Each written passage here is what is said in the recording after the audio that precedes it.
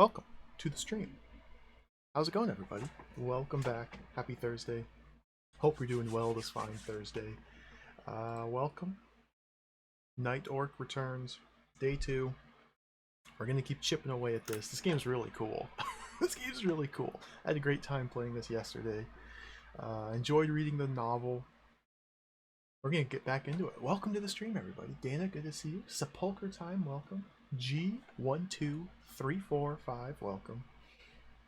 Podmuddle, thank you very much for the 17-month resub. It's powerful support, thank you.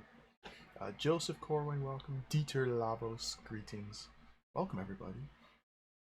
I'm excited. I don't really know what to say. I kind of want to just jump right into this. Alana Ray, the gaming cat, welcome, welcome. I don't know how knightly our orc is, to be honest. I don't know how knightly he is. How chivalrous. I don't know. I think he just kind of is an orc, a vile creature, a hideous monstrosity. He's just trying to do his best. But it's cool. A lonely demon, welcome. I think that's the plan. The plan is to try and make progress in the game. So yesterday we didn't get too far into it. We read the story, the novella that came with the game. We started playing it for a little bit and spent most of the time just simply mapping things. If we look at ding, this is the map I've been making. We shuffle things around.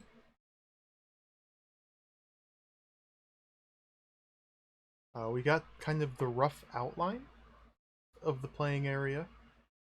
It's 16 tiles across by 13 tiles high. It's magnificently large. It's insanely large. A lot of just empty space in this game, at least this part of the game. There's quite a few situations, couple puzzles, encounters, if you will, that we came across that I haven't spent any time whatsoever trying to solve.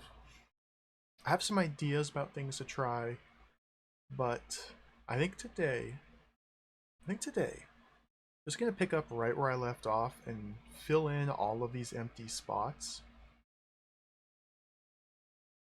Which shouldn't take too long. I think we want to fill in all these empty spots just to get a sense of what we're working with, the size and the scope of the area. And then our goal at the moment is down here,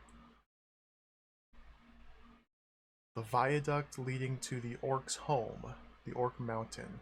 There's a bridge that got destroyed. We're trying to assemble a magical rope by finding different strands of rope throughout the world, tying them together, and then we'll use that to cross over the broken bridge. So that's the ultimate goal. Hopefully we can get that done today and progress to the next area. We've only found three pieces of rope.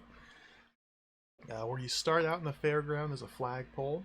You can snag a little halyard on the flagpole. That's one.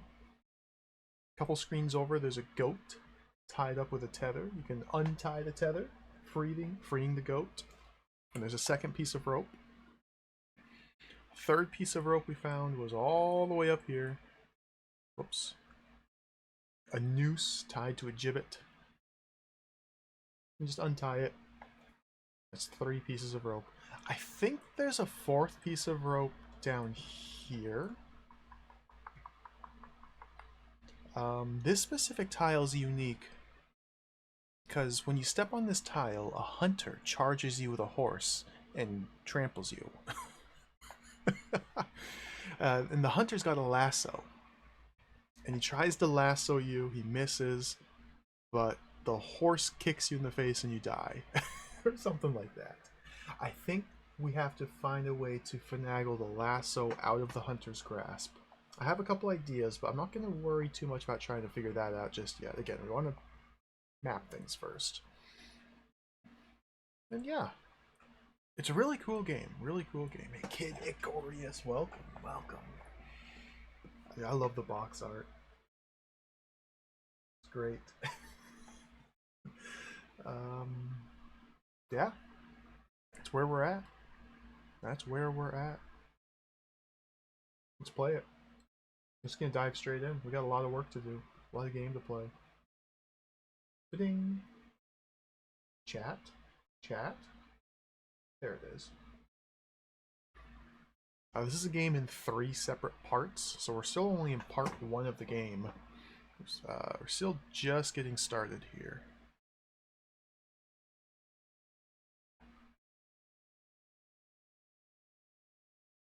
No music. We play this in silence. Game.prg. I didn't save because we didn't actually make any physical, tangible progress yesterday. Start the timer. Night Orc. Oh, dude, there it is.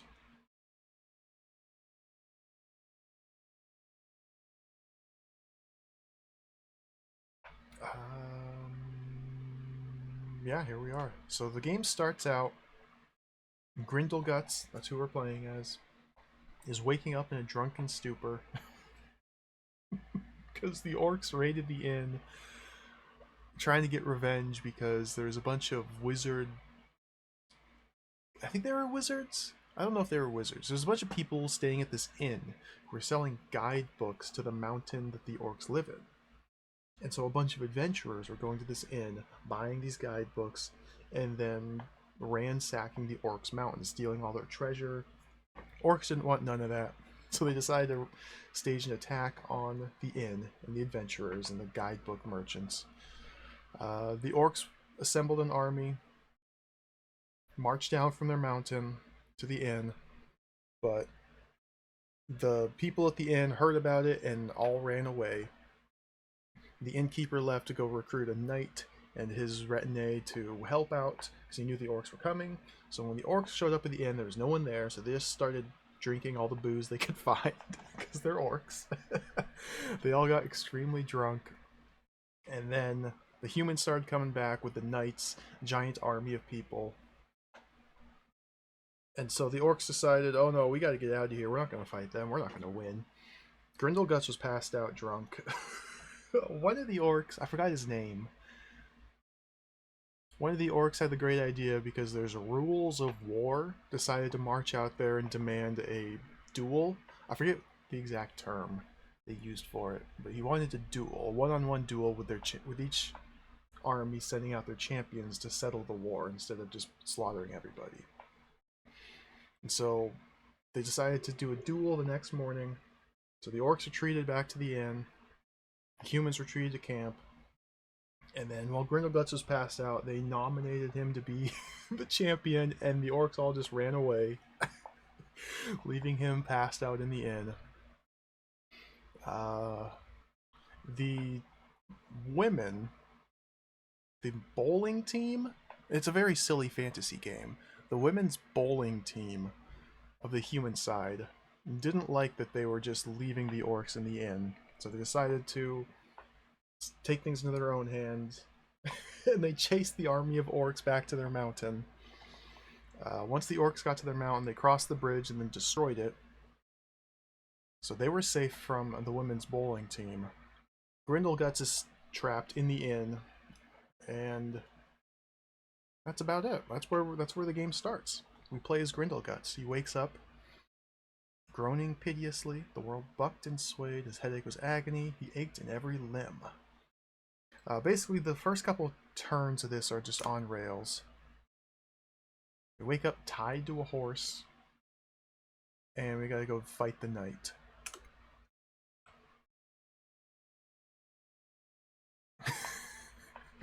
Just normal stuff. This game's very silly. I don't know if there's anything we can do here at the start. I don't know if there's anything we can do if this, or if these first couple turns are simply like the cinematic story thing. What now? Grindelguts risked ungluing one bloodshot eye squinted at the world. A shaft of sunlight stabbed back. It was still light. It was very light. Some idiot had woken him in the middle of the day. What now? Can I untie the rope? Because we're tied to a horse. The knots are too tight. You, Grindleguts, leap furiously at the jabbing figure beside you and discover to your horror your legs are fastened to some huge animal. To the shrill sound of human merriment, you slide slowly around the horse to which you've been tied and hang helplessly below it.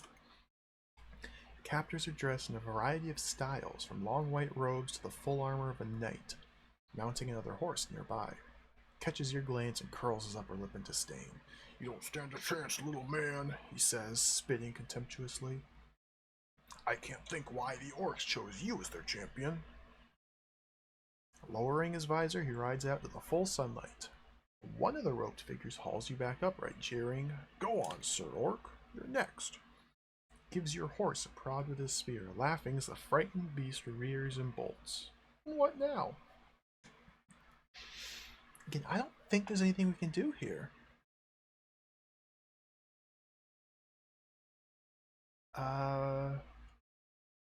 Can we calm the horse down? Calm horse? Nope, don't need to use the word calm. Can we... do we have any weapons? Can we grab a lance? Nope. Can we take a lance? Oh, I took a lance! Find yourself in a large open arena. The warmth of the sun feels dreadful after the shaded tent, but it helps you to regain your bearings. To the west is a stable tent. To the east is the Orcs' Head Inn. South is a huge grandstand. All around are crowds of people in medieval costume, obviously enjoying themselves. A chorus of boos started when you emerged from the tent, in contrast to the cheers at the east end of the arena, where the huge knight's consulting with his seconds. Okay, we have a lance. Maybe there is something we can do here. I didn't even know there was a lance.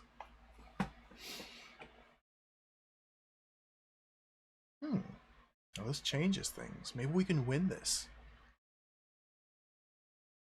We can win. Ready? Do I ready my lance? I'm not sure what it's called. Wield? Equip the lance? Nope. Ready the lance. Charge the knight with the lance. Wield the lance.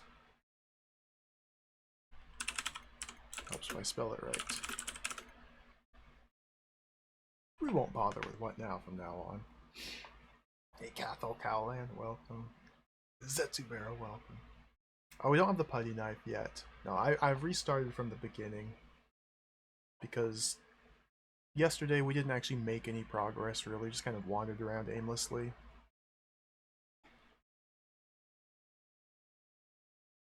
I guess we just attack the knight with the lance, maybe? Charge him with the lance? Well, I can't use the word charge. You bravely charge the knight. The knight takes aim and whoomph. His lance meets your chest and you fall backwards, breaking your bonds. Oh, we lost. I wonder if you can win that.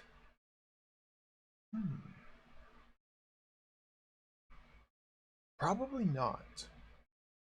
But it does raise the possibility that we can win that fight and salvage the piece of rope that is used to tie us to our horse. Because again, our ultimate goal right now is to simply collect enough pieces of rope. Hey, Biffraction, welcome. How's it going? Sometime later you awake, bruised and battered. You must be still alive. And we're buried in a huge pile of garbage. You can see a putty knife and a hooded cloak. So now we can take all and wear the cloak. And now the game proper begins. Let's bring my map up.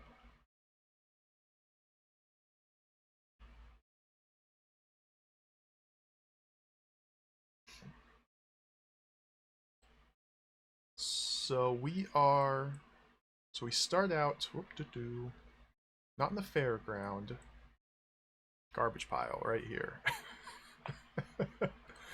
The garbage pile. Let's move those in there. There's a couple squares we can explore out here. But the only items to be found in this area are in the pile itself. Cloak and a knife. I don't know what wearing the cloak does. I assume we're meant to try and find a way to disguise ourselves because we're an orc. And people hate orcs in this world. I thought wearing the cloak would be enough, but I don't think it's enough. I think we need to find more pieces to disguise ourselves.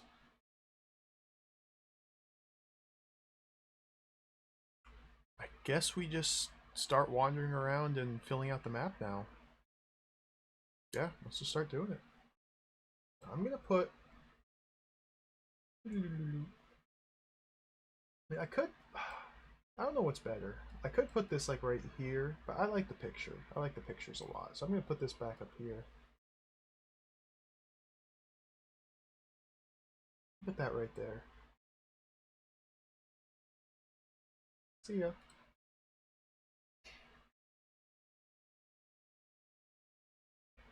Okay, we're wearing the cloak. We want to go...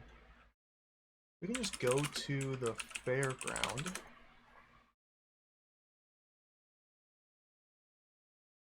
So one of the cool things about this game is how you can just type go to place, and the game just takes you there. You can type run to place as well, and it just skips all this intermediate text and just puts you there. And each square of movement still takes a turn, and there's still like real-time elements kind of going on. It's not really real-time elements, but there is a time. We can check the time.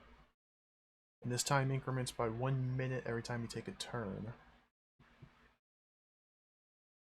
The thing is, without having fully explored the map, I don't know what all the locations are, so I don't know where we can or can't go to. Well, since we're here, there's the flagpole. Examine the flagpole. With a halyard, just take that. Denzel's here. Just let him wander around. If we go to goat,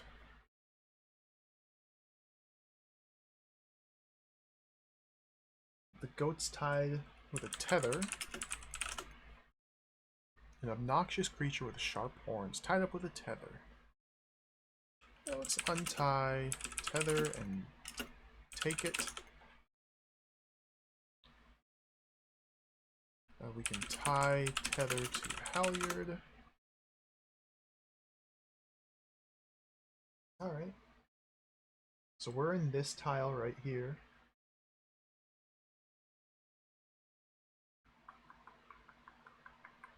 Oops, I forgot a line.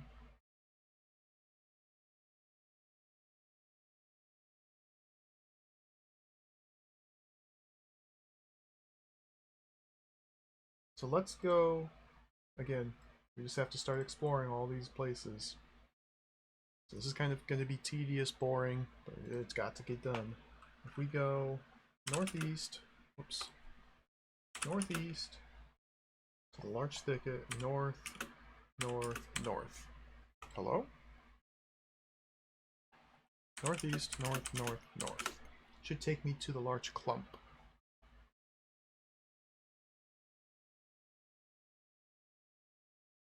Mighty Flynn is here.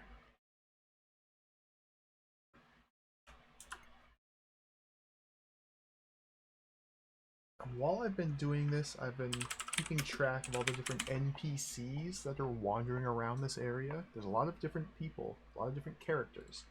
We found Chris the Ant Warrior, we found Synonym the Wizard, Muscle Man, the Goat, Susan, Denzel, Fungus the Boggett Man, Odin, the Gripper, Boadicea, the Annihilator, Genie 2, Valkyrie, Mrs. Wallop, Uruk, and Mighty Flynn. A lot of people hanging out in this world. Okay, so if we go north, east, east, east, east. There's Muscle Man.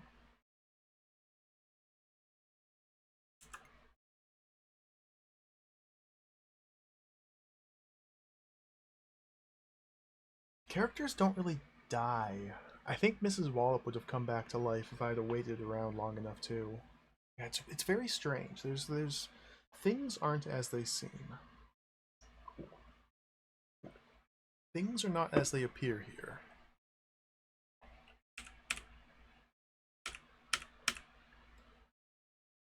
Place these in here.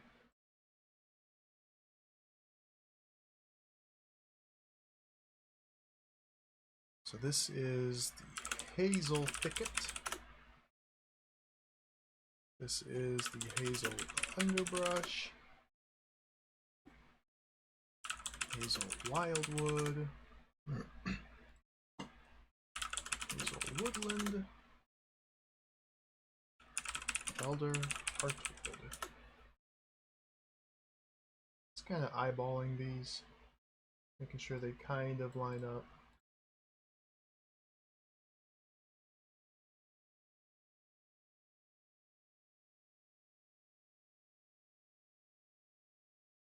I don't know if it's really necessary to put all these different connection lines in.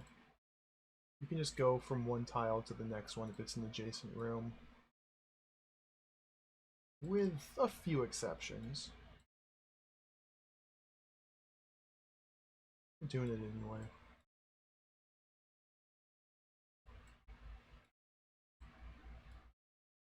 Oops.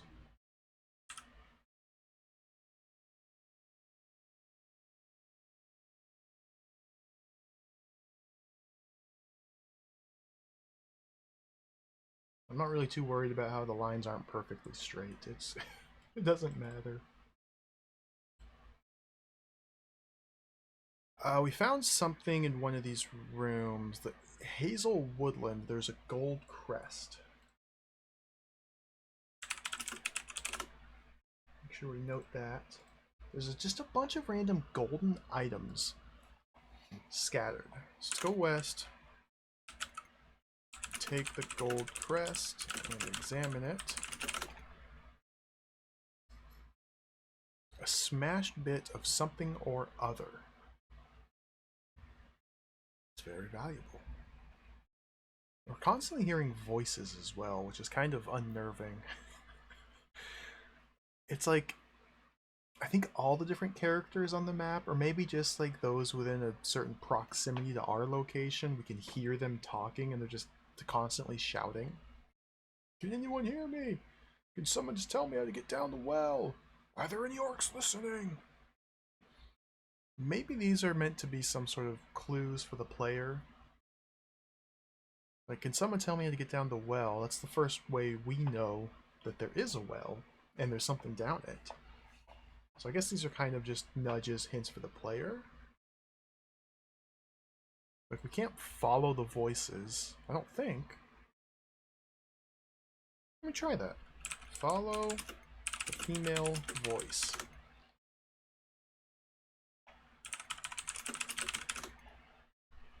Nope. So I don't know what, or if anything, we can do with these voices. Okay, so we want to go east back to the Elder Heartwood. Let's do this next row. So we go north, west, west, west, west, west. Pope Joan was there.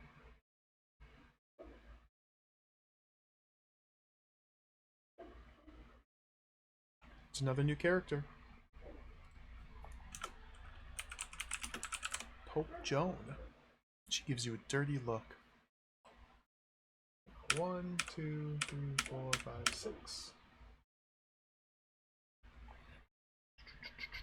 This is the Elder Forest.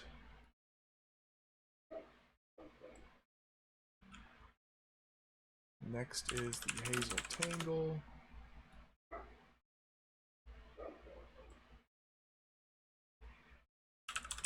Hazel Spinny.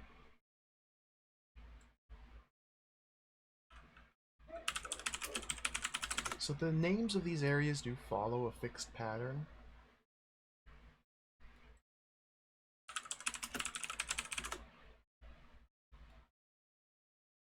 There's a very established and clear pattern of names used to describe these areas. For example,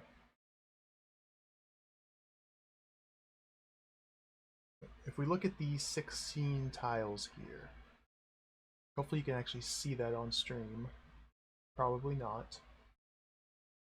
If we look at these 16 tiles here, it always goes in the same order. Oh, that's only... There we go. Clump, going down. Clump, forest, heartwood, thicket. Coppice, ghostwood, scrubland, underbrush. Deadwood, glade, spinney, wildwood, edgewood, grove, tangle, woodland. It's always in that same order. In 4x4 squares. And then the first name, the adjective describing the type of tree, changes once you get to the fifth column. See, this is immediately confusing. Oh no, the edges are a special case. Edges are a special case. We can see here, larch edgewood, juniper edgewood, and then juniper deadwood, larch deadwood, juniper glade, larch glade, spinney, spinney. The edges are slightly different. You can see holly thicket, holly underbrush here. Then all the way on the left side of the map, there's the holly spinney, holly wildwood. So on the edges, it's 2 columns on one side, 2 columns on the other side. Yeah, I think it's meant to help you navigate a little bit easier. I think. I don't know, I'm still trying to figure it out. Wrap my head around it all. Whoops. Let's draw these lines in here. Maybe that'll be more significant as we get further into the game. Or maybe it's just to help you know where you are. I'm not worrying too much about these being perfectly in a perfect grid. Wish there was a way to like lock these in place. There might be.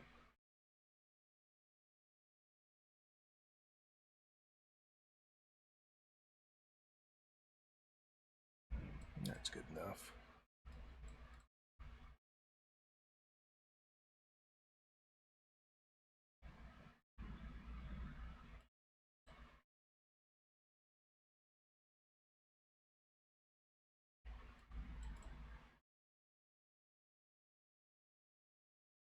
Alright, so we're in the Hawthorne Tangle.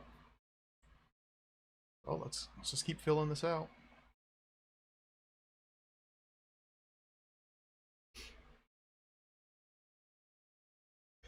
Oh, excuse me.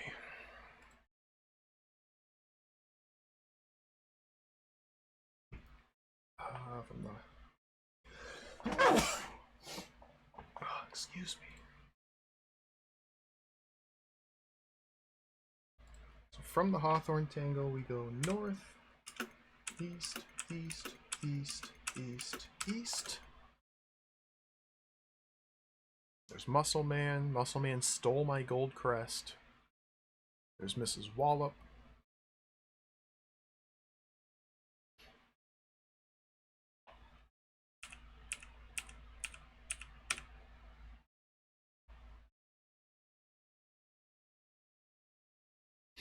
From here, it's the Hawthorne Grove.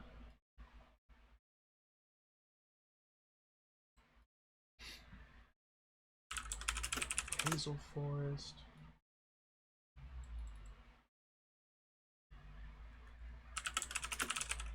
Ghostwood.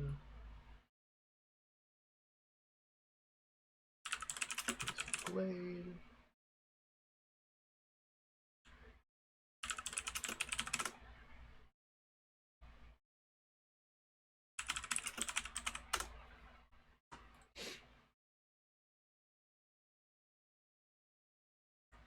Okay, so I'm in the Elder Clump.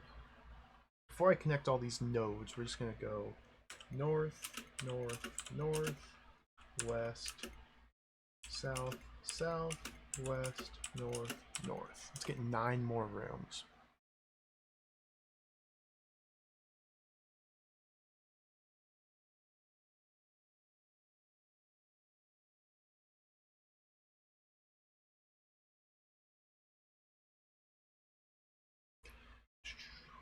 Did you know that this game provides a variety of commands for rapid movement? For example, you could try go to castle, find the gold leaf, or follow the Valkyrie. Read the instruction book for more information. I do know that. I look forward to using those once I know where the different areas are. Thank you, game. You can tell the developers are actually really proud of it, and for good reason, too. It's a really nice, user-friendly system that they've developed. Their interpreter.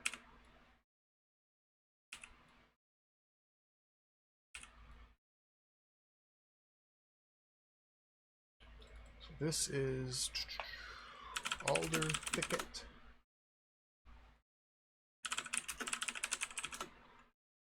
Alder Heartwood. The Alder Forest, we go west to the Cedar Tangle.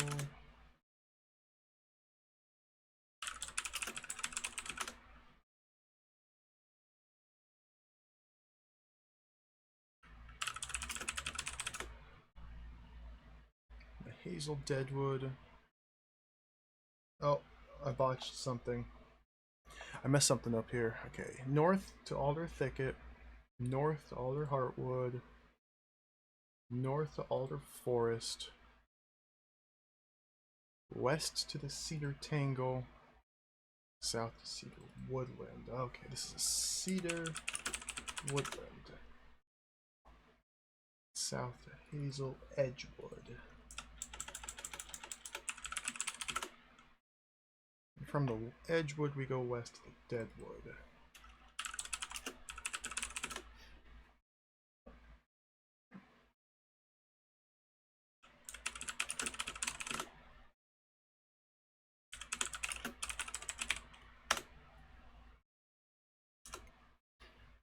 Okay.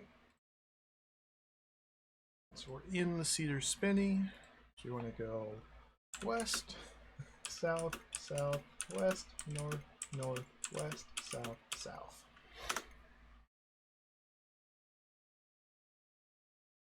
Goldfinger.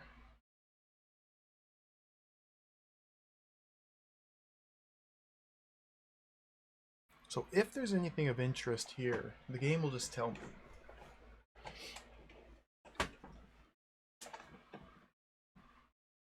Surprisingly, there's been literally nothing besides these random golden items. I don't know what they're used for yet. Okay, so from the Spinney, go to the Scrubland.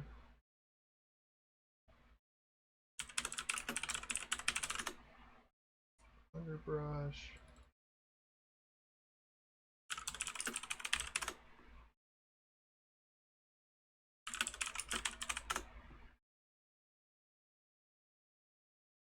Clump, we go north.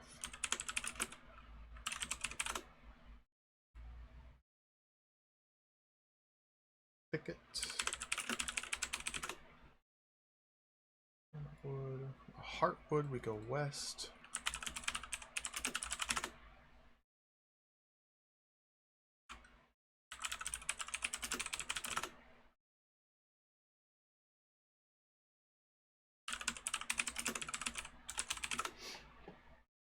I'll draw these lines in here later. We're standing there. Yeah, I like it when you can queue commands like this too. It's really handy. Really handy. And what was it? The Hazel Coppice. Here. You had the Gold Finger. Again, I don't know if I need to notate where I'm finding these things.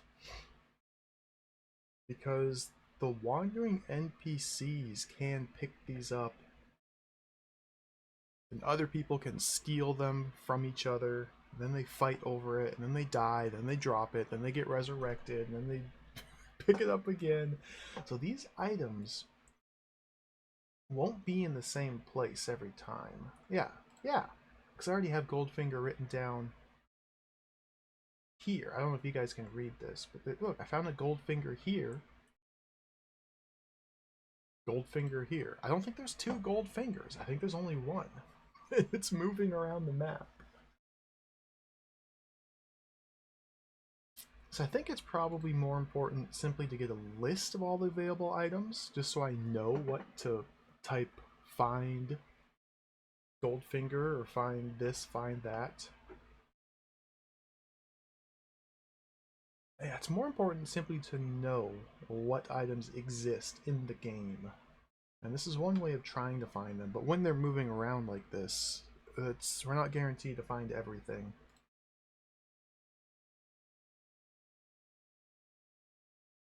Interesting. This game's so cool, dude. This is really cool. Alright, keep going. So we're in the Hawthorne. Let's get these tiles here. Making rapid progress through this. Go west, north, northwest, south, south, northwest, northwest.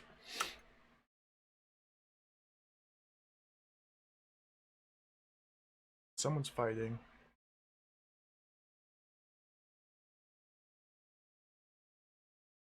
I haven't found anything.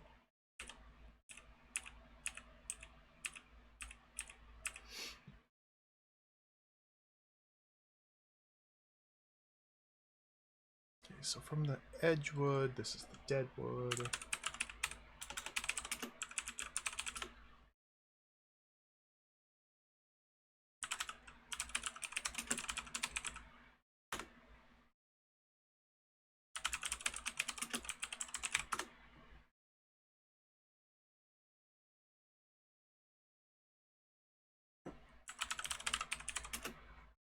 This is the Scrubland.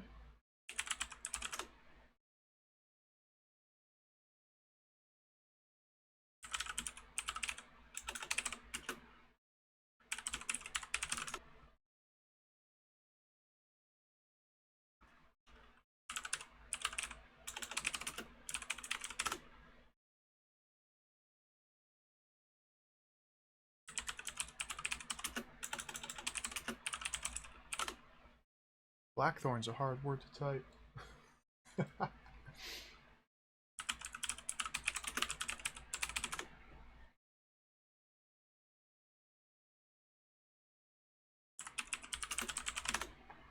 Okay.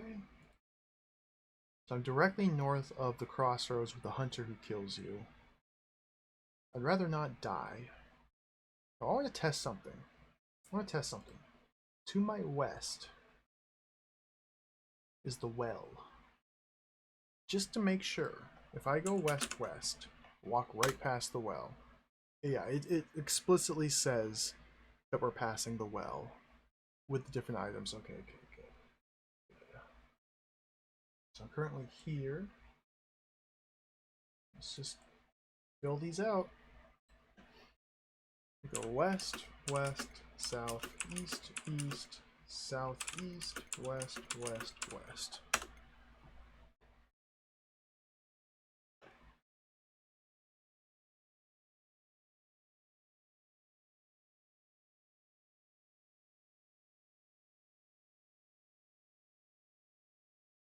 The Barrow White and the Wolf. Wait. What did I mess something up here? So I was in the scrubland here. Oh, I went north. I did not do what I wanted to do. Okay. That's fine.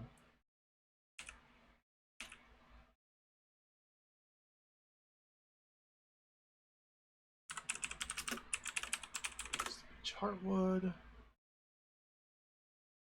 The Royal Oak. Oh.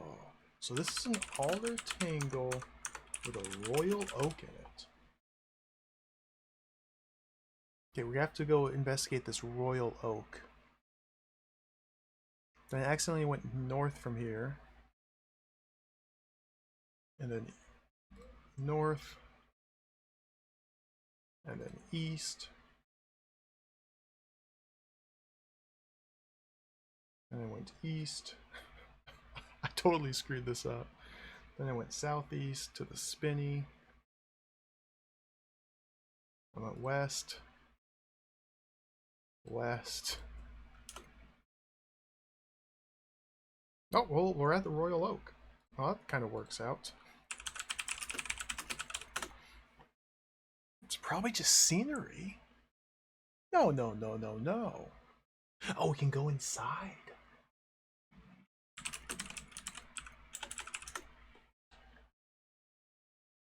What? You go inside, and are inside the rotten trunk of the Royal Oak, in a wide chamber lined with leaves and cobwebs. Just enough light seeps in from outside for you to be able to see the ridged and knotted wood all around. An exit leads outside. You can see a gold sovereign and a washing line. More rope. So we need to do something like this. Make a dotted line going out here. Oops. One of these days I'll learn how to use this program. This is inside the trunk, which has gold sovereign and a washing line. Gold sovereign, that's a coin. Washing line is rope, which is very good. That's our goal. Let's put that right there.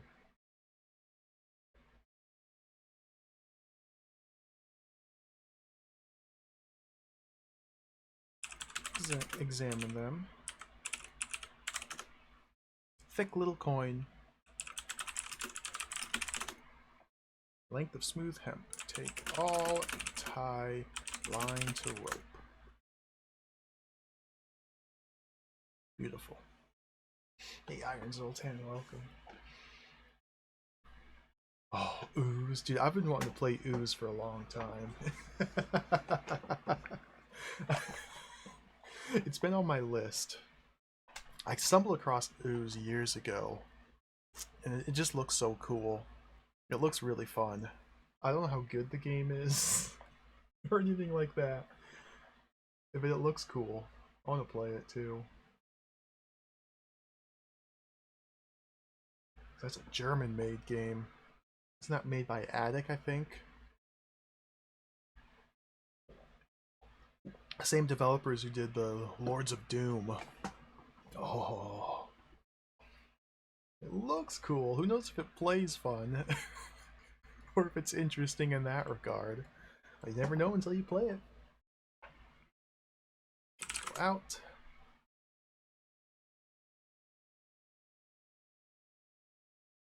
Now, I'm wearing a cloak. Does this cloak I'm wearing have pockets or something? Does the cloak I'm wearing have pockets?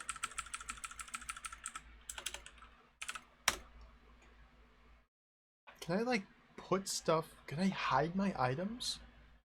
Put coin in pocket? It's a sovereign. Do I have pockets? No, I don't. Alright, well, just keep going. We found another piece of rope, which is the most important find. This coin's probably going to be useful too.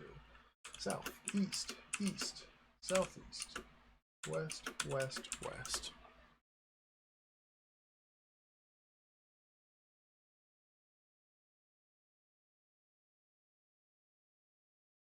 Someone find me an orc to butcher.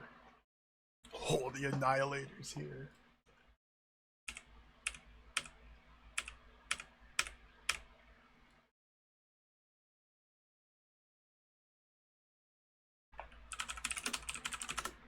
So again, this Royal Oak, I would have never found this had I not systematically explored every room like I'm doing now.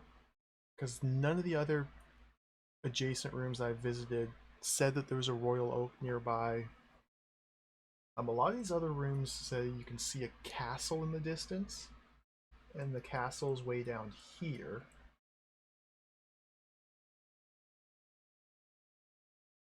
But like this tree here that we went inside to get the rope, The only way you're ever going to find that is if you walk on this specific tile. So this is necessary to do.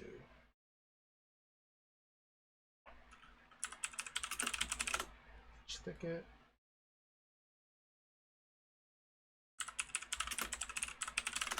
Underbrush. From here we went southeast. Down Deadwood.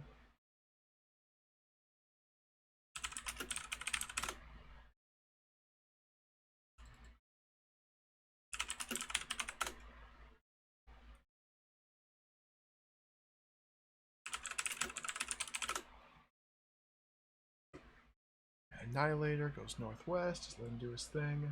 He just keeps sweeping down. South. East, east, east, south, west, west, west. Genie 2, she stole my coin.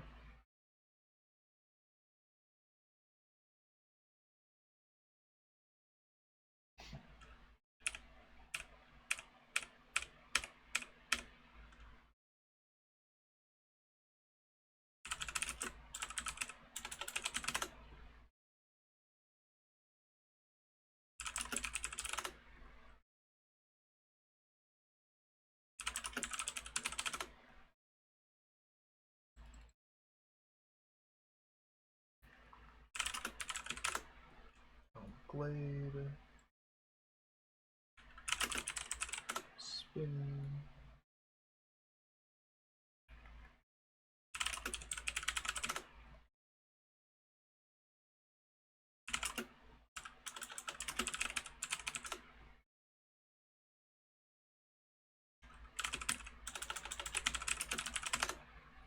At the moment, our goal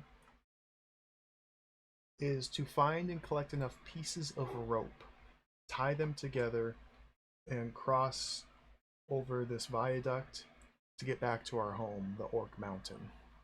Because the orcs all left us out here. So our ultimate goal is just to find pieces of rope and then get to the mountain. And that's supposed to be the conclusion of part 1 of the game. And then there's 2 more parts afterwards. I don't really know what that's going to entail. You eventually start to learn magic spells and do stuff like that. Like, this is all just kind of a tutorial, I think, to get you used to playing the game, the different systems and commands. Yeah, a lot of places where rope could be. I don't know how many we need. I found 4 now. Maybe there's a 5th that I found. No idea how many we need. Tangle. Okay, south, east, east, east, south, west, west, west. Stenzel. Most of these rooms are just... The Phantom of the Opera? Are you kidding me? No, you're not kidding me. Of course the Phantom of the Opera is here. Why wouldn't he be? Whoops. What? I gotta play that... What is it? Return of the Phantom? Point and click adventure? I gotta play that game. It's supposed to be really good.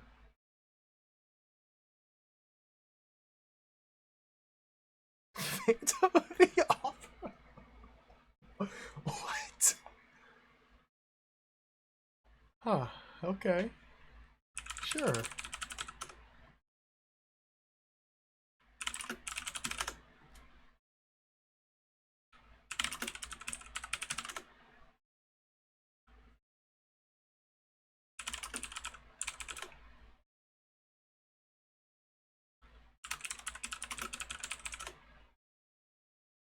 Sure.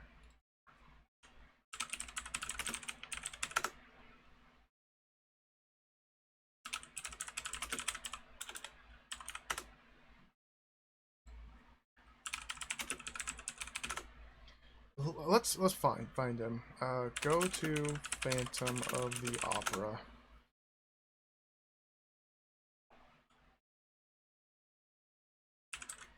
Examine Phantom of the Opera. What is his deal? He is too revolting even for orcish tastes. A mobile, pointy-headed greaseball. Well, there you have it.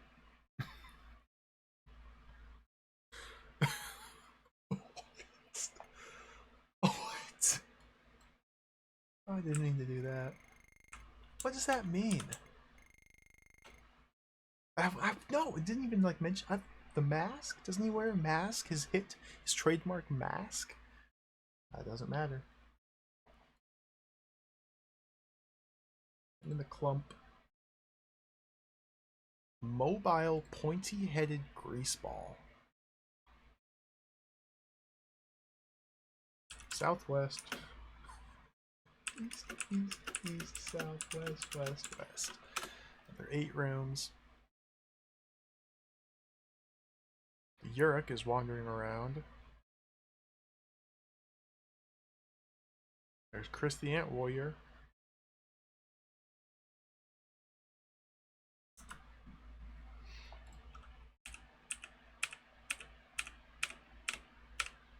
I had the Uruk listed as an object in a room, but no, it's a person. Uruk-hai.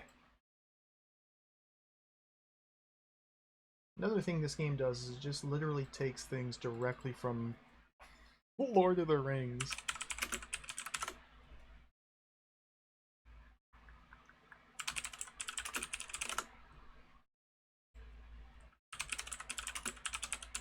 Which, I don't mind it. I think it's funny.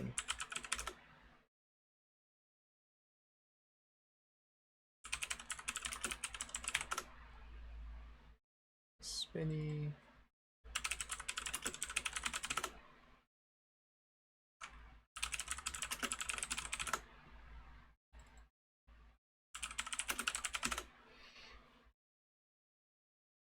There's our picture. Hey, drunk bot, welcome. This is a text adventure with pictures. Look at this. We get pictures. We found like a total of maybe 6 different pictures so far, and there's 200 rooms. 200 plus rooms. Very few pictures, but there are pictures. This game's really cool. Again, I keep saying it. I cannot stress it enough. This game's very interesting. It's not taking itself seriously, definitely not, but I'm really enjoying it so far. And I haven't even tried like tackling any of the puzzles or anything like that. I haven't tried to progress through the game, so I don't know how it's gonna fare in that regard. Just the setting, the environment, it's really interesting. Okay, we're in the Holly Tangle. Let's keep going. South, south, northeast, south, northeast, south, northeast, south. Golden ruler, new item. A green knight.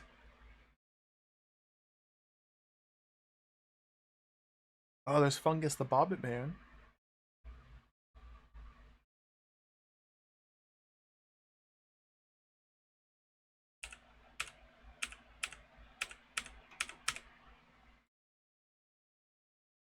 Okay, so south leads to the Holly Woodland. I wonder if that's the same knight that we fought earlier. Here we have the Golden Ruler.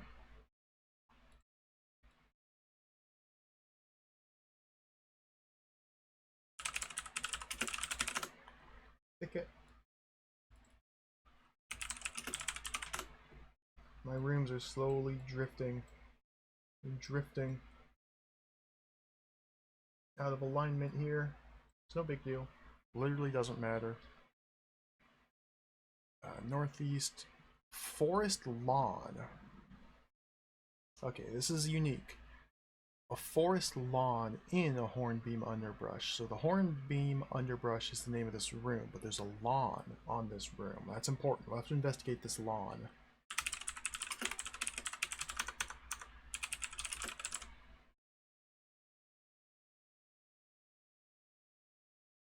And this is where the Green Knight is. Green Knight on a green horse with the axe and the reins.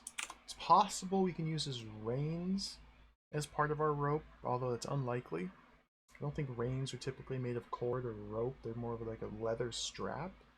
But I don't know, I'm not an equestrian expert.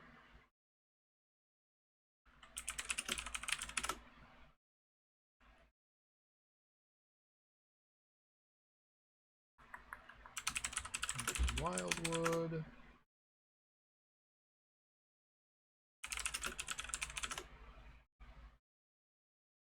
Okay. We're almost done. Almost have all the rooms. So I want to go northeast, south, east, north. Let's do those.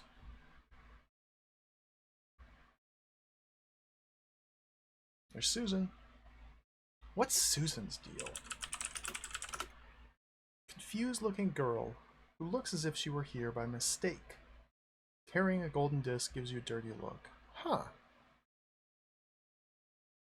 I wonder what that's about.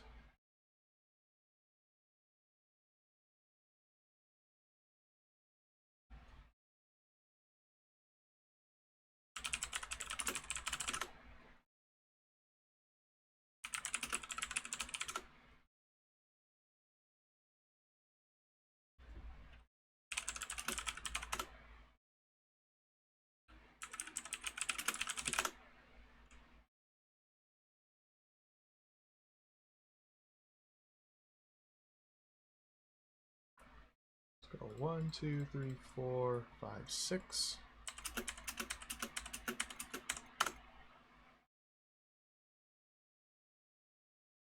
Genie 2.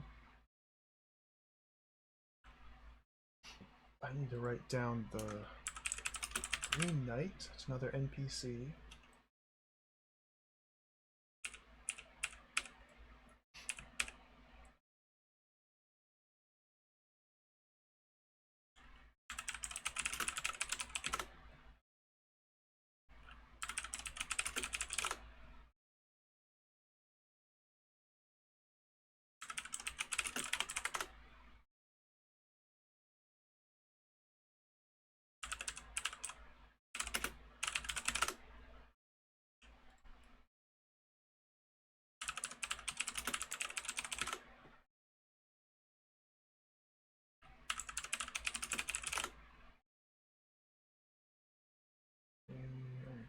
South, east, south, south, south, south.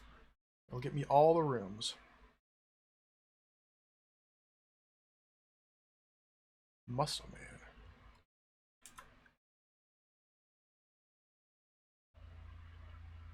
A cave! The very last tile has a cave in it.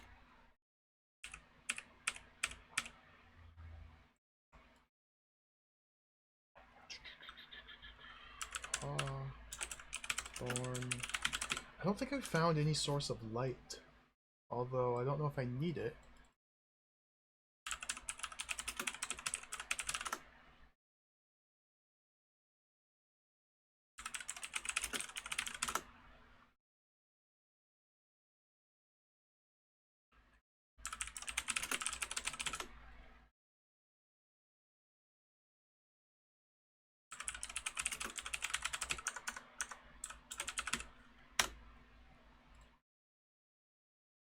Examine cave.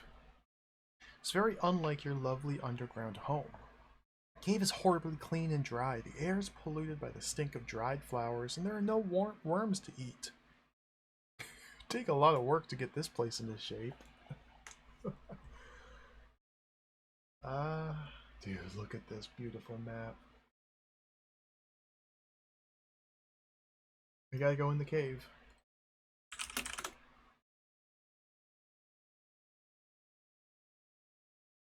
You go inside and are in the Hermit's horrid little cave, decorated with cartoons and Christmas cracker mottos. What? The exit leads outside. You can see a hermit and a trophy cabinet. What? Christmas cracker mottos? Like, there's phrases? Words? What does this mean? The Hermit. Put this here. Hermit Cave goes from here. Oh, dude, this is ugly.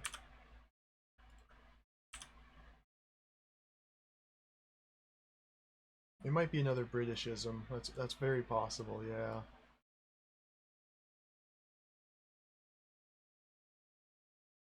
Could be a Britishism. The Hermit's here. Trophy cabinet.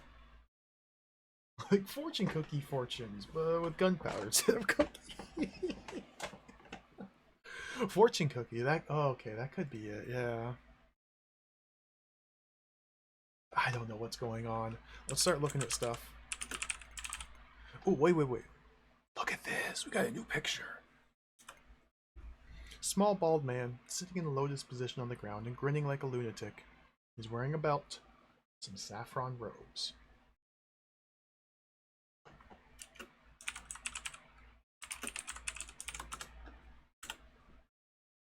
Maybe we can strip him. Examine his belt. A loop of strong cloth. Might be able to use that as part of our rope. Neat and simple.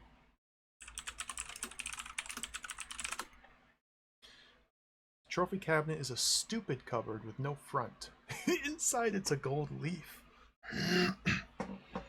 Hermit falls about laughing at you. And people are shouting.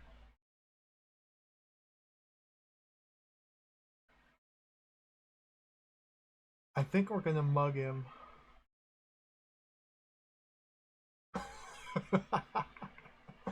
There's a spear inside the inn. Maybe we can just grab the spear, come back here, stab this guy to death, and take his belt to make a rope. I mean, we are an evil orc. We are a horrid creature.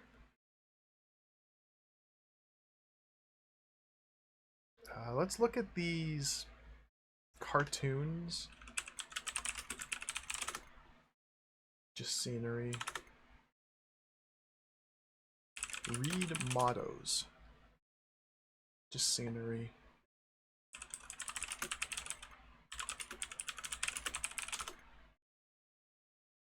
Hermit, give me the belt. I'm not about to give anything away. Take belt, or steal belt from Hermit. He won't let you. He shakes with laughter at your curious appearance. Would you happen to have any interesting curios to spare? Oh! Maybe this is where some of the gold items are for. Maybe we need to give him some gold items. I don't think I have anything right now.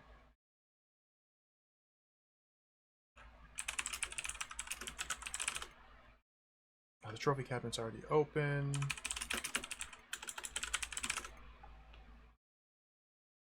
Take the gold leaf. Hermit stops you. It says, "Oi, keep your thieving hands off my property."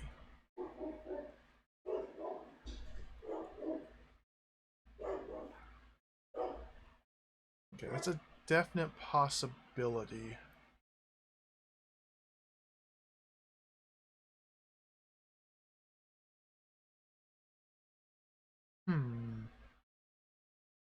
We can't just talk to Hermit.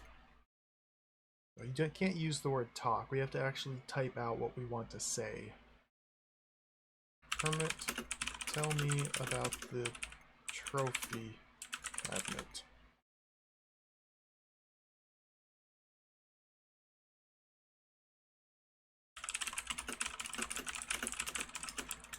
Gold leaf. It's probably for making gold compost. That's not how that works. Tell me about Genie 2. Clad in harem silks and a bright smile.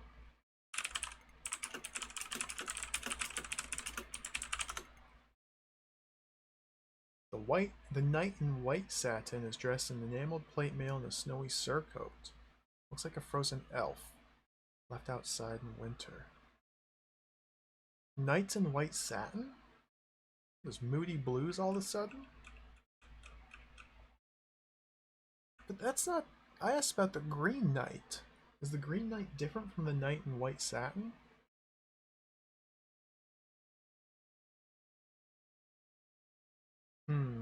Yeah, Hermit. Tell me about the Hermit. I am perfect in every way.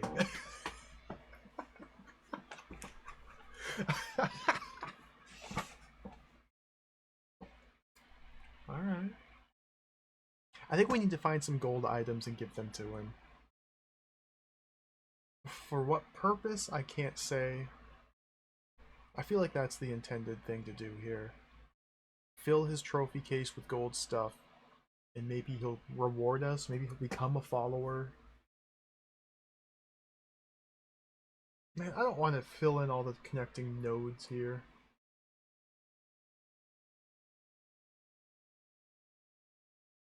Here's the map. It's an enormous map. Here's the map at the moment.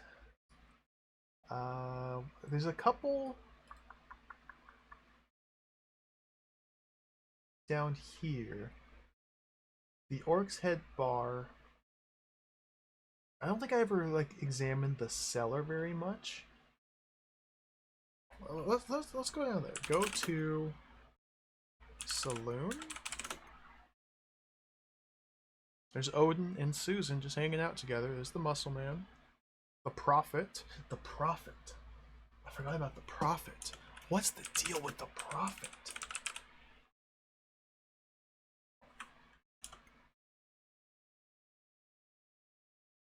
Genghis. I love it when this happens. Okay, you go east and they're in the public bar of the York's Head Inn. You can see Chris the Ant Warrior, the Prophet, Genghis, an empty glass in a bar. The Prophet takes the golden disc. Genghis shouts in surprise. He says, "Okay, so that's the way you want it." He mangles the Prophet. He's a wreck.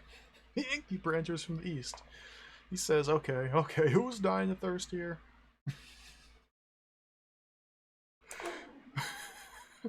You go eastern the Headhunter's saloon bar of the Orc's Head Inn, wading through the thick carpet. This high-class room is furnished with luxurious orc skin armchairs and decorated with paintings, famous sportsmen and their trophies. Exits lead west and downwards. We're currently here. You can see a bar. A puzzle, welcome. We just finished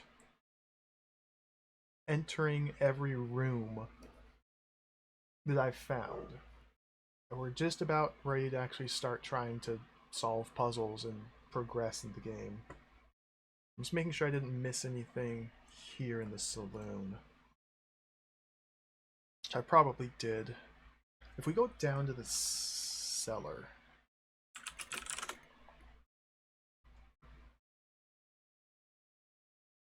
You can see a cask.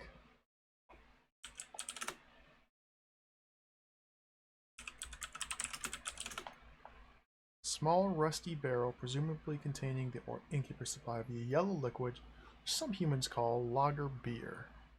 Others have a better name for it. Can we take it? Alright, my beer.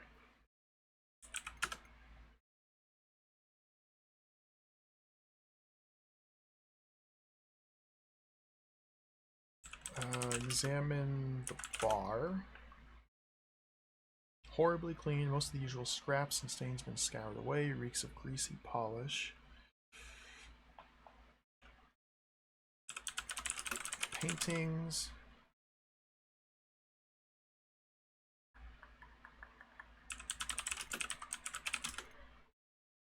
It's funny, most of the time when you try to examine stuff in the room descriptions, it just tells you that's probably just scenery. Sometimes they're actually important things. Because typically the room descriptions are formatted. It starts out by just describing the room that you're in. then it lists the exits, and then it lists the objects you can interact with. Sometimes there's objects hidden in the room descriptions that aren't listed with the objects in the room, or where those would be listed. We just take a seat.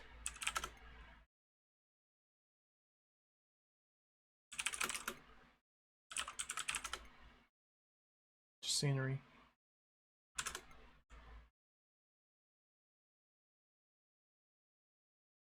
Goodness gracious, a lot's happening here.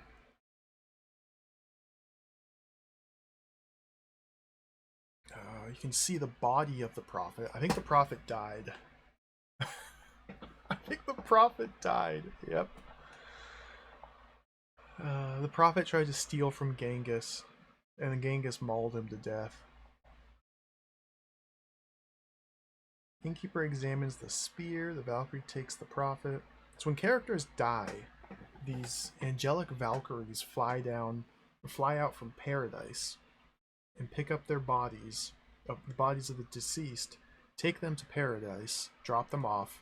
There, different nymphs show up and say they don't want to deal with it, and they just kick them out of paradise, and then they're resurrected. I'm assuming we are going to have to get into paradise eventually.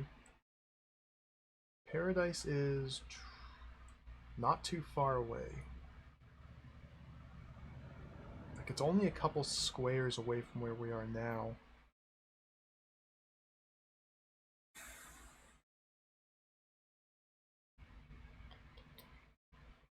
There's a...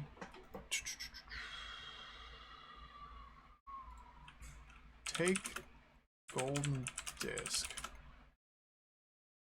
Oh, Genghis just took it from me. I don't want to pick a fight with Genghis. Fur-clad warrior of great skill. I'm not going to pick a fight with him.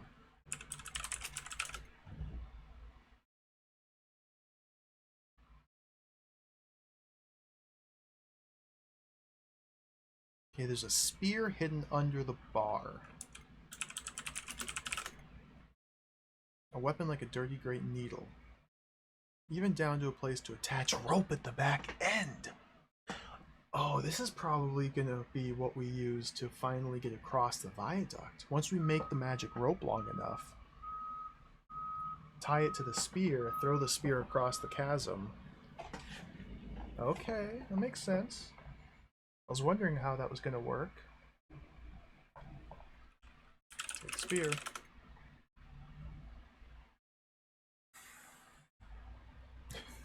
Genghis looks at you curiously.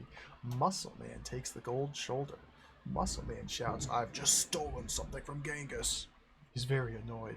He says, "What's your game, Buster?" Let's leave.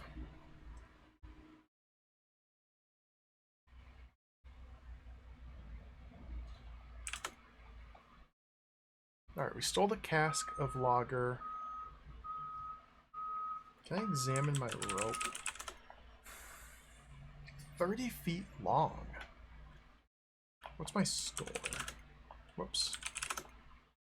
30 out of 1,000. Maybe we need 1,000 feet of rope. Where's the other rope that I found? The noose. Go to the gibbet.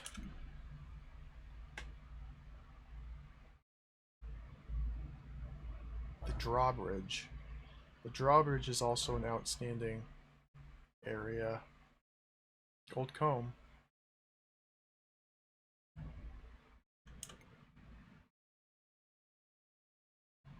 I haven't done anything with this drawbridge and castle other than try and open the drawbridge, get crushed by it, and die. We're currently here. So we can just take noose and tie the noose to rope.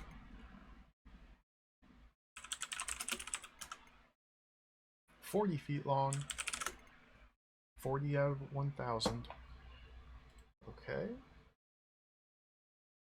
I don't know what's going on with the wolf and the barrow wight. They seem to just hang out in this room. They don't seem to be roaming around. They're just in this room. They don't do anything. Shaggy brutes with sharp teeth. Very handsome creature with a single red eye. Let's go southeast.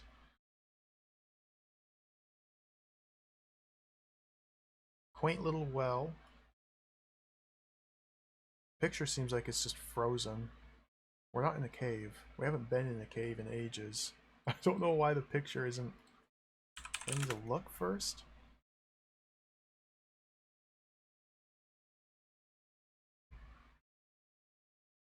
There's a command to turn it off. Maybe I need to do words, picture.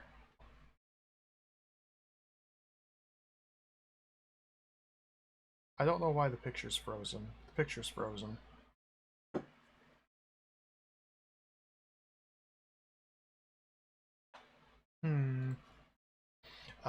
So there's a welcome mat and a hardwood roller. We can take the mat. The key falls from under the mat, clatters on the ground. We can take the key. Don't know what this key is used for. Like an old trooper, it's battered, time-worn, and rusty, but prepared for yet another guest appearance. What kind of description is that? I don't know.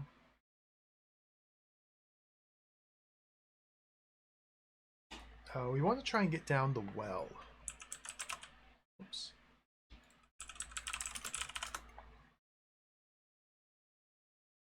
There's a glimmer at the bottom of the well. There's a roller as well at the top of the well. As well at the well. Let's ram save here. And I think what I want to do is tie the rope to the roller, and then roller just being like a crank or something. Can I just use the roller? A reel for rope fixed to a frame above the well hole. Roll the roller? Tie a rope to roller? Hangs down into the depths of the well.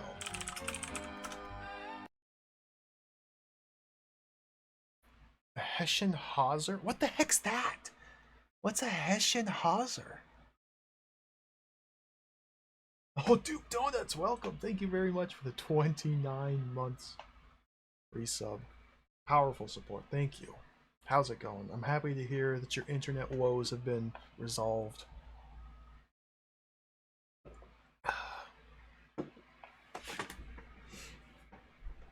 Thank you for the resub.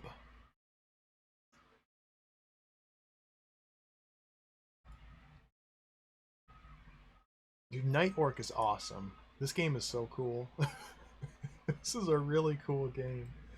If your question is about Gnome Ranger or Ingrid's Back, the answer is I probably do want to play them. Those games have such great box art.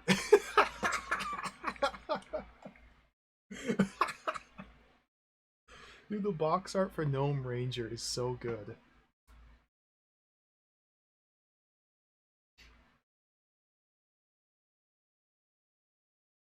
What the heck is a Hessian hawser? Google. We're playing this in 1987. Google. What's a hawser? A hawser is a thick rope or cable for mooring or towing a ship. Oh, it's one of those ropes that's like literally a foot in circumference. Like one of those extremely thick boat ropes. Cool. In Gnome Range, you can type "Look Ingrid" at any time to see a digitized version of the cover image. Good.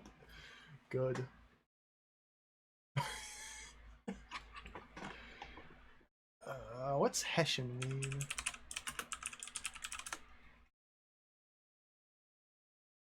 Oh, it just means it's made from hemp.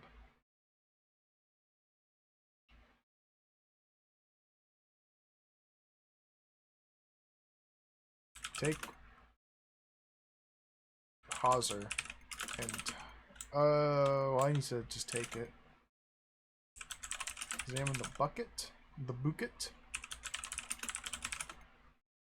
Made of perished leather, coming apart at the seams. It's quite attractive, but of little use.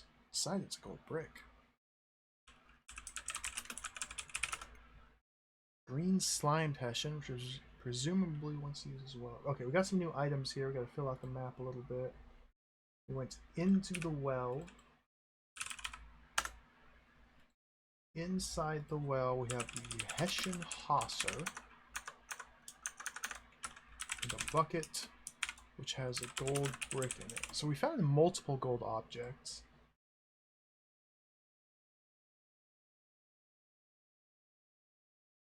That there. It's not in and out anymore. That's like down and up. Take bucket.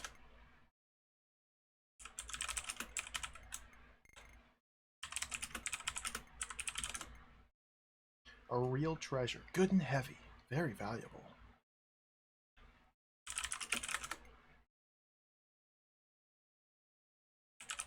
Take the rope. Tie hawser to rope.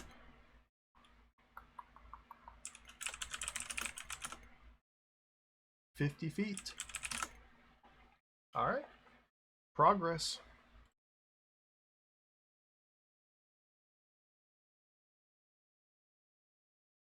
Yeah, this is the first level 9 adventure game I've played. I bet Gnome Ranger would be a lot of fun. One thing I know about Gnome Ranger, besides the incredible, beautiful portrait of Ingrid, is all of the N's in the game have a G in front of it. It's just like a little gag. So you don't type go north.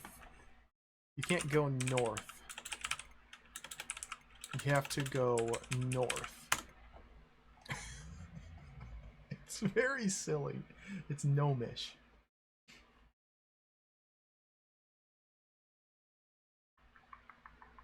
I wonder how long this rope needs to be.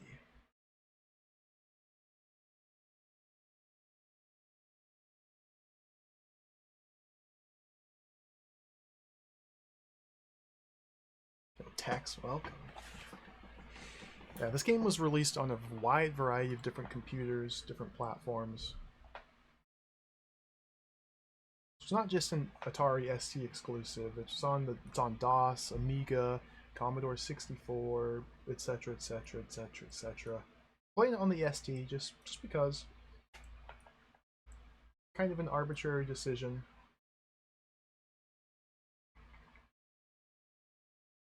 What was this again? The lawn.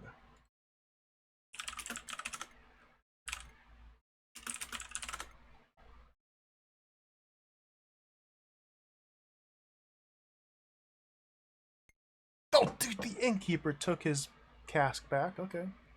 There's the Phantom of the Opera.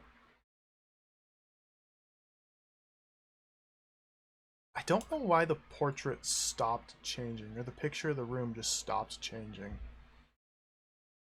Oh, I know why. Because I forgot to put in the picture disc. There we go.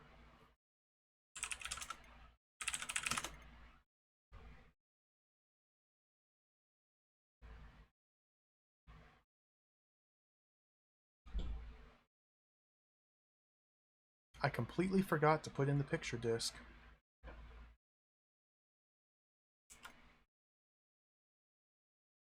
What? You're on a forest lawn in a hornbeam underbrush. In the distance is a castle. Exits lead in all directions. You can see the Green Knight.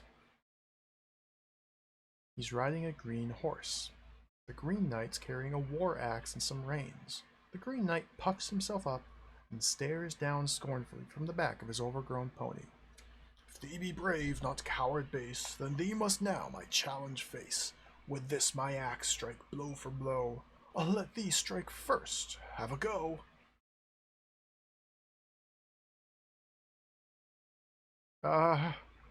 Ah, no.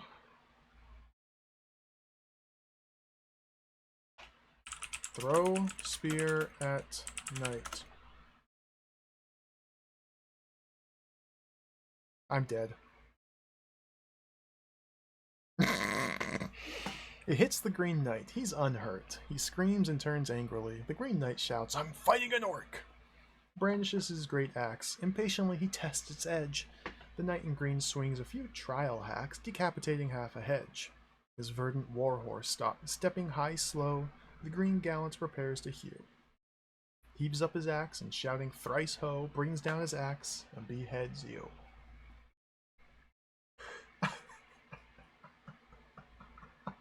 This game is so cool. Alright, I'm dead. Strangely, you still seem to be conscious, even though I have no head. You lie still for a while, unable to even twitch until a winged woman appears. Valkyrie swoops down, picks up your body, flies steadily southwards. Blah, blah, blah. So this always happens when you die.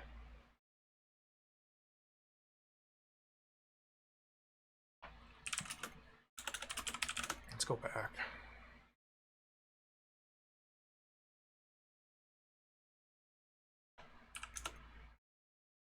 So I probably need a weapon better than this spear. No, I don't think I'm supposed to fight the guy in just straight combat.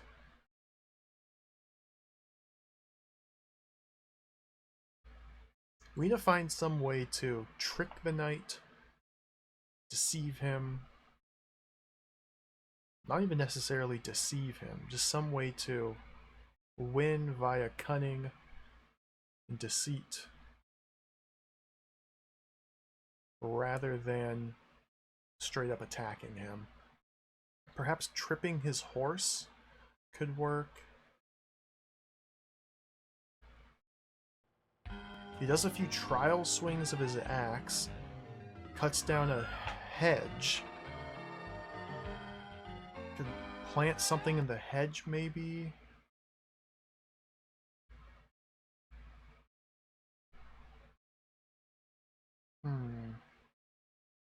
Who's that? Dino! Welcome, Lord Dino. Thank you for 12 whole years. Welcome, thanks for the resub. Yo, Selt Samuel, Gekki Zenbu, welcome. Hey, Rat Clown Car, welcome everybody. We're playing a text adventure here today. This is Night Orc. We're playing as an orc. Our goal is to find rope, tie the pieces of rope together to get back home to our orc mountain. And there's a lot of different things in the way. Maybe I have enough rope already. Wouldn't that be a treat? What if I already have enough rope?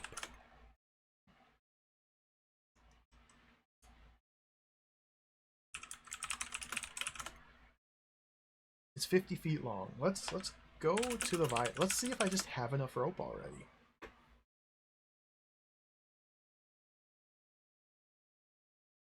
Innkeeper is going to take his cask back.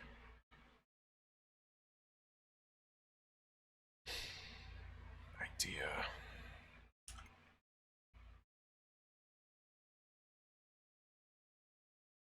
Why do they have phones in Orc Heaven? Things are not as they appear here. Strange things are afoot in this land.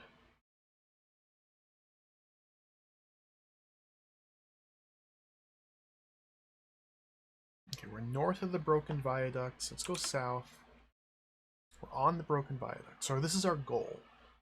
The entire goal of this adventure so far is to get back to this face.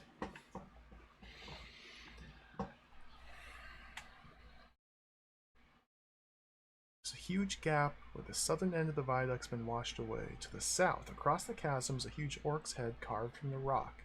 Its nose seems to have been damaged, but enough remains to hold a large metal ring over the gap in the viaduct. So can I tie a rope to spear? Can I throw... this is not going to work. Save. Throw spear through ring. The rope's too short. The spear is jerked back and you catch it. Okay. Yeah, we need to find more pieces of rope. Now,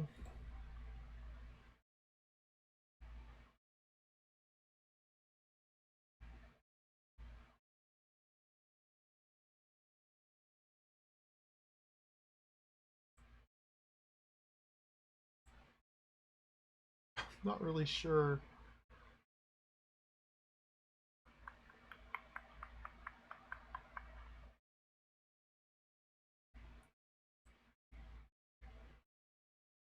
Most of this is empty space. The vast majority of this map is empty space.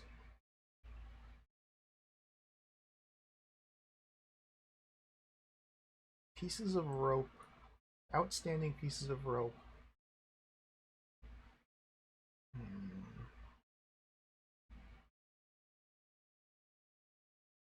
The Green Knight who killed me, his reins might be considered rope. The reins he's using on his horse could be rope. Potential rope there.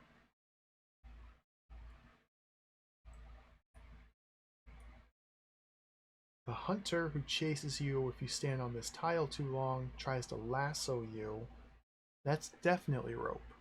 So we need to figure out how to get the lasso from this hunter.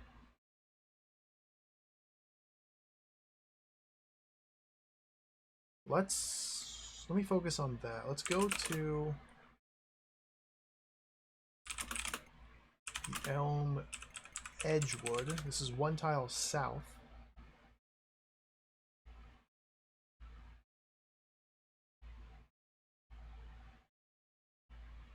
There's Mighty Flynn. Boadicea. Yeah, we went to the gibbet, we took the noose down. That's already been collected. There's still a barrow wight and a wolf on that room that I haven't done anything with. Okay, let's ram save here. So if we go north, we're at the crossroads.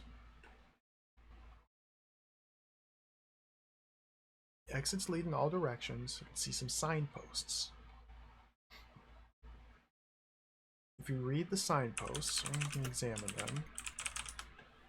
Two signposts set at opposite corners of the crossroads. They indicate nowhere. West, north, and east.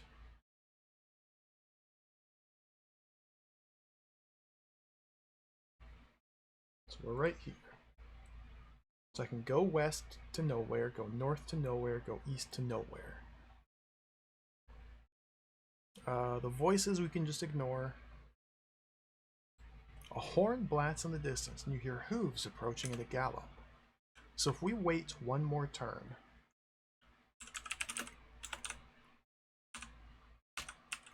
what the heck?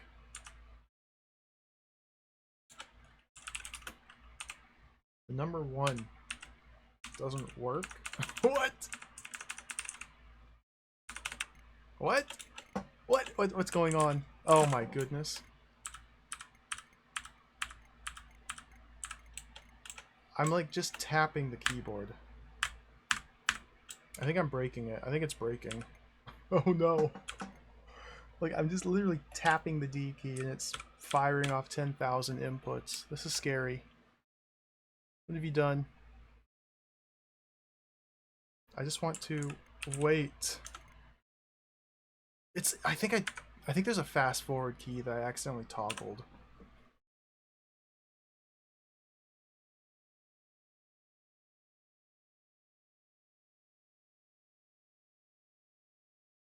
I accidentally toggle fast forward somehow.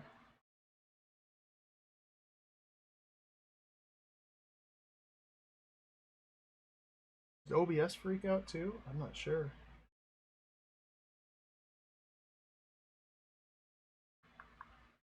Keyboard?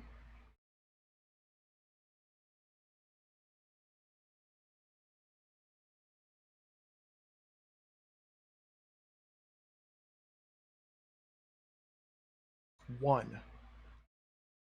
Why does the number 1 toggle fast forward? Get out of here. Change that to scroll lock. I'll never press that.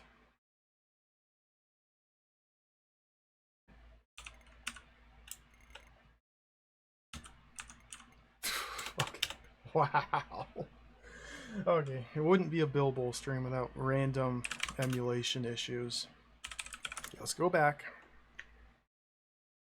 No trip hippie, welcome. This is like Zork, but with pictures. Go north. Let's do this again. I just want to see what plays out if we let this guy kill us. Wait one. A mounted hunter bursts through the trees and spurs his nag towards you. Repeated shouts of yoicks tally ho, together with his choice of red as camouflage, demonstrate his hunting skill. The fool is waving a lasso and clinging on for dear life. Lasso. We need that. You gotta steal that somehow.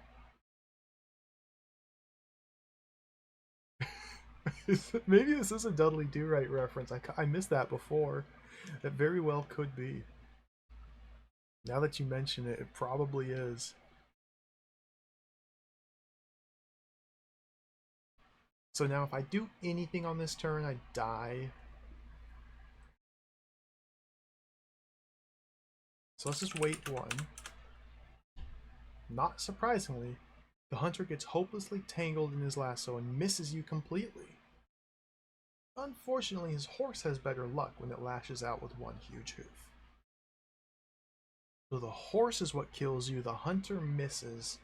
The hunter's a bumbling idiot, the horse kills you.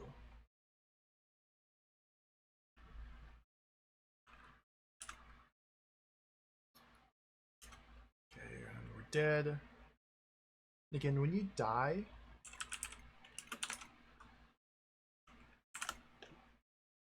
you can just kind of hang out in the afterlife for a couple turns. And then eventually, with a fanfare of trumpets, two nymphs float majestically forward. The first turns up its nose in disgust. Oh, pooh, it's that broken down orc again. The second flicks at you with a silk handkerchief. Stop moaning, Lucy. It does look pretty bad.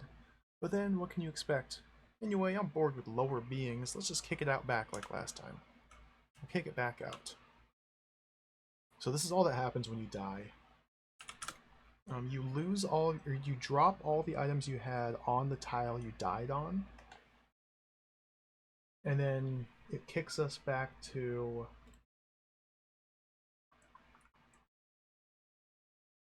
this room.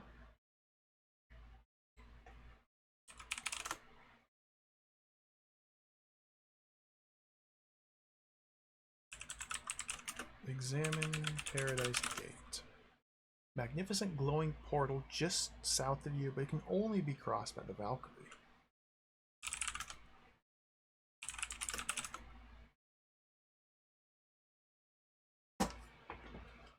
So we either need to disguise... I suspect we're going to have to get into Paradise, or maybe do something in Paradise while we're waiting to be revived. Because we're given a few turns to act, but I haven't found anything to do while there yet. Well, let me focus on one thing at a time. Let's go back to the hunter. Now my suspicion is, since the hunter is a bumbling idiot, maybe we can just leave and go nowhere. Let's go north.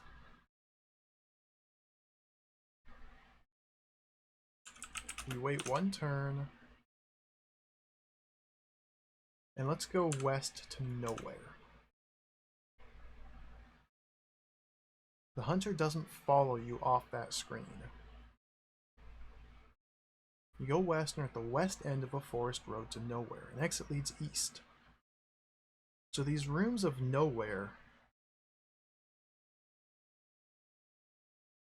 there doesn't seem to be anything to do here. If we go back to the east,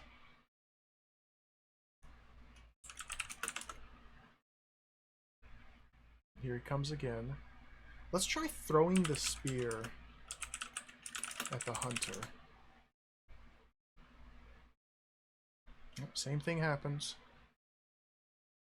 Doesn't hurt him. I think what I want to do is bring someone with me to the hunter and try and get the hunter to target somebody else.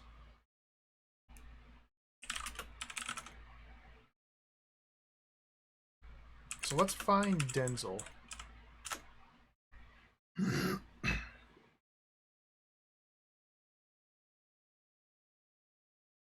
There's the Annihilator. Okay, here's Denzel. Denzel's extremely gullible. He'll do anything we tell him to. So Denzel, follow me.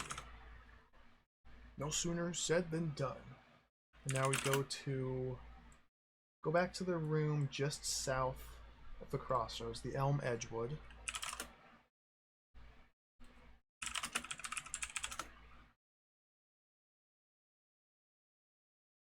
Odin and Fungus the Boggart Man hanging out together. Okay, now that Denzel's with us, let's save again. Let's go north. Denzel's here. Denzel, wait 2.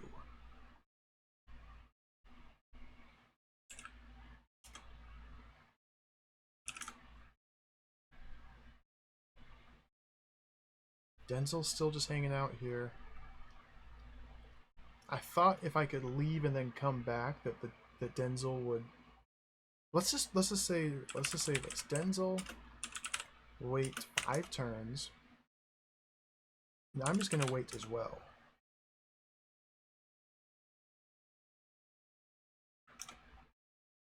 I still died. Huh. So it's not enough to simply have Denzel in the same room with me. Hey, Cadus, welcome. We got the map filled out. I haven't drawn all the silly lines connecting all the different nodes. We got the map filled out, found a couple key locations. Most notably, there's a giant tree up in this corner. We were able to walk inside, get a gold coin and another piece of rope. I think that's like the only thing we found. Most of these rooms were just empty nothingness, which was kind of expected.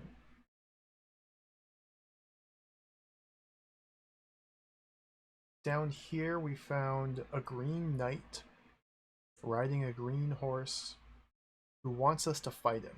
He's if we walk on this screen, the green knight, he's like, he has a poem ready and everything. He's like, oh yeah, fight me. You can even strike first, ha ha ha. I tried throwing a spear at him and he cut my head off. That's pretty much all that we found while exploring everything. Oh no, there's a cave here as well. This tile had a cave in it. Entering the cave leads to a hermit who's just hanging out in there with a trophy case. I haven't really played around with this hermit too much to see what to do with him.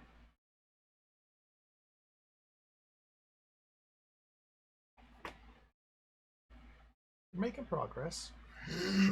Excuse me, let me drink some water.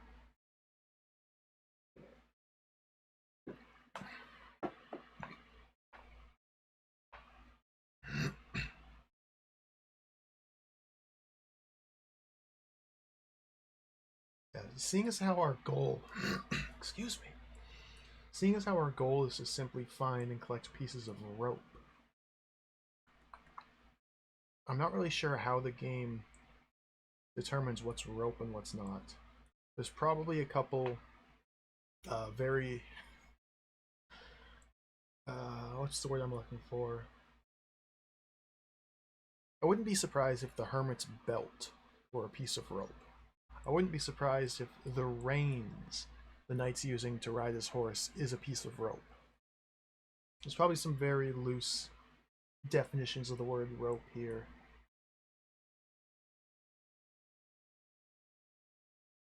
I'm trying to deal with the hunter at this crossroads area right now.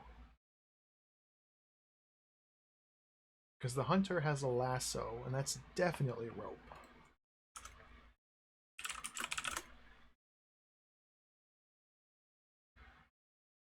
Interesting text game from the perspective of an orc from a few years back. Lost Pig. Oh, cool. There are so many cool text adventures. There are so many cool text adventures. People have been making these games for decades now. 40 plus years of these games being made. There are so many interesting and creative ones.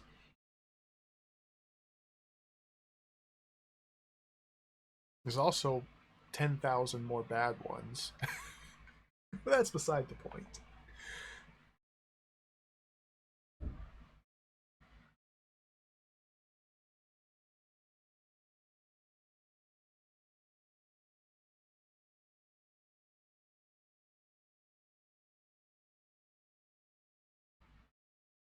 I feel like I need to use somebody. Let's try interacting with the horse. It's a good idea. Okay, so Denzel follows us here. Well, why can't we just go west? Let's go to nowhere. Denzel's with us in nowhere. Why don't we just command Denzel, go east, wait 3 turns? Like, shouldn't that trigger the hunter to show up and kick him in the skull and kill him and fall off and etc. etc.?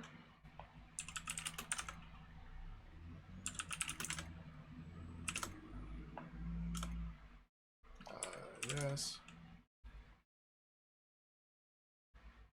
And Denzel comes back to me. Denzel's alive.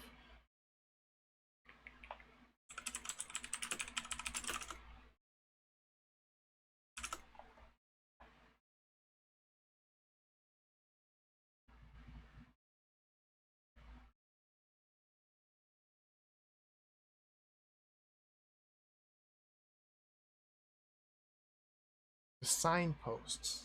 The signposts leading to quote unquote nowhere. That's got to be significant here.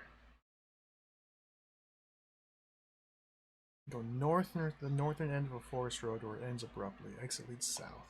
Go south. East is also nowhere.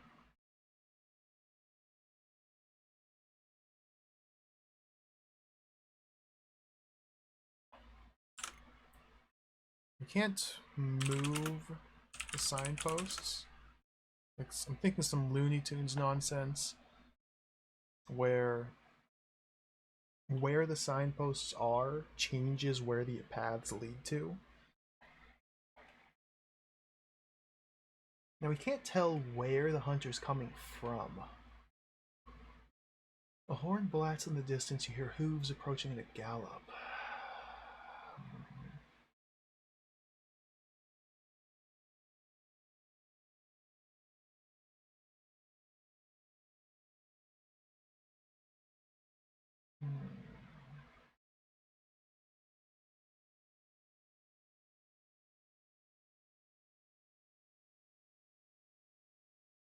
So from this point, it's what, one more turn and dead?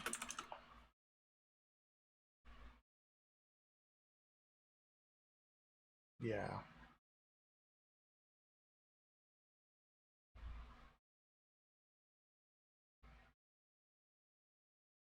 So we don't even have a chance to interact with... Well, I was able to throw the spear at the hunter once. So wait, why... There's something I'm missing here.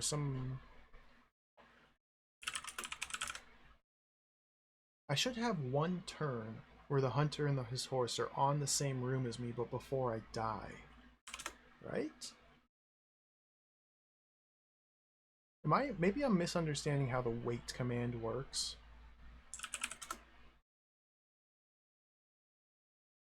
If you just type wait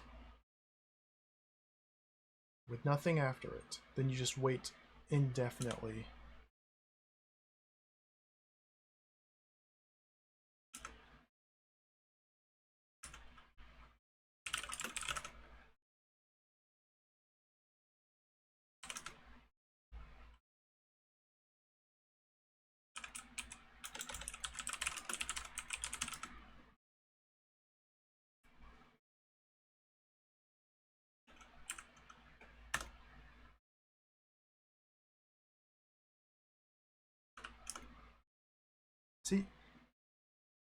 Typing wait 1 seems to make me wait 2 separate turns, which is odd, because we're here.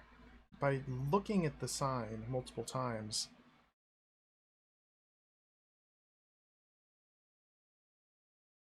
I now have a chance to do something here. Let's put the RAM save here now. That took a turn! Alright, I'm dead. I should not have done that.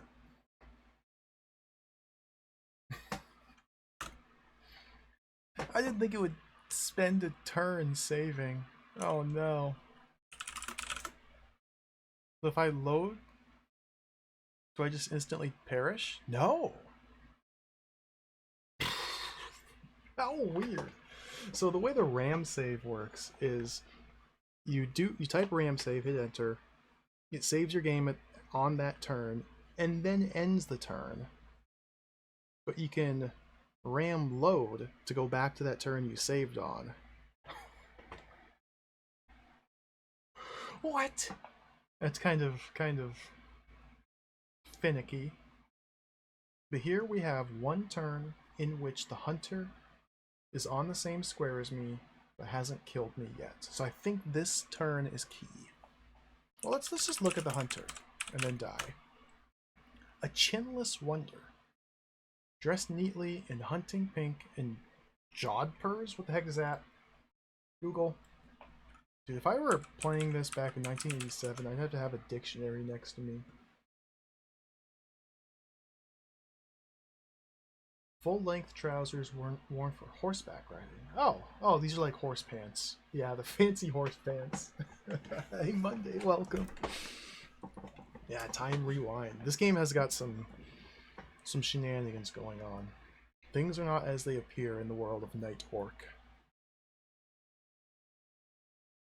He's riding a swift horse. The hunter is carrying a poignard? What the heck's that? Poignard. Oh, a sword. A thrusting knife.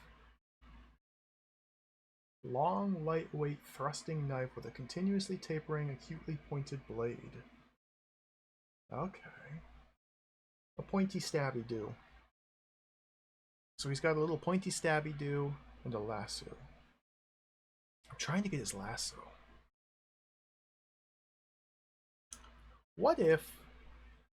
Now this seems silly, but this is a silly game. What if we go back here? Let me quickly update this, because the hunter has a poignard and lasso on him. Those are objects in this room. Denzel, steal the lasso.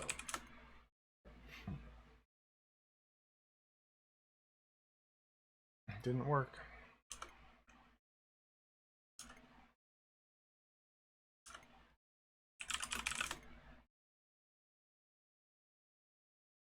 Maybe I can just steal it myself.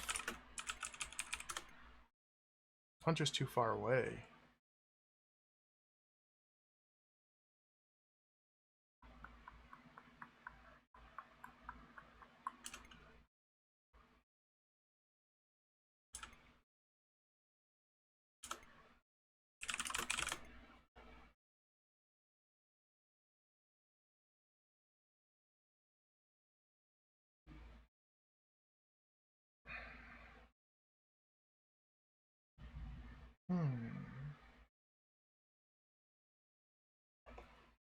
Now, interesting how the horse is not described as an object in this room. Probably can't examine the horse. It's an expensive nag. I can.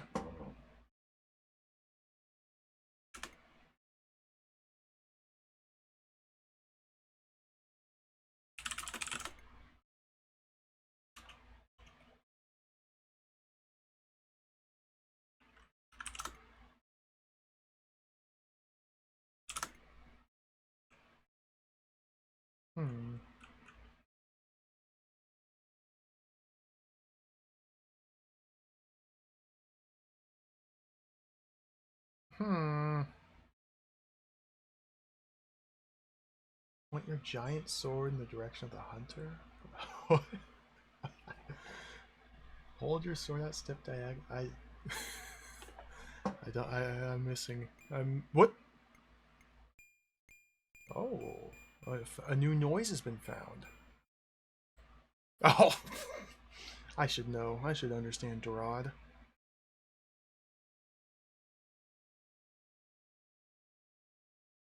It's been too long. It's a sign. It's a sign that it's been too long since I played Dorad.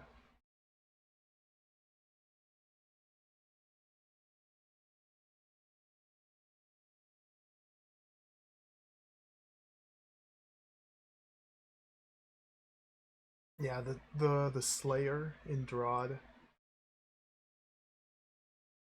In the first game you meet the Slayer in, you have to wait until the very end of the game to kill him. Later on, you have to fight and kill other Slayers.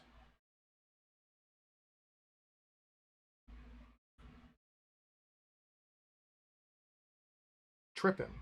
Let's trip the hunter. Tie rope to signposts. To untie it first. Oh, because it's currently tied to the spear. Okay, go north. Untie rope. Go south. Tie rope to signposts. The rope is now tied tightly between the two posts, making an effective tripwire. Here we go. Got him. Let's wait one turn. Now it's his hunter bursts through the trees and spurs his nag towards you. Blah, blah, blah. The stupid hunter doesn't see your rope. His horse ducks under it and runs away, but he is caught mid-chest and hurled, stunned to the ground at your feet. Steal his poignard.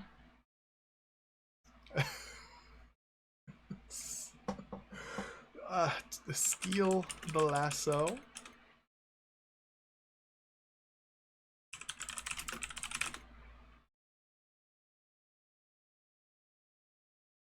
Stab hunter with a poignard.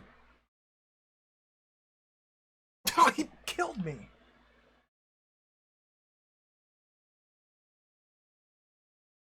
The hunter strikes out wildly with his whip. As is traditional when orcs or their allies are attacked by humans, his blow is deadly. He took his weapon. He didn't know he had a freaking whip. Oops. Okay, untie rope.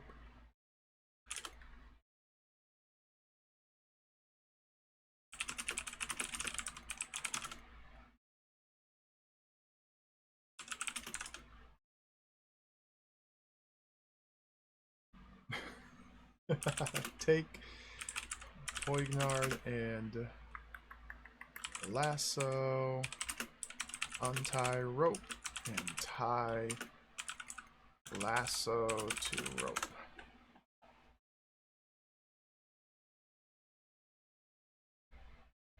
Cool. Alright, puzzle solved.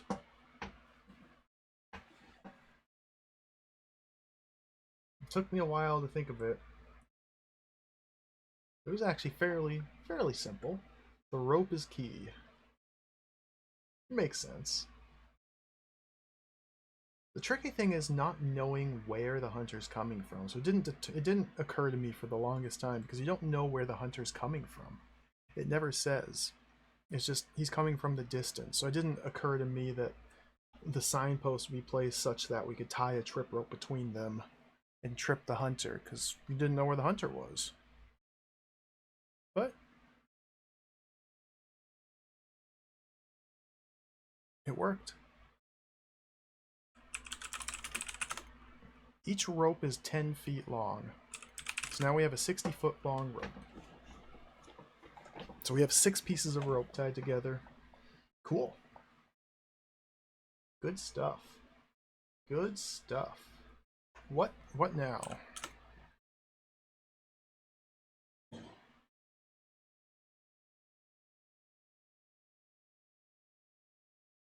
The goal is Okay, let's ram save. We go back to the viaduct. I need to type run to instead of go to. I gotta get into the habit of doing that.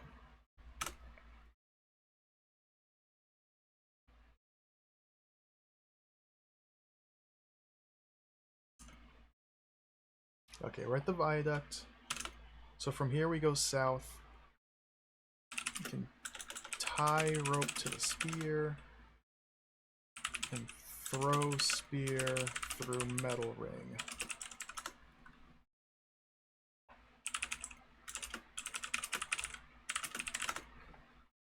Too short.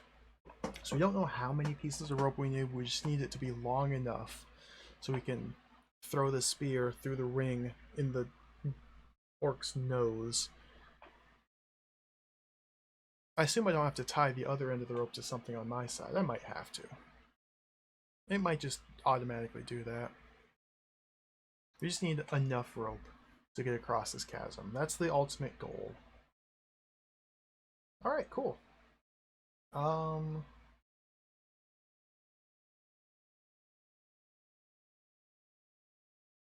Other potential rope sources. I haven't even been to this castle yet. Let's try and get into the castle.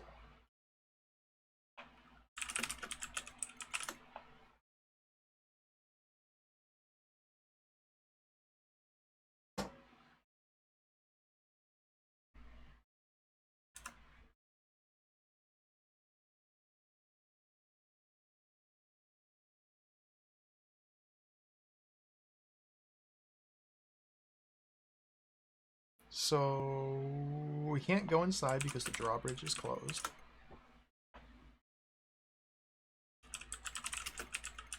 The drawbridge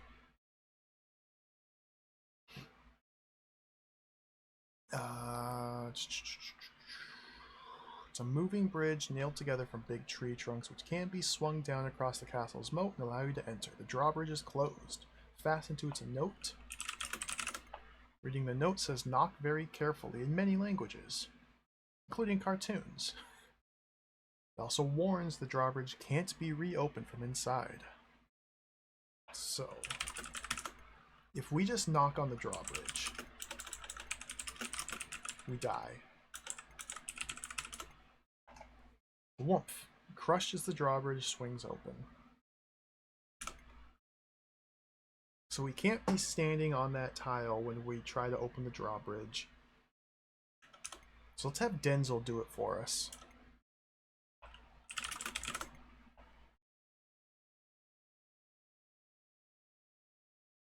So I want to tell Denzel to wait one turn, then knock on the drawbridge. After telling him that, I'm going to step away and then come back. That should work. Or what if we just, let's just see if Denzel can just do it. Denzel, knock on drawbridge. No sooner said than done. Okay, one. He didn't do it. Or did he do it? He just left. Denzel.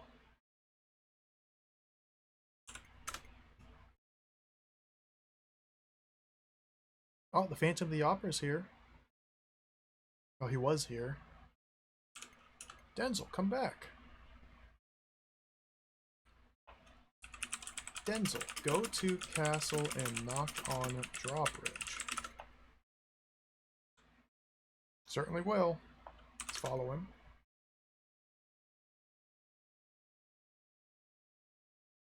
Nope, I won't do it.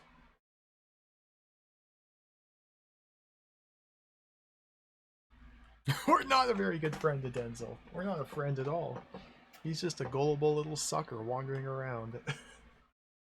We are an orc. It's always worth bearing in mind. We are an orc.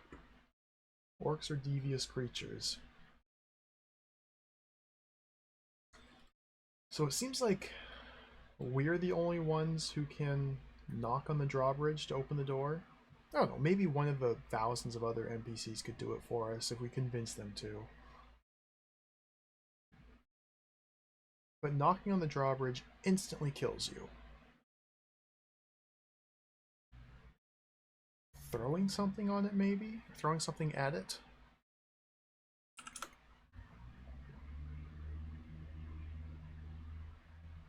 Oh, he took... The innkeeper took my spear, which has my rope tied to it. No. No. No, no, no, no, no. Okay, so that's the way you want it. He's slapping me.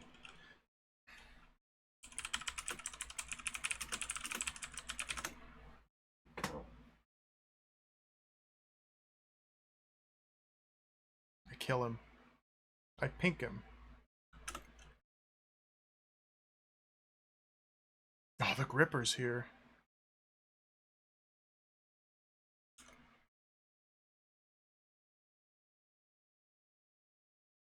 Synonym is here. Susan's here. Everybody's here. Mighty Flynn's here.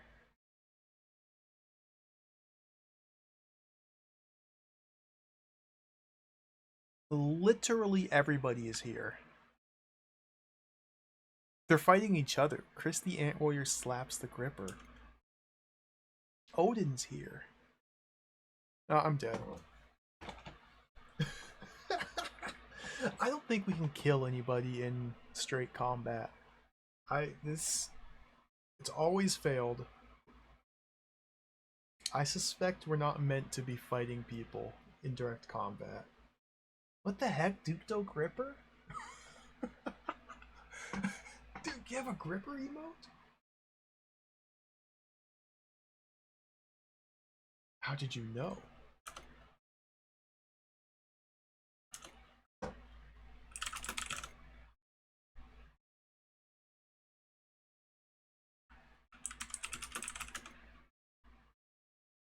The gripper. What is the gripper? A squinty rat-like youth with an orcish squint. Yeah. Yeah, that tracks.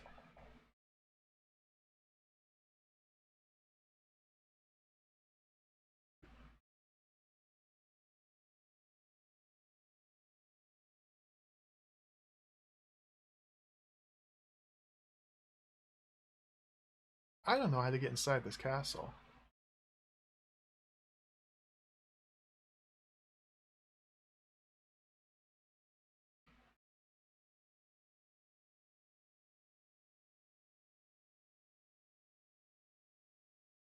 Maybe we don't.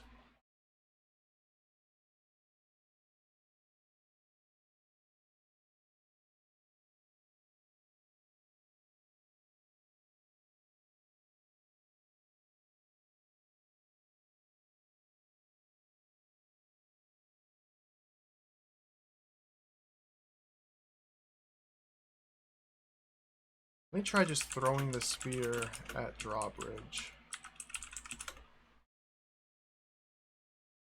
Oh! It worked. Do I still have the spear? No. Spear. Now, the note on the drawbridge says it can't be opened from out or from inside. Meaning, if we go into the castle now, we might get trapped in. Might get trapped inside. But let's go inside. Go inside and are standing on the drawbridge, which leads into the castle. This is where we might need to use Denzel. Perhaps give Denzel the spear. Tell him to wait X number of turns, and then throw the spear at the drawbridge. Because it might close behind us when we walk in. Want to make gripper flashcart template labels. You make your ever drive into a gripper cart. That would be so cool. Oh, that'd be hilarious.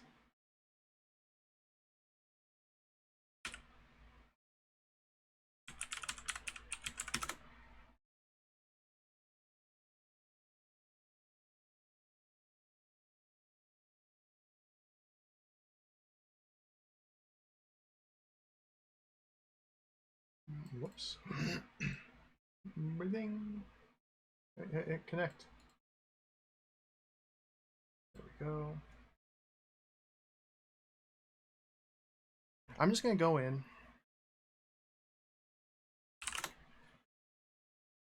see what happens when we explore the castle. I have a save outside it we can just revert back to. You go inside are in a cobbled castle courtyard surrounded by untidy ranks of wooden sheds which sprawl crookedly against the outer stone walls. Your guts rumble in sympathy with the tempting sounds of byre and stable. The pungent smell of the mews soon gets the saliva flowing. High above this homely chaos rears the stark square masonry of the keep, an ominous white door leading into its grim interior. Exits lead north through a door, south, and outside. You can see a great chest, an ominous white doorway. Yet the drawbridge closes behind us, so we have no way out now. Which isn't too big of a deal. I'm pretty sure we just need to utilize Denzel to get back out. Okay, so from the drawbridge we went in to courtyard.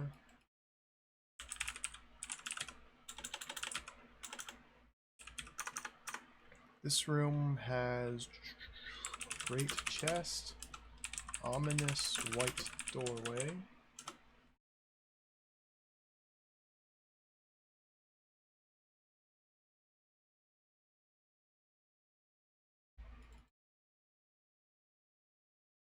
From the courtyard we can go north through a door. Let me turn this text off. There we go. South.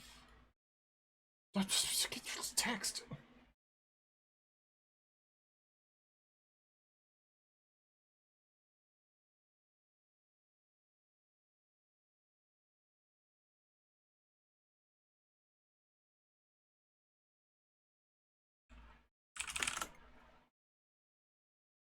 Oh, your weight pushes the drawbridge down. Wait, really? What's north from here? North is the same as in. Okay.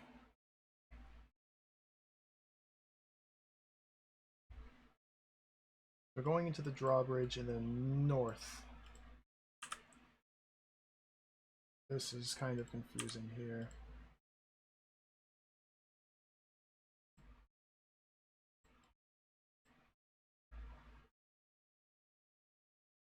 North and in are the same. Normal. And then from here, south and out are the same. Okay, okay. Well, it's closing. Maybe if we wait a turn and let it close all the way, we won't be able to get back out. Iron-bound and strong. With one lever lock that's fully up to chariot door standards. It's closed. I have a key. The lock opens with a little click. Denzel enters from the north. We probably want Denzel just to stand on the door. Because now we're locked in.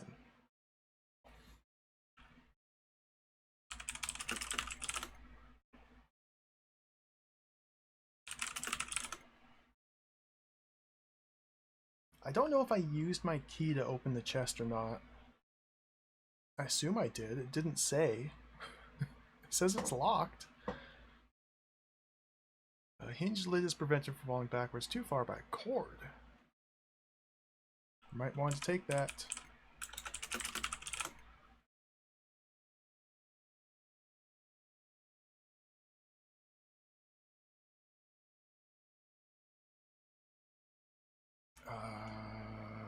Untie cord.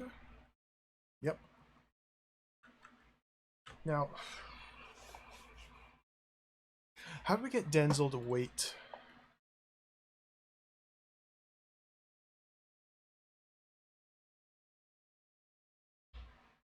You can tell Denzel to wait for me, maybe? Okay, we gotta go back. We gotta go back. Outside the ugly castle, okay. Throw spear at drawbridge. Take spear. Go in.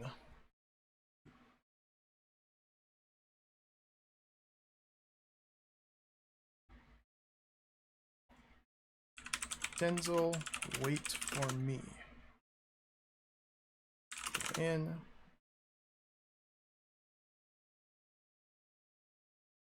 Because I told Denzel to wait for me while he was on that tile that I was in, he immediately satisfied that condition, started following me again. So now we tell Denzel, go south and wait for me.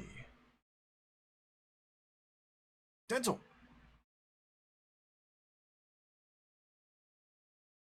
Do it! Denzel, go south and wait for me. Denzel! Oh, this idiot. Idiot. Idiot. Ram load.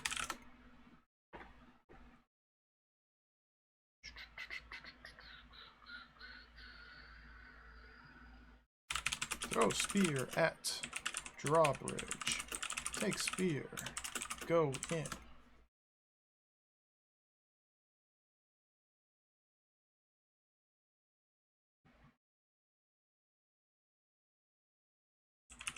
We just tell Denzel to wait 10.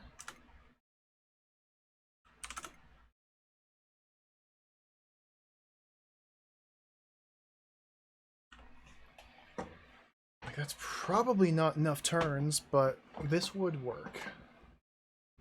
Once I find out how many turns it takes to get everything I need from this castle, this would work. Tell him to wait, 7,000 turns, or 220, or 19 turns, however many turns it takes. It's probably not the greatest solution. There should be a better way to execute this. It doesn't seem to want to wait for me.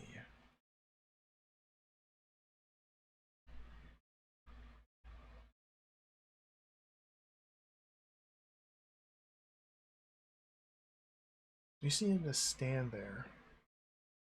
We just need him to stand there. I'm looking at the manual to see.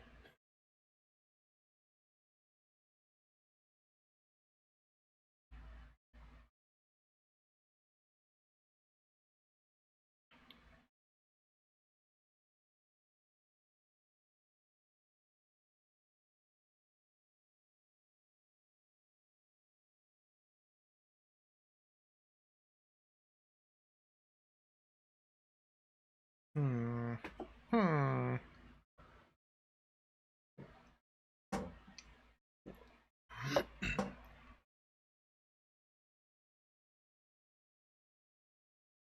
Bloody Denzel.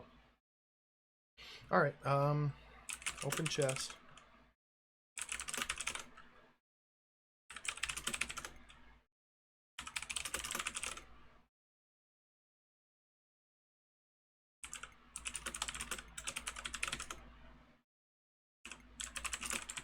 It's a gold standard.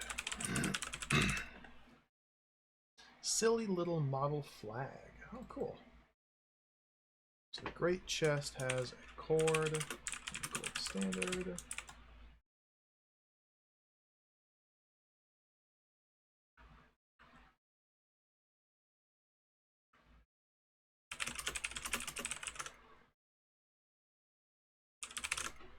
Another 10 feet of rope.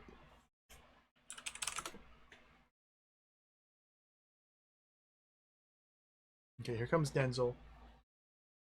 Can we take the chest? Can we go south? Can we drop the chest?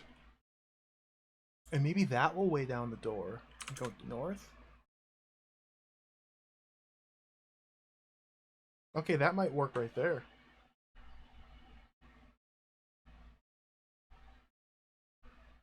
The innkeeper took the spear. That's no big deal.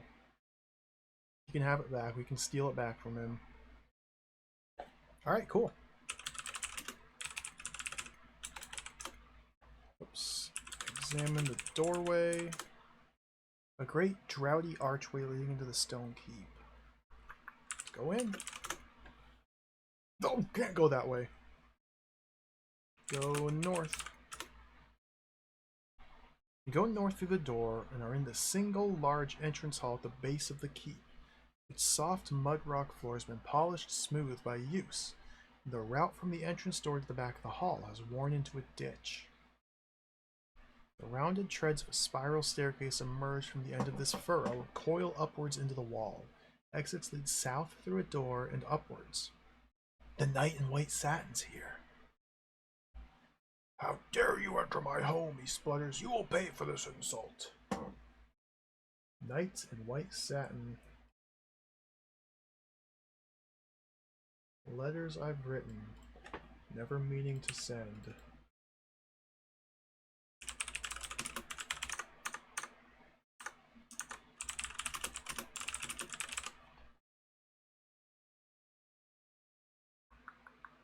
We can go up from here.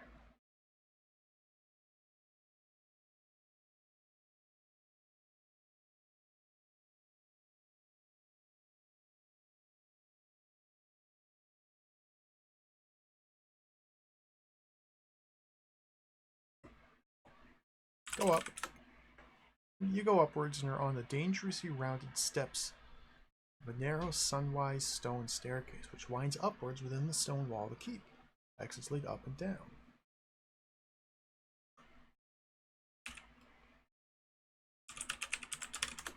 Interesting how the staircase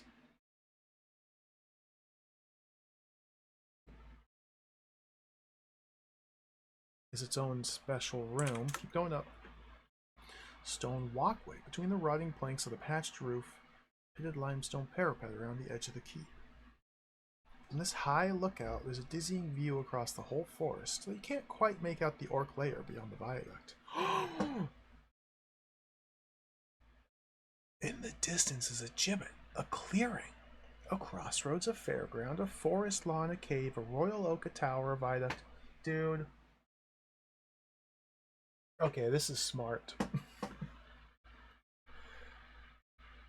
I could have come here hours ago, found all the key landmarks in the land, and then not had to search systematically every square tile of the map. I could have done it that way, but I still would have searched every square tile of the map. But at least the developers were kind. This is literally everything of interest in the game world. The gibbet is here. The clearing is probably the clearing.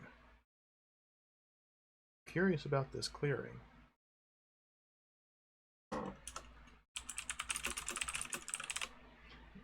Clearing could be...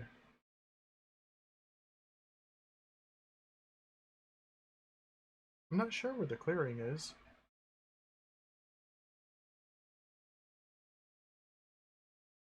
Crossroads are here.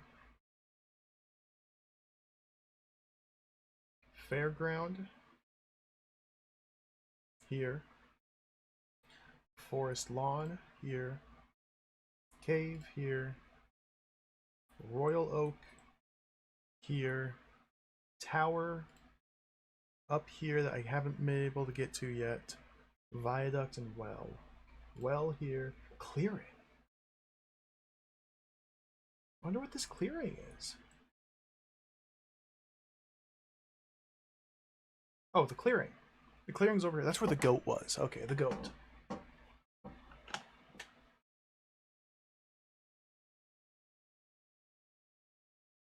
So we found all these places. Let's see what the knight in white satin has to say. He's probably not too happy that we're in his home.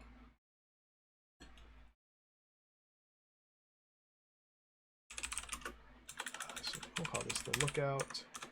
Doesn't seem like there's anything here.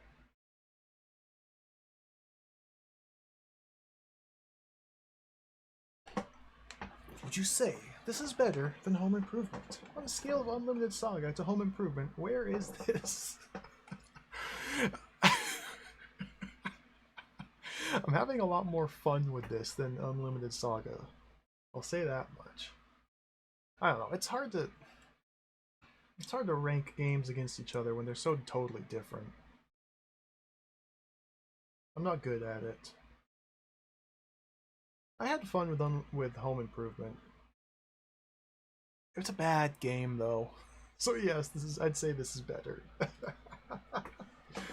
Home Improvement's just so, oh my goodness, dude. That stage design, everything's just a giant maze with bottomless pits.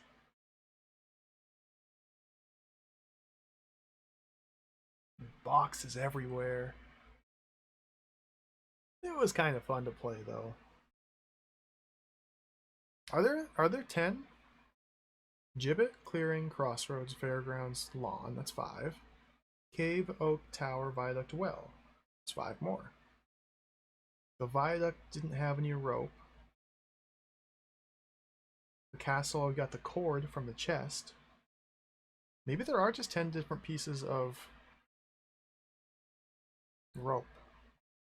Gibbet, we got the noose. Clearing, we got the whatever was tying the goat up.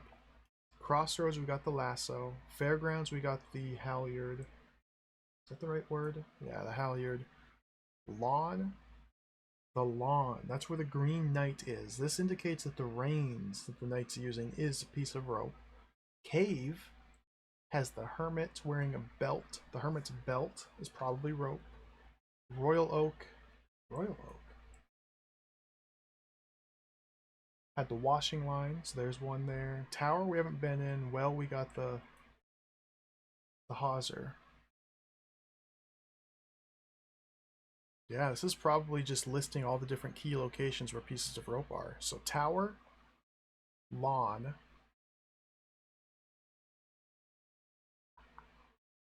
Were those the two big ones? Cave. Tower, lawn, cave.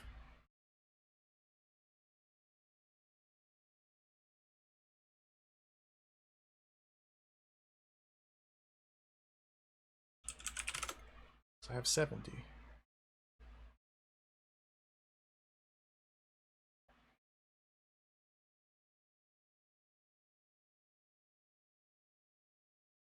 Alright, cool. Cool. So the tower is blocked by thorn hedges. Got no idea how to get past these thorn hedges, but I haven't tried anything. I haven't even really thought about it. My thought, the first thing that comes to mind, first two things that come to mind are get something to cut them with, perhaps the axe that the Green Knight uses. Second thought, have the goat eat the thorn hedge. I don't know if that would work at all, but it's a thought. In the absurdity of this game, it could be the correct one. The hermit, I think we might just need to give the hermit some gold, maybe all of the gold items, and then we can take his clothing, his belt. I don't know how we're going to deal with the knight. We have to dismount him somehow, or kill him. He gives us a chance to attack him first.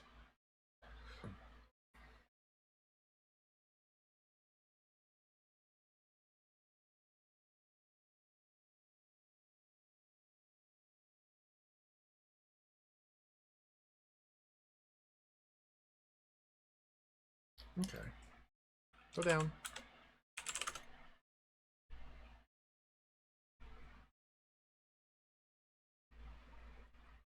Down.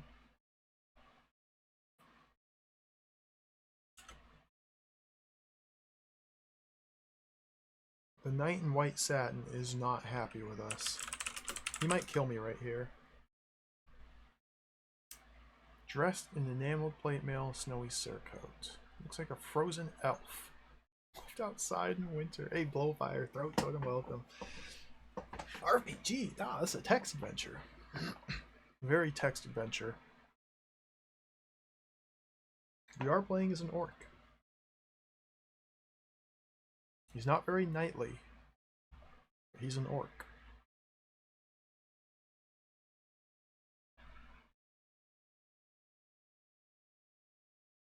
I'm trying to think if I can do anything with this knight. Knight in white satin.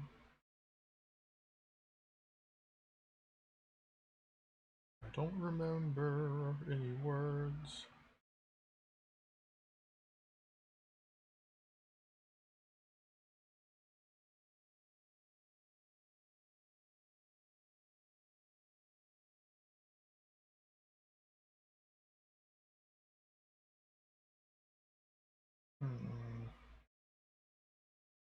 This is just a room with a knight.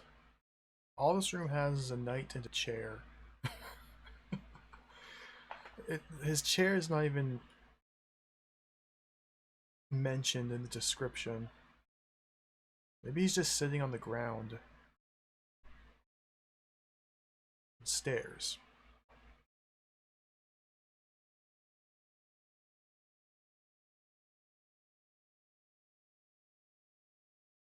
You will pay for this insult. Why? Why? What did they do? Apologize to the knight. I don't need to apologize. Let's just go outside. Kill the orc.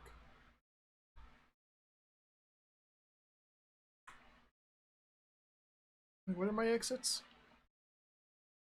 Can't go out? Go south through a door. Go south. Go south.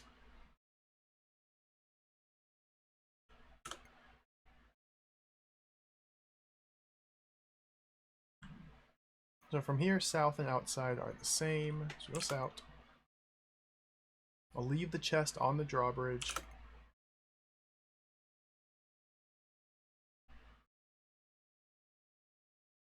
Dude, they just...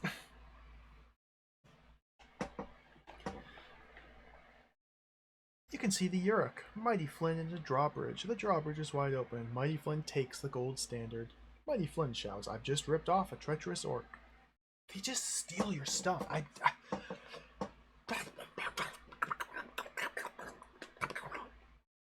Rude. I can't hold on to anything gold long enough. Let me make a list of gold items. Gold items. I have a list of NPCs here. Let's make a list of gold items I found.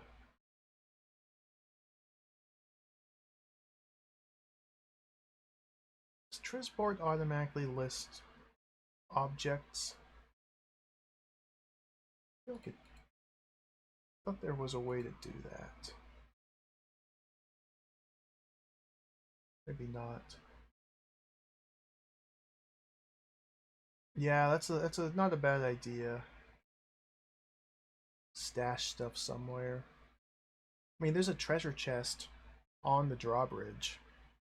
It doesn't have a lid, but it's a treasure chest. Maybe I can just stow everything in there. That'll prevent them from being stoled. Stoled. Hate when my things get stoled.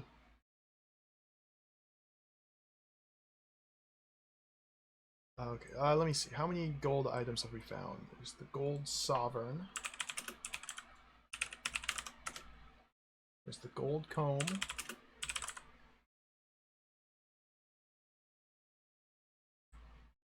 There's a gold brick. There's the gold disc. Gold heart.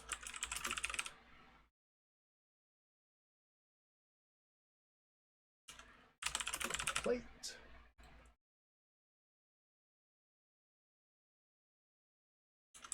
James Bond. Gold finger.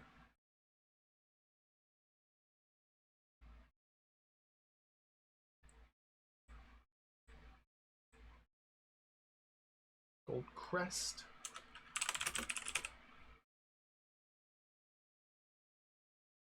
There's another gold finger. I don't think there's two separate gold fingers. I think I just found the same item in multiple locations. I think gold nugget.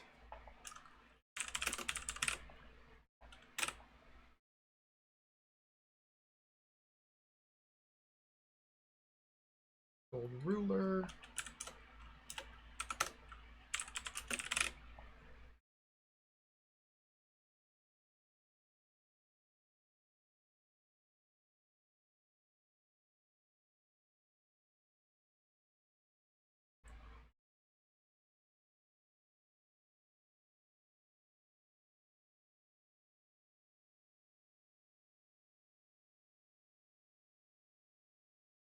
There's a golden something already in the Hermit's trophy case. Gold standard.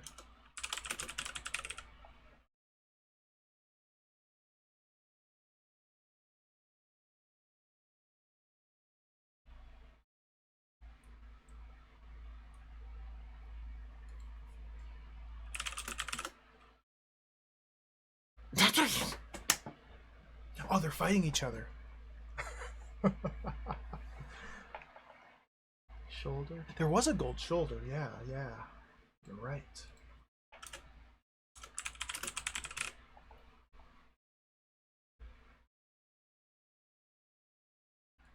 So this is 1, 2, 3, 4, 5, 6, 7, 8, 9, 10, 11, 12 separate gold items that I found so far.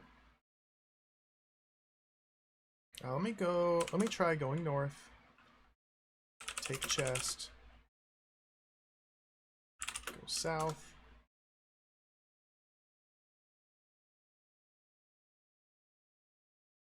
The Urik's whistling, Denzel enters, Mighty Flynn enters, the Annihilator enters, the drawbridge is closing, nonsense is happening. I gotta get out of here. Find gold comb.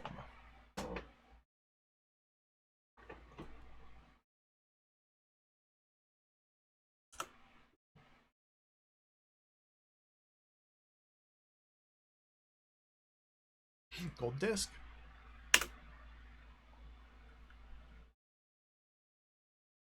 Gold comb. Take.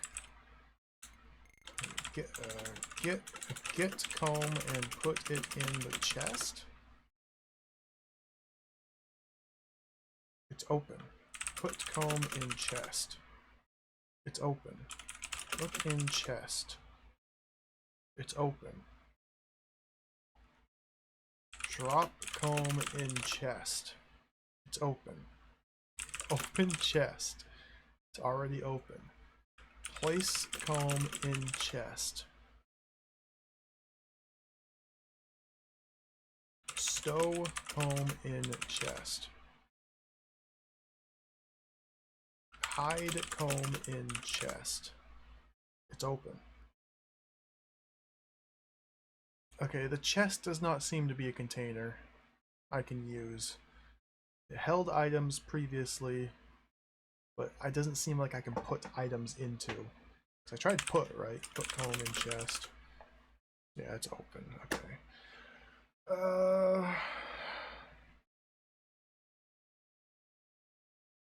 See, the problem with trying to, like, place all these items in a big pile is NPCs could just wander up and take them. Because the NPCs are roaming about randomly. Let's see if I can... I forgot what I passed something while I was walking here. Let's just run to Hermit.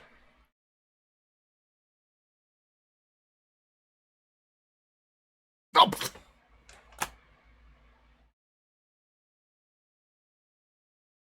The goat's here. Whoa! There he is. Last time I was here, I forgot to have the picture disc in the computer, so I didn't get to look at the hermit. There he is. There's a gold leaf already inside. Okay. It's the 13th item.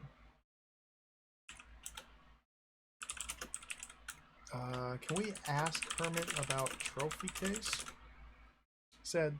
The Hermit says no way.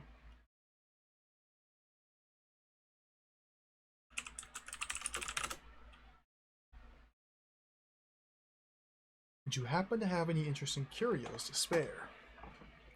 I thought I did, but they got stolen from me. Sorry, buddy. So I'm pretty sure I just need to retrieve all the gold items, or maybe just 1 or 2 of them. Maybe 5 of them.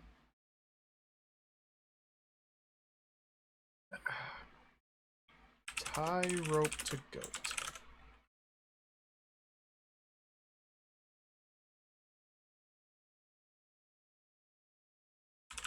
Lead goat.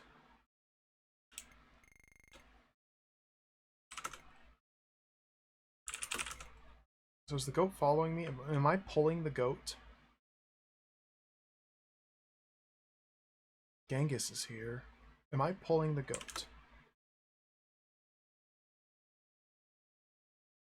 The goat keeps following me. So maybe I am. Maybe I am. Where am I? The Juniper Ghostwood. I'm gonna try and take this goat to... Let's just go to...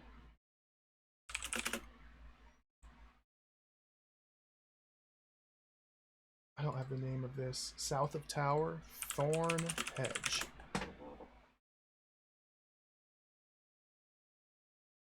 Okay, it looks like the goat's following me.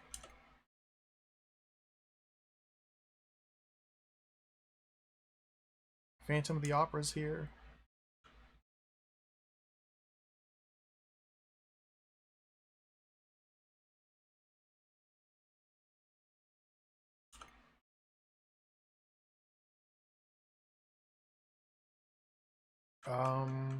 How do I convince the goat to eat these thorn hedges?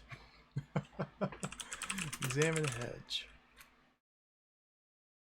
It's a sword's length wide and dangerous, like a plant grown mad. Its thorns are long, sharp, and inedible.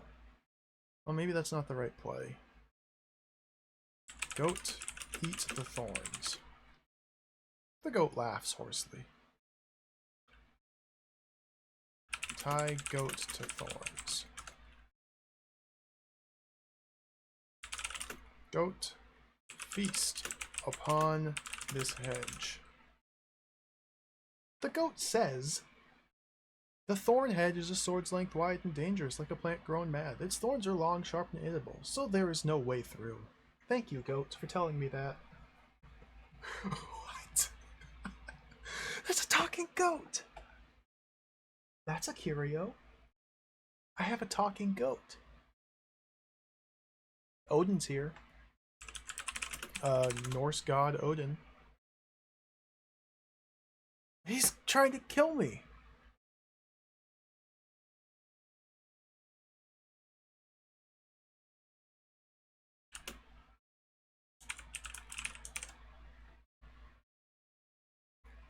Odin? Why? Why you kill me, Odin? No, Odin. That's so Odin. He is like, isn't he like a war god? God of war, god of destruction and combat. I can't blame him. It's just in his nature.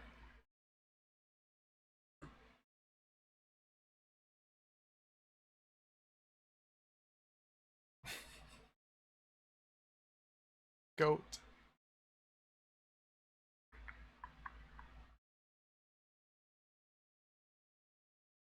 Hmm.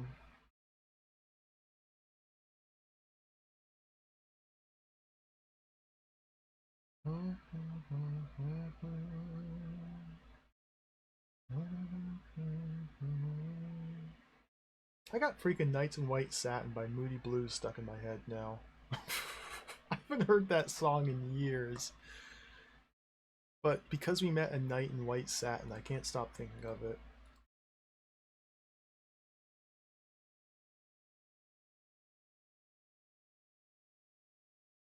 In Bulwark mode, he tricks people and makes mischief. Oh, cool. My kind of guy.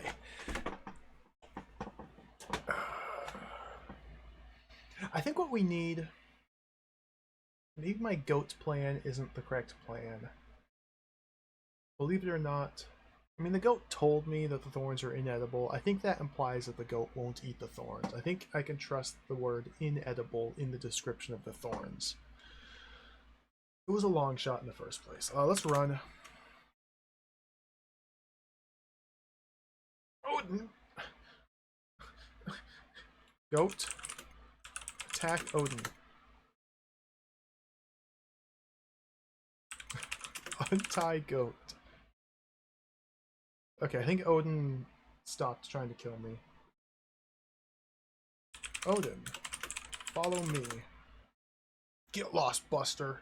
Dude, he's stabbing me.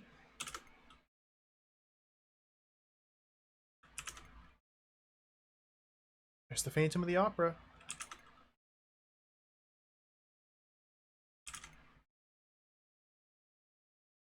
I want to try and bring this crowd of people with me to the Green Knight. Okay, so we're in the Elm Clump. Let's see if they keep following me. Odin's trying to kill me. Denzel's just following me everywhere I go. Goat seems to be glued to my hip as well, which I'm fine with. Goat's cool. I got no problems with Goat. Oh, Odin didn't follow me. Boadicea, though.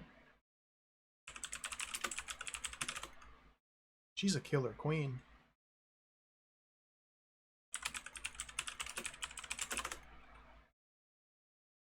Synonym the wizard.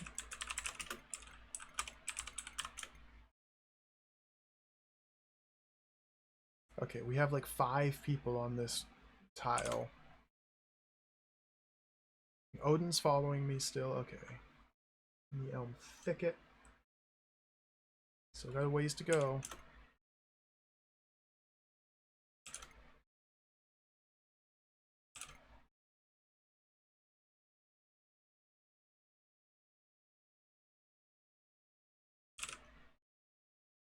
Let's ram save here.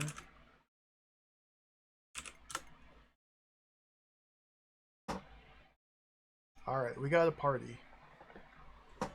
On the forest lawn. Exits lead in all directions. The Green Knight on the green horse. The war axe and some reins. Odin, attack the Green Knight.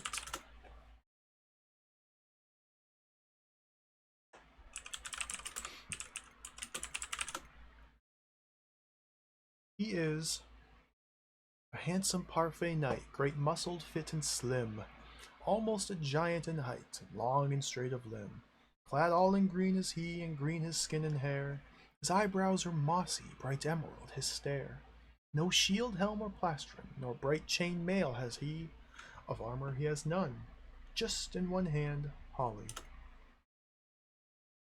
Storm-like and strong he seems, and swift to strike and stun. Dreadful his blows he deems, once dealt, true death has come. In other words, he's a bully of the worst type. Dude, this game rules. Yo, this is my first level 9 game, Retro Game Denmark. I'm really enjoying this. I want to play other games that they've done. This game's really cool.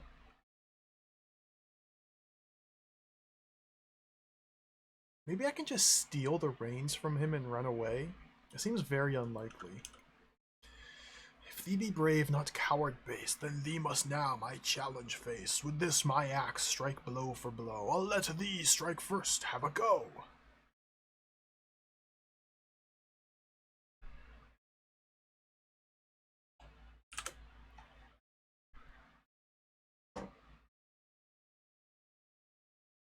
Have a welcome mat. Maybe I can use the welcome mat. We just saved before this. I mean,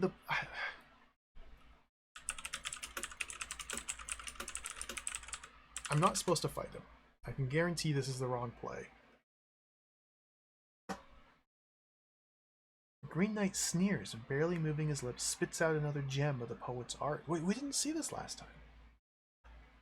Spineless weakling, scared of fate, I know not why you hesitate. If thou wouldst win thyself renown, take up my axe and strike me down. Oh, okay. Take axe. Green Knight says, give that to me. He takes the war axe. Take axe.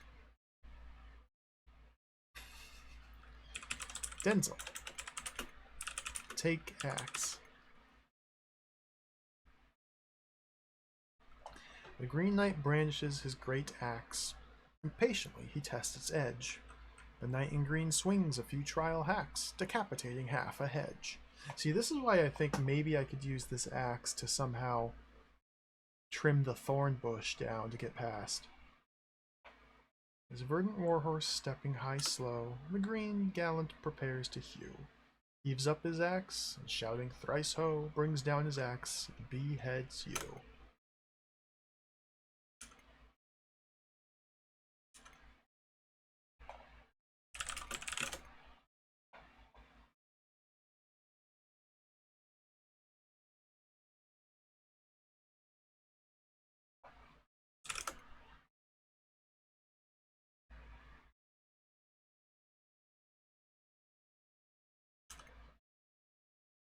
Okay.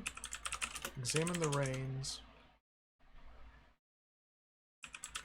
Examine the axe.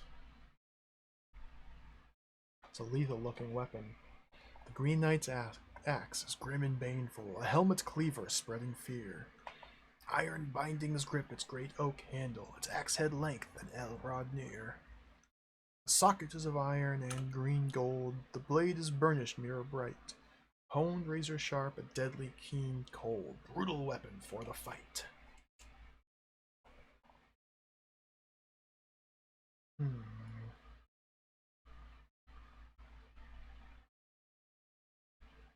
It's freaking poetry night. Freaking poetry night.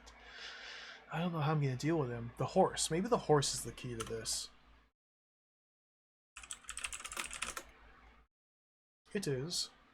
Deep green and huge of grain, a war horse of great height. With grass plate, tail, and mane, their tied bells flashing bright. Alert of eye and brain, hot-blooded, proud in might, and brusque with bit and rein, great stallion of Green Knight. Attack horse. Point dart.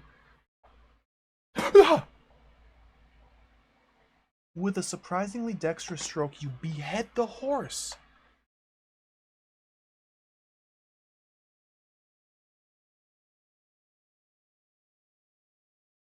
The Green Knight shouts in surprise. Before he can retaliate, the massive steed's fallen on him. He's trapped, but only for the time being. And then Odin killed me. Freaking Odin, dude. Scumbag of the gods.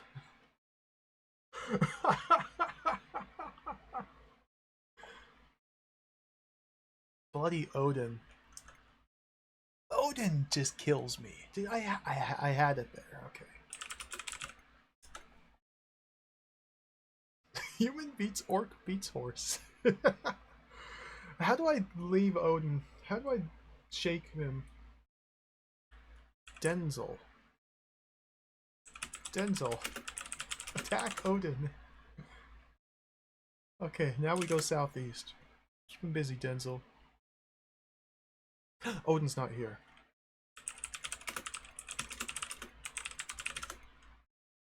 I don't know how we're beheading a horse with a stabbing dagger, but that's beside the point. Take reins and axe.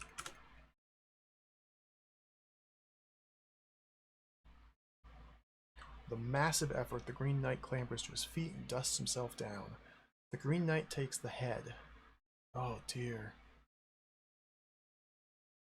Odin enters from the northwest. Run!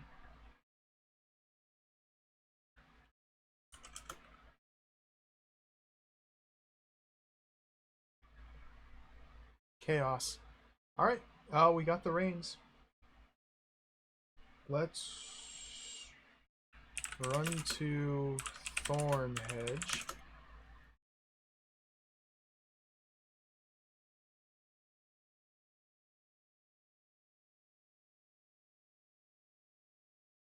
Denzel and Goat. Cool.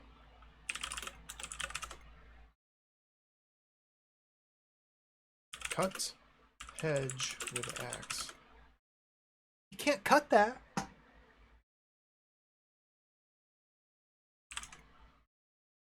Are you kidding me?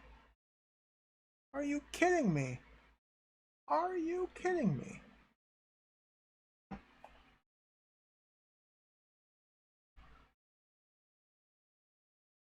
I don't think they're kidding me.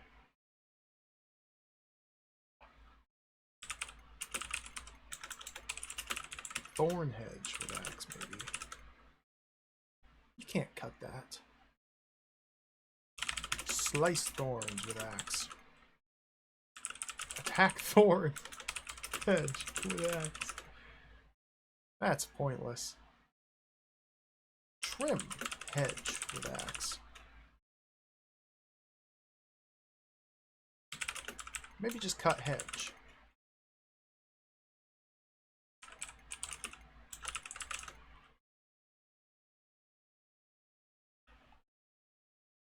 It is a sword's length wide. And dangerous. Well, if it's only a sword's length wide, what if we just walk around a hedge? The goat paces up and down. There's no way through. Why don't we just go around it?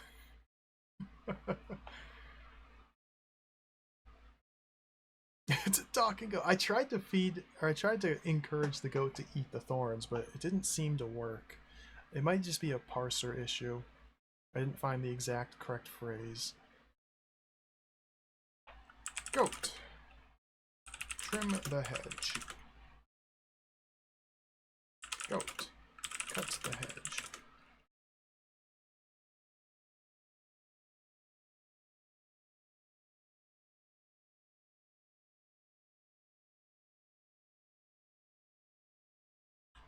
Put welcome mat on hedge. Put the welcome mat on the thorn hedge. Climb. Walk over welcome mat. You can't go that way. Go stuff yourself, orc scum. Denzel. Okay, there we go. Yeah, we just clambered over it. Why did it just say go stuff yourself, orc scum?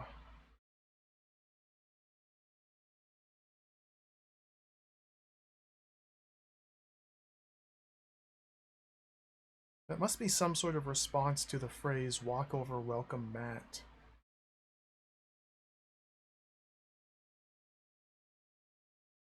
So, we just put the mat over the thorn hedge and then just walked over it. Cool. Alright, that works for me. Clamber over the hedge. You go north, near the base of the tower, where Rapunzel lives. It's a peculiarly spiky building with no way in. Exits lead south and up. You can see Rapunzel. Rapunzel's looking out of an upper window of the tower, pouting sexily, letting down her incredibly long hair. Yo, let's go.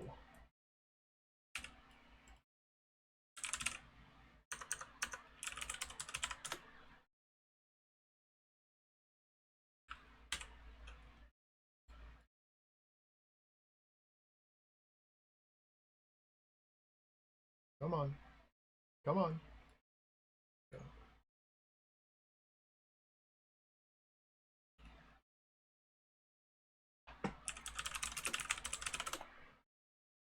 She's a young woman with incredibly long silky hair. If she had a crew cut and stopped washing, she'd be quite pretty. Rapunzel, let down your hair. Don't try to order me around, matey. No, she's already laying down her hair. Let's climb up. You carefully climb the hair, and just as carefully, Rapunzel produces a large mallet from behind her back. You're woken some time later, laying painfully on the rocks below the tower. And a bottle of dirty water splashes down from above. Rapunzel gives you a dirty look.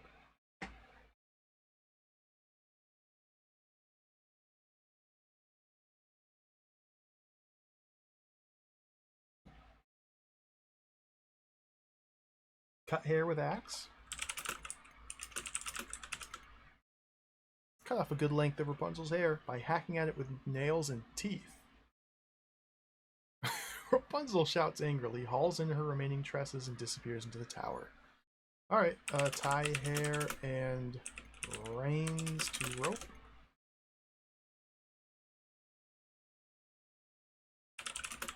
Take care. Maybe I need to braid the hair.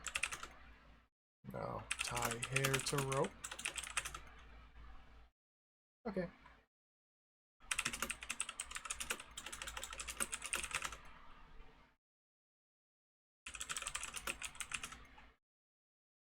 "90 feet long."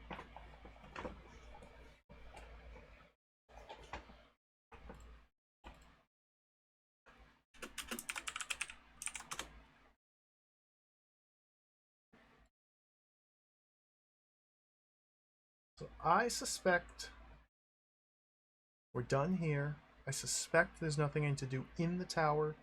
I suspect that there's only 10 pieces of rope and the rope needs to be 100 feet long. I suspect. The final piece of rope I need is the Hermit's Belt.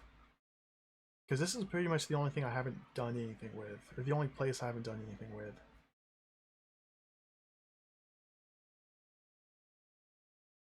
I suspect in order to get the Hermit's Belt, we must offer him between 1 and 12 gold items. I suspect acquiring all of those gold items, or even some of them, and holding on to them long enough to ferry them to the Hermit is going to be tricky, but there's probably going to be a simple solution to doing so.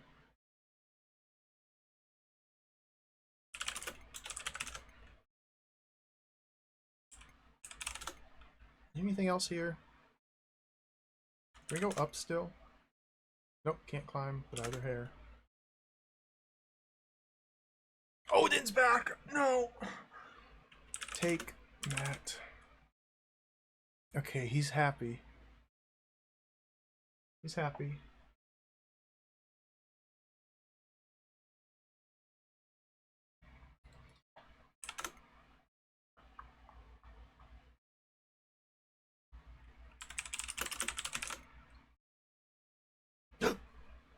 I have a gold brick. Okay. Run to Hermit.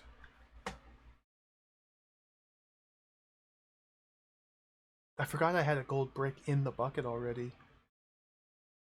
You're in the Hermit's horrid little cave. Take brick from bucket. Give brick to Hermit. Hermit examines it and bursts out laughing. Turns his back on you and walks over to the trophy cabinet. His shoulders are shaking with mirth.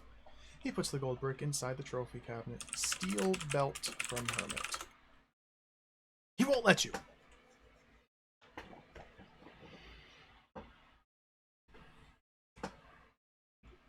Alright, there was a turn. Oh, we probably just have to kill him.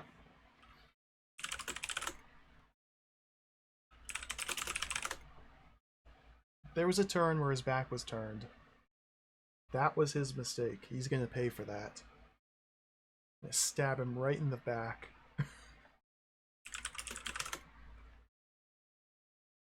There he is again. His smug little look, his horrid little man. Give gold brick to Hermit.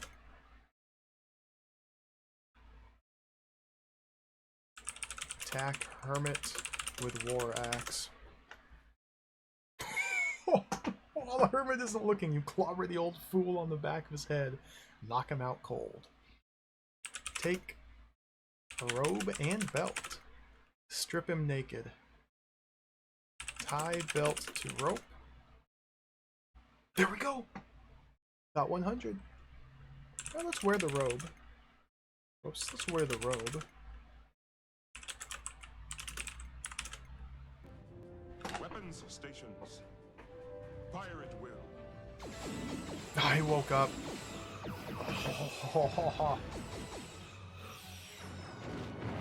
Beautiful.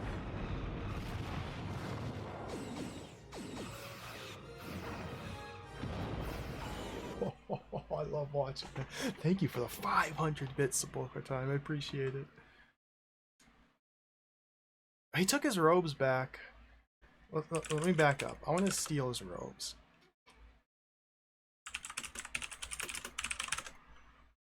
Thank you for the cheer. Attack Hermit. Take robes and belt. Go out. Alright, there's a nude Hermit inside the cave. And now we need the spear back, so let's go to Inn.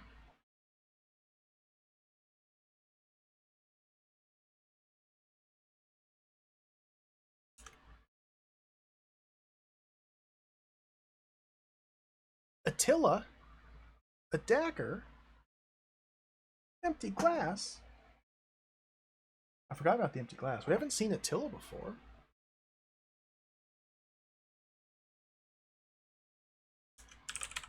New NPC. He is a barbarian warrior from the Northlands. He is carrying a gold nugget and a gold comb. Dagger? Dagger?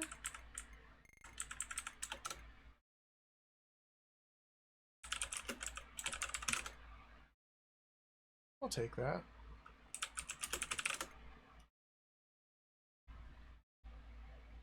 I'll steal the spear. Go to Viaduct.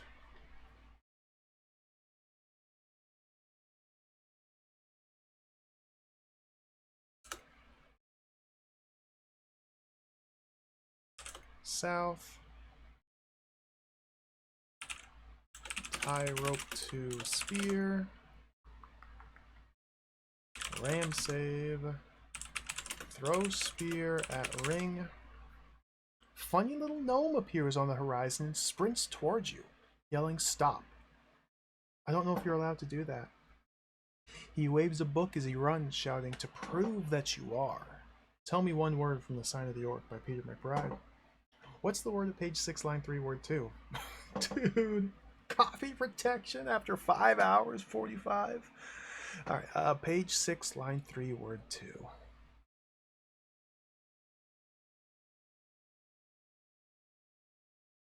Frowned.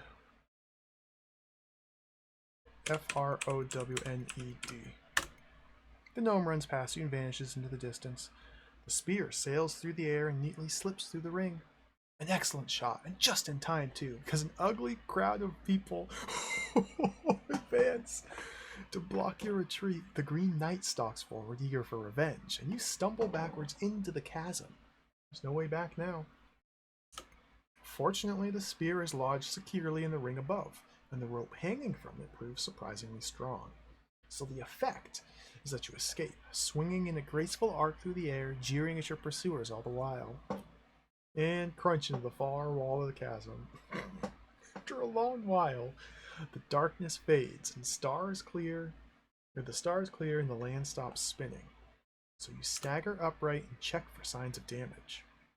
Not many bones are broken, but patting at your cranial ridge, you discover with a shock that you're wearing some kind of visor, and presumably have been doing so all along. What? It seems to have been knocked loose and can be raised at any time from now on. What? However, I'd advise you to leave it in place until you've explored the land south of the chasm.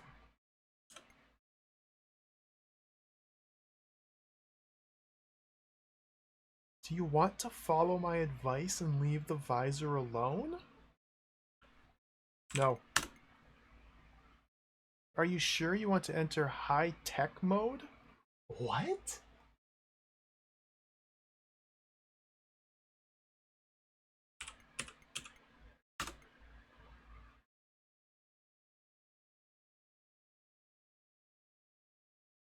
As the visor lifts away from your eyes, the countryside seems to twist and change. What you had previously seen as the real world was only an image, projected on the inside of the plastic. Most objects are really here, but how horribly transformed. Read error. Please return game disk to original drive and hit space.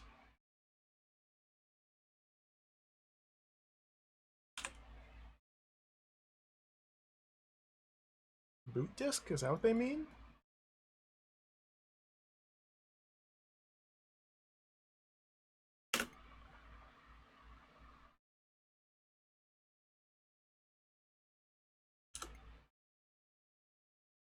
Welcome to A Kind of Magic and Hordes of the Mountain King, the next parts of Night Orc from Level 9 Computing.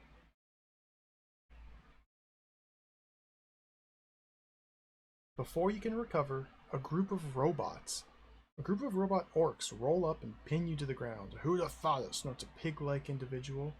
Stupid Grindle guts didn't even bring us any food. I vote we eat them. Luckily, The other orcs are too busy rifling your possessions to listen. After fighting over the spoils, the robot orcs trundle away south towards the archway, leaving you penniless. You're just south of a ceramic gate on a green carpet. Exits lead south, northwest, and west. You can see a silver loaf.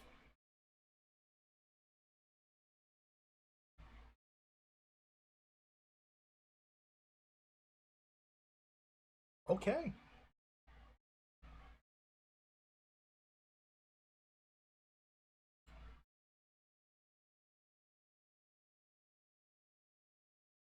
So,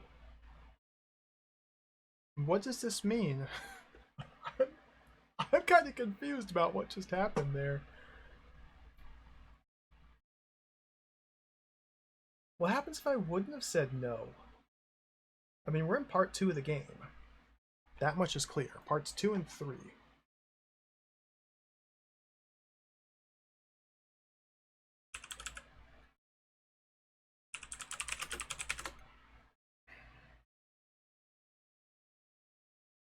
Wear the visor? You wear the polythene visor. Everything goes all shimmery and magical.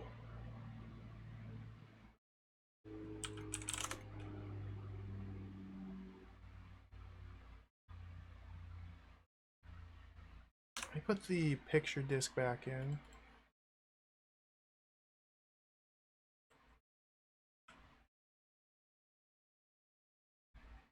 What? That looked a little glitchy. That looks glitchy.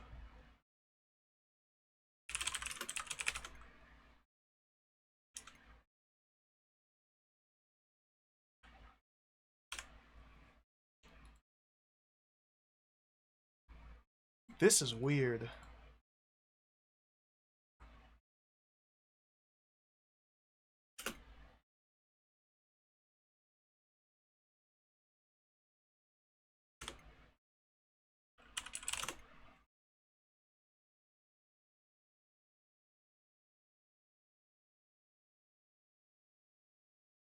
So now...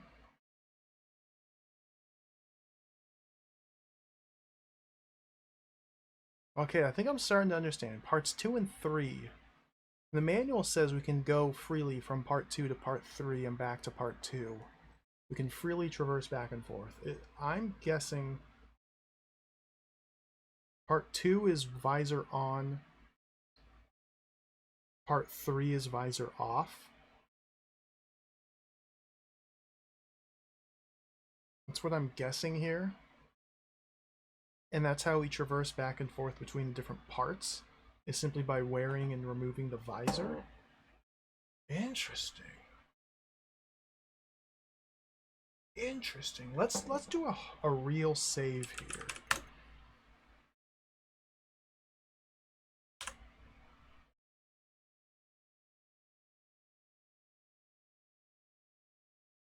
We'll do a real save here.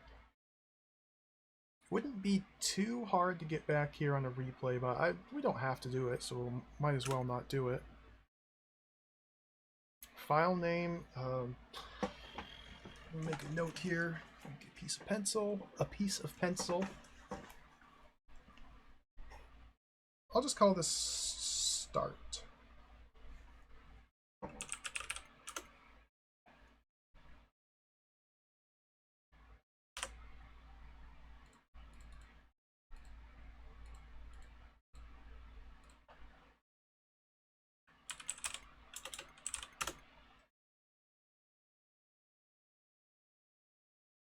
A remote male voice shouts. Which bush is the rainbird supposed to be in then?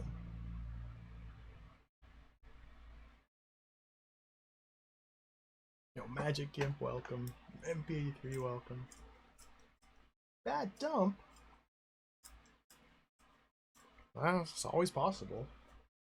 I don't know, the only indication it's been a bad dump is that one specific screen that had a couple pixels of, of oddity. It might be a bad dump. I hope not. Model of a small white sliced loaf. It's very tacky.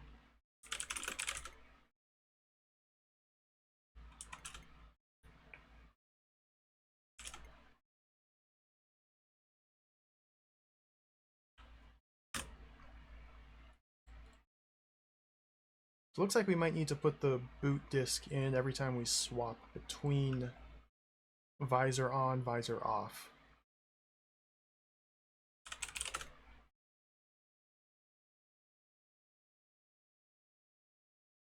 A pimply adolescent enters from the south.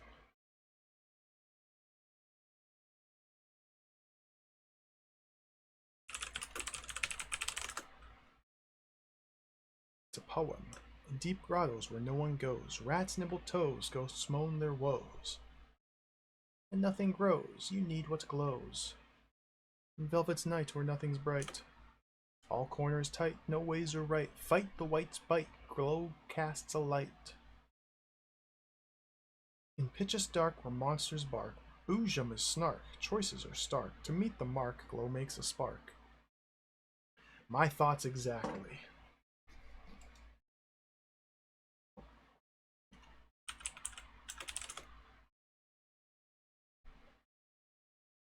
Pimply adolescent. They're just stealing my stuff still.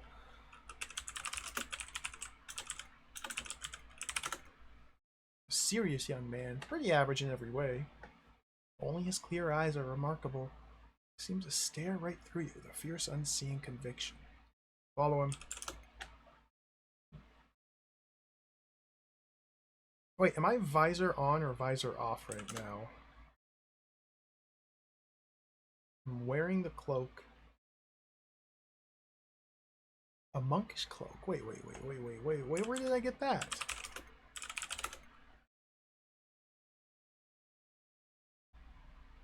It's a great tent of great cloth, like the only fancy dress garment left to hire on Christmas Eve. Alright, well, the game looks like it's just starting now. We have to start mapping again. I'm gonna take a quick break. I've been going for 3.5 hours. I'm gonna take a quick break. I'm out of water. Need to use the restroom, etc., etc. Let me pause the timer here. This game is incredible. Now, I will say, Wikipedia spoils this little twist. Wikipedia spoiled this for me. So unfortunately, this twist isn't hitting as hard as it could. Because I read about this game on Wikipedia to try to decide which version to play before I decided to stream it. And it explicitly says in the article that this sort of thing happens. Whereas the game's box, the game's manual, the novella, none of that indicates that this is anything more than just a high fantasy story. But yeah, Wikipedia is just like, oh yeah, parts 2 and 3, we can.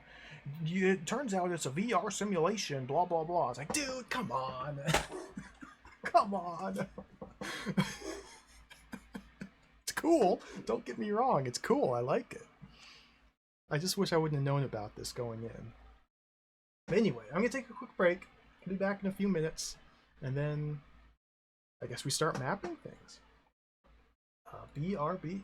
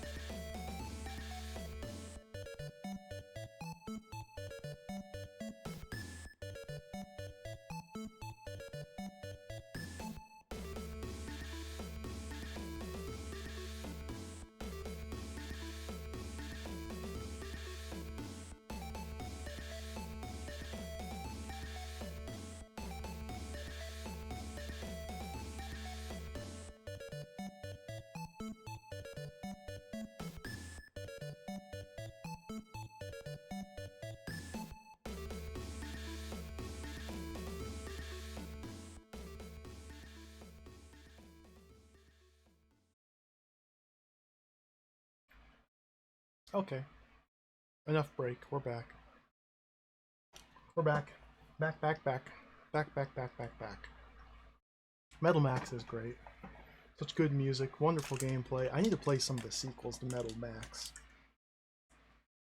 I gotta play more Metal Max. Great game, though. I want to look at the map real quick. Let's resume the timer here. We'll probably spend another hour or two, not too much more longer. We'll spend like a little bit more, another hour, maybe hour and a half, just kind of exploring this new area. Where did I put the map? Now, the game came with a hand-drawn map I want to look at real quick.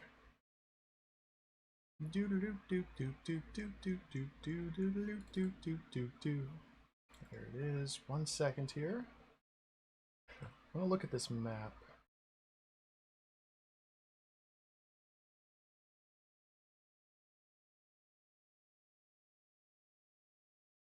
So this is the map that came with the game. One of the versions, at least. And it makes a lot more sense now. We have been spending the entirety of our playing time just in this top area here. All this wispy cloud stuff is just trees and groves and nothingness. We've only seen these few areas here. This is the Rapunzel's Tower, you know, the Gibbet, the well, crossroads. This mountain here, this might be the Hermit's Cave. The fairgrounds, the Royal Oak. This could be the goat clearing, or no, this is the lawn, I bet, where we fought the Green Knight, the castle, etc. So everything we've done so far has only taken place in this top half of this map. The Orc Head Mountain, which we crossed into at the end of Act 1, kind of acts as a barrier separating the top half from the bottom half. I don't think we're going to be able to go back to the first half and like explore it without the visor. I suspect that's not going to be a thing we can do. But it's interesting how this is all depicted with like clouds and like a wispy background, as if this is all some sort of fantasy landscape that doesn't actually exist. Because it didn't. Because it doesn't actually exist. And now down here there's actual land and like trees and mountains, and not just established specific landmarks, which is interesting. It's cool to look at. Cool to look at. Kind of gives us some clues about where to begin looking as well. I don't know how much room there's going to be inside the Orc's mountain. I'm not even sure where we are at the moment, to be honest. And there's two separate versions of the world that we can explore now. Visor on, visor off. So there's the fantasy world and the real world. Now, I am reminded of minutes ago when we entered into part 2. The game recommended that we do not take the visor off. The game recommended we leave it on for a little bit. So I suspect visor on equals part 2 of the game, visor off equals part 3. I suspect, simply to try and follow maybe the author's intended path through, we should put the visor back on and explore that world first.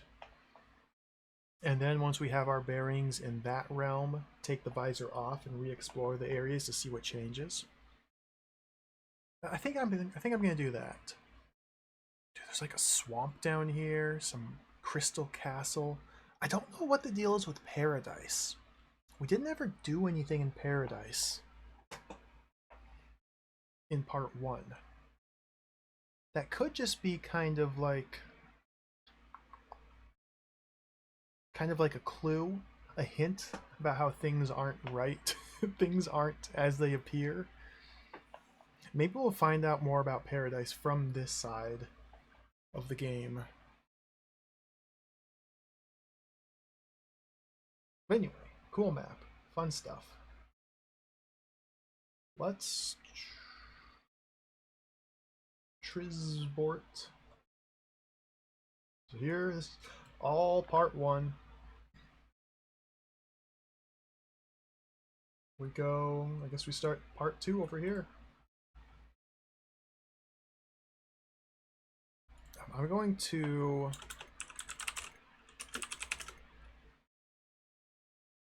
wear the visor. We need to put the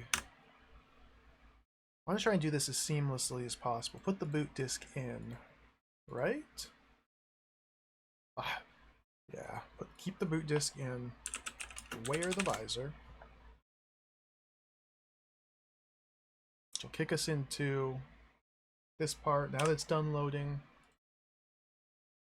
the picture disc in.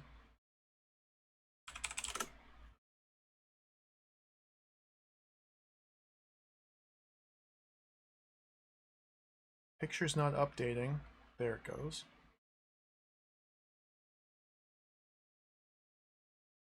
So we were in... Okay. We were on a carpet east of a blue PVC floor with a pimply adolescent. Pimply adolescent went south.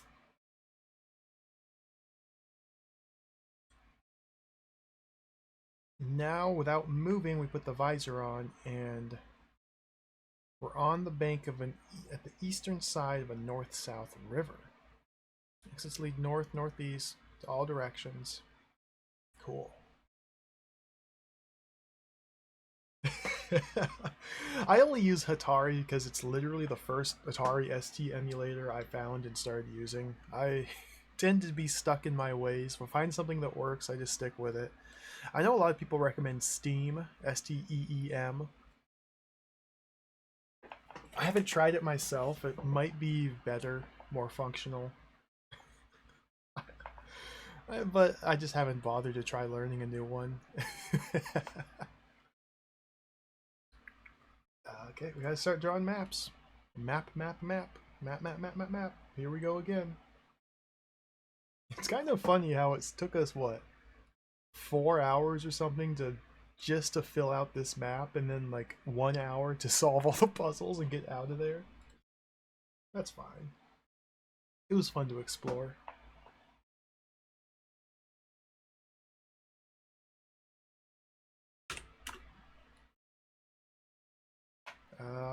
So these rooms actually have unique descriptions, it looks like, based on the one room I've seen so far. So this is Riverbank. North, northeast, east, south, southeast, southwest, west, northwest. So exits in all directions. So we need to try and find an edge. Just go north.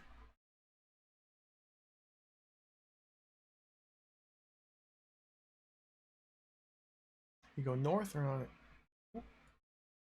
Ooh, beautiful. Beautiful drawing. I'll leave that down. We go north and are on the east-west road.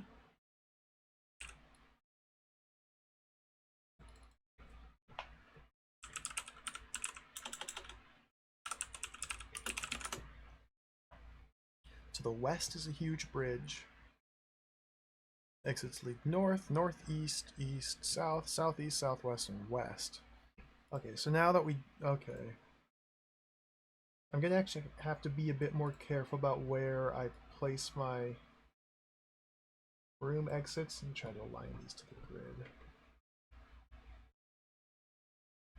So this room did have exits in all directions.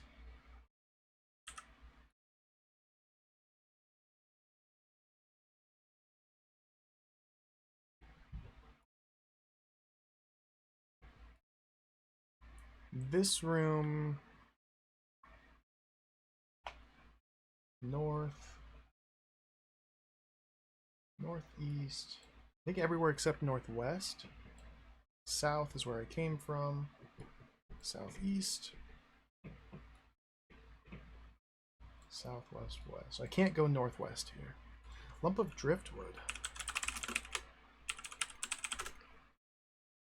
There's some writing on the driftwood, but it's shimmering too much to be readable? What? What? Read the driftwood. It's shimmering? What? Okay. Weird. Let me, real quickly, before we get lost in the sauce here.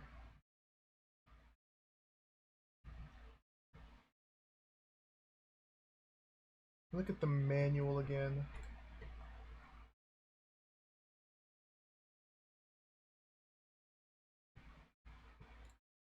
Yeah, whatever. Trisborts, get out of there.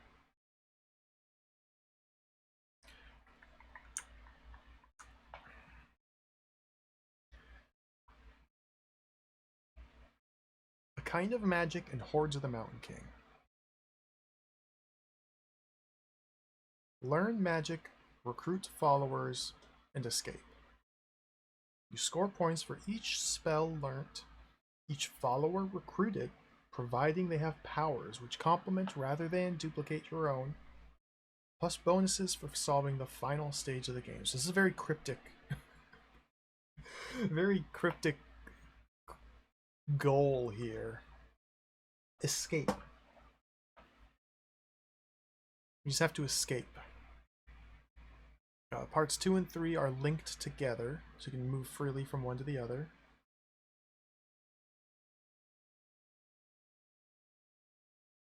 I think that's all it says about parts 2 and 3 right here. This is all just standard how to play the game stuff. We never did find the dragon. Never did find the dragon. Puff, the magic dragon. Never got to find them. Brindle guts. Yeah. That's all it says about parts 2 and 3. Very open-ended, unclear objective, just escape. Learn magic and escape. Whoops. Cool.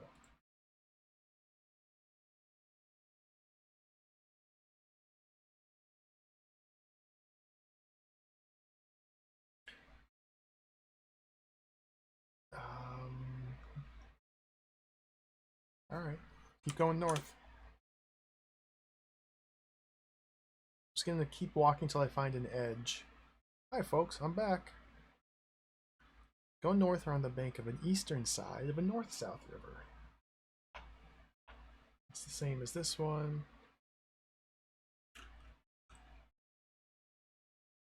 Try and get these lined up. Be a bit more fastidious about this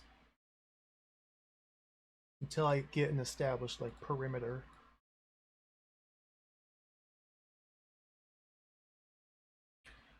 This is another riverbank.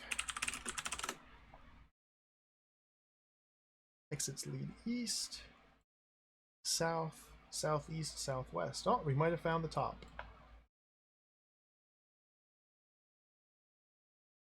Let's go east. You go east, and are just south of a glowing gate on a grassy plain. There's the glitch again! Oh.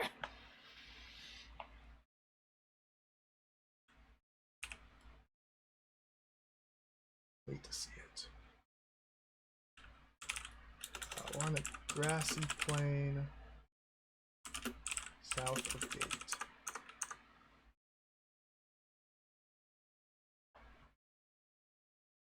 Dude, why is it glitched? Glitch. This might be a bad dump.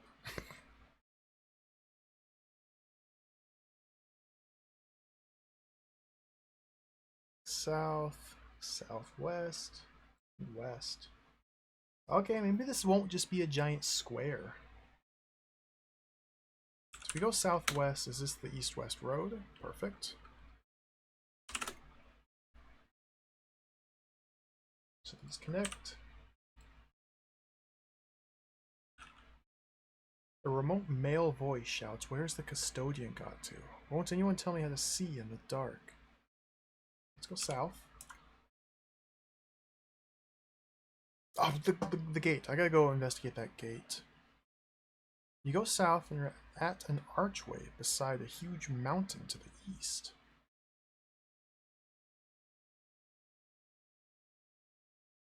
Exits lead northeast, south, blah blah blah. An ancient inscription.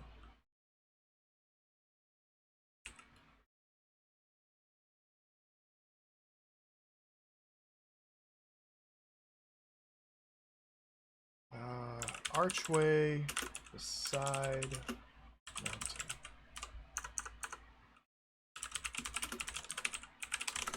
There's an ancient inscription here. Exits lead north, east, south, southwest, west, which should just lead to this road. We'll just assume that that connects. I'll test that soon. Northwest should just lead up here. Just assume that this connects.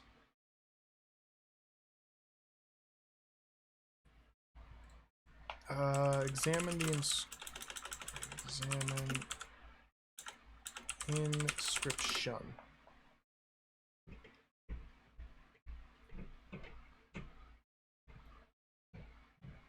I kind of want to write this down.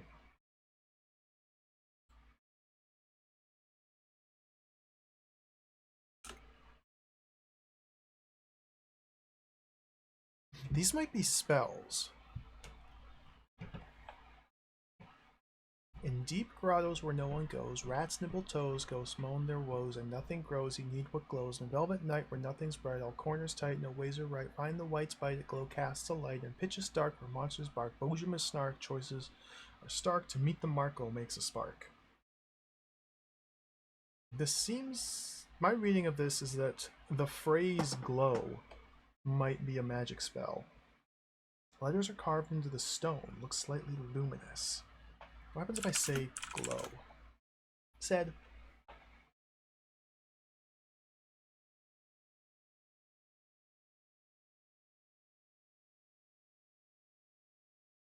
Because spells... oh, manual. What does the manual say about spells again? Manual.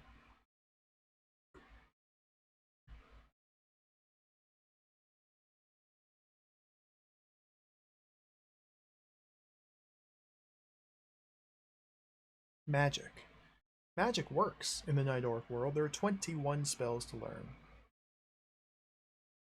You'll be able to learn them in later stages of the game. We'll have to know every spell in order to finish. To learn spell, you just need to see or hear its name. To use it, once learnt, enter cast spell name or cast spell name at target, e.g. cast... okay, we have to type cast, not say.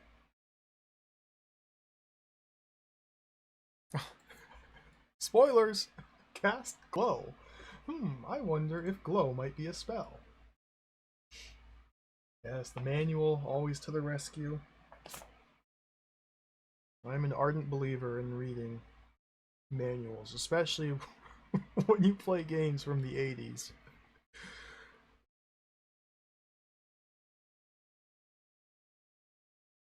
Magic Imp, I think this is just the one from Atari Mania. I'm pretty sure. I think. I don't remember exactly. I think. Cast. Glow. The room's now glowing. Spell. Spell learnt.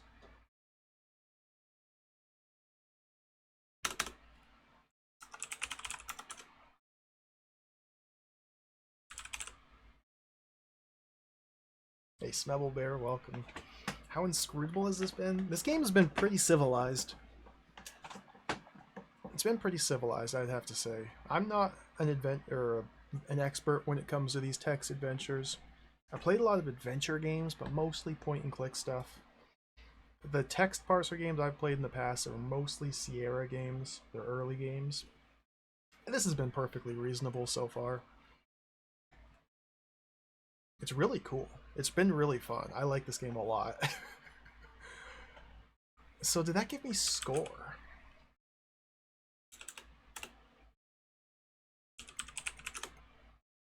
$110. Yep, we got 10 more points.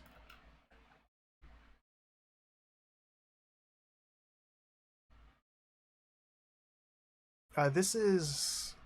now, the game hasn't explicitly said what exactly is Chapter 2 and what exactly is Chapter 3.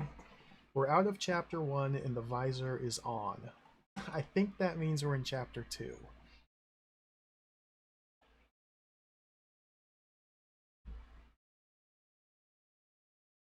I think that means we're in Chapter 2. I need to make sure that these connections connect up the way I think they do. So we go west. East-west road, perfect.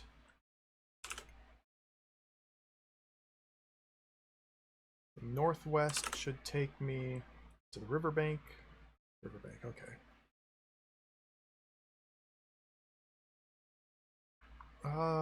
Let's go southwest. A huge troll! Oh, leaps out to block your path. She stands at the base of the bridge, palm outstretched, and bellows. Oi! 1 treasure toll for crossing.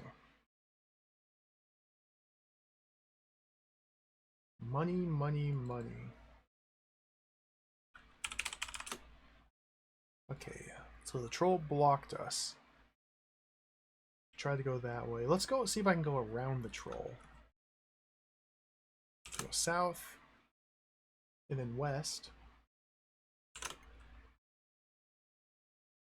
You go west, and are on an ugly bridge on a river. I either just went around the troll, or this specific path leads somewhere other than this room right here.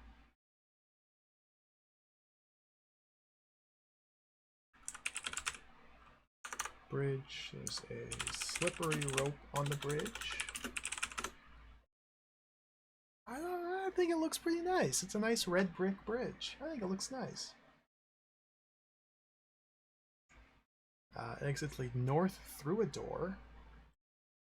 Northeast. I'm going to see where northeast takes me first. East, south, southeast, southwest, west, northwest. So all directions.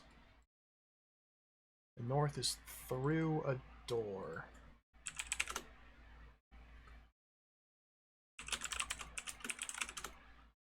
Strong, thin rope hanging over the side of the bridge. Interesting.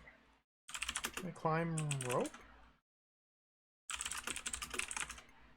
If that were viable, the game would have told me one of the exits was down. Let's take the rope. A huge fish jumps from the crest of the wave, catches the rope in its mouth, and drags it back down. Fish! Interesting. Interesting. Pull the rope. The troll's whispering money, money, money. Slippery rope. Fish won't let me take. Okay, northeast.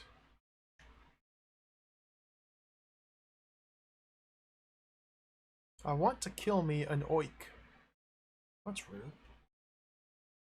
So similar to how I approached chapter 1, I'm not really going to spend too much time trying to solve any puzzles or get past any obstacles or anything that puts up any resistance whatsoever. I'm just going to walk around. I'm going to spend most of the time trying to just feel out my environment and see how big it is and everything like that. So I can go northeast from the bridge and get up here. But if I go southwest, we get trolled? Weird. So the troll only blocks it from that direction, it looks like. Alright. Keep it up, troll.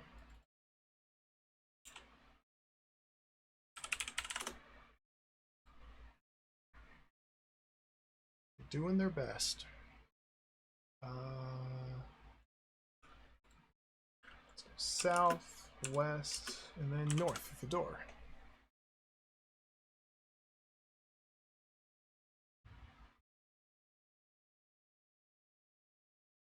No, the troll's following me and trolling me hard. Oh no, I don't like this troll.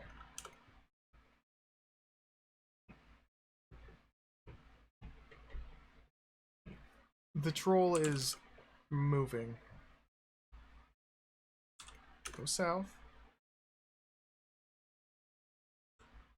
Go west. She goes west. I go west. Okay, I'm gonna say that this is a troll bridge. Somehow I got onto the bridge. I don't know if I was supposed to be able to get onto the bridge.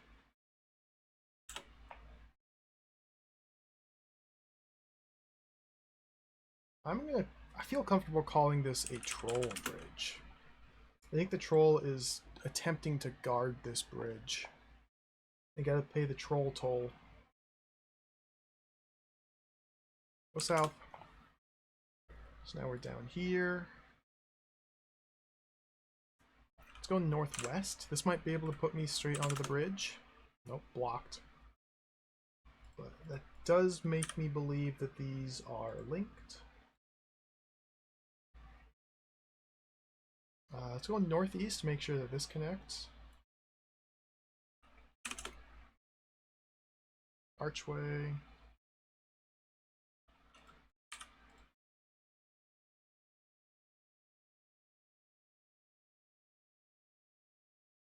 Oh, okay. We'll just leave the troll bridge there. Let's go east. You go east. It is dark. Dark rooms. Oh, Astral Vortex, welcome. This is close. It's a level 9 game. Level 9 computers made this one. Yeah, it does have a very similar style to Magnetic Scrolls. I want to play the Pawn. I want to play the Pawn. That game looks cool. There's a couple other level or Magnetic Scrolls games I want to check out. That's so many game. So many game. What's the other one from Magnetic Scrolls that looked really fun? Corruption. I want to play Corruption. That game looks like it'd be really cool. It's like corporate espionage and text adventure where you're being framed for like insider trading and you have to like investigate other people and get dirt on them, and it looks really cool.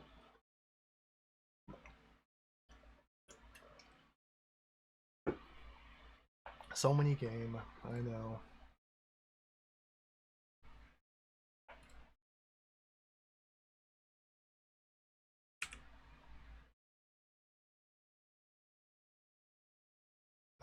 I'm trying to line these up so the map doesn't get too sloppy. This is a dark room. That's what this means. We can cast glow. The room is now glowing. You're at a crossover between passageways. I'll call this the crossover. Exits lead east, where I came from. South and west.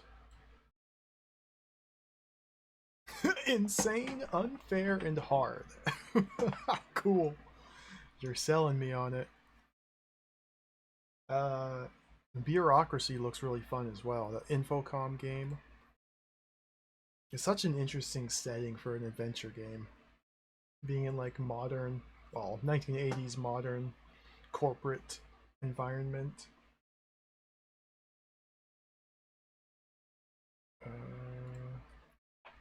South.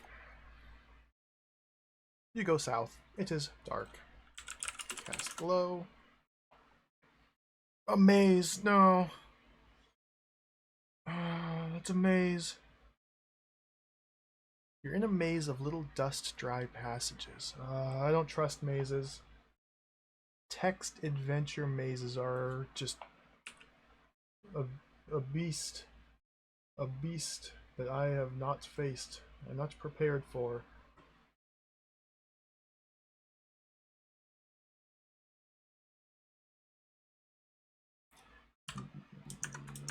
Maze. Dust. Dry passages. I understand the concept of using items and dropping them as you explore a maze, where, depending on if the room description changes or not, you can also use the available exits to gauge where you are throughout the maze, depending on if the room description changes or not. I don't have any items at the moment, though, to try to map my way that way.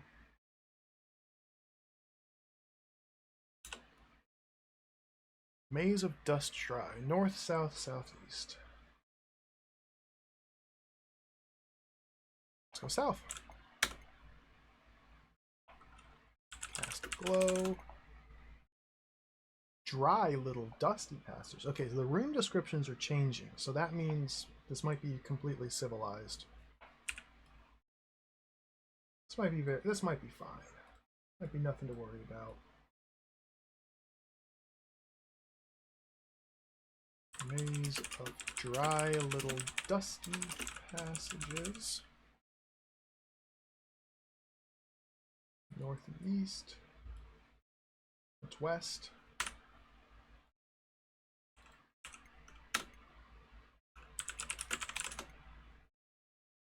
Dusty little dry passages.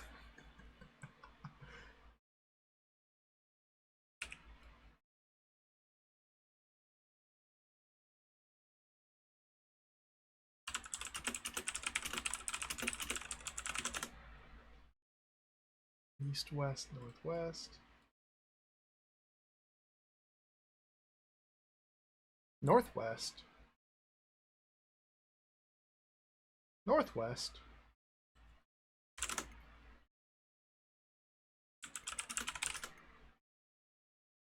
Little dust dry passages. North, south, southeast.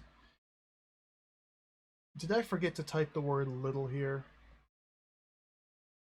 Okay, go north. This should be to the crossover. Okay, go south.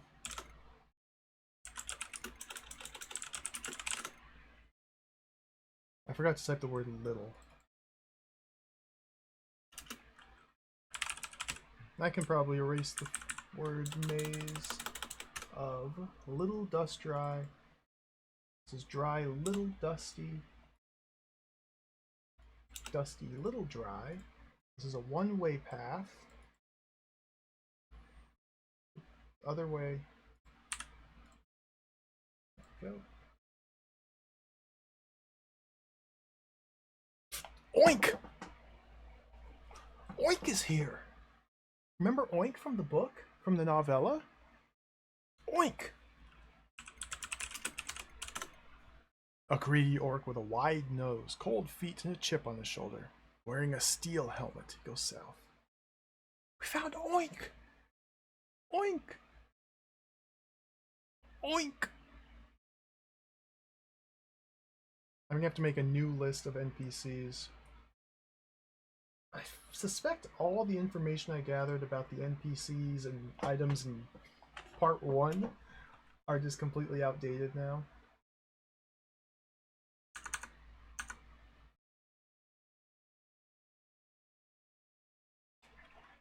Oink. Okay, so we're standing here.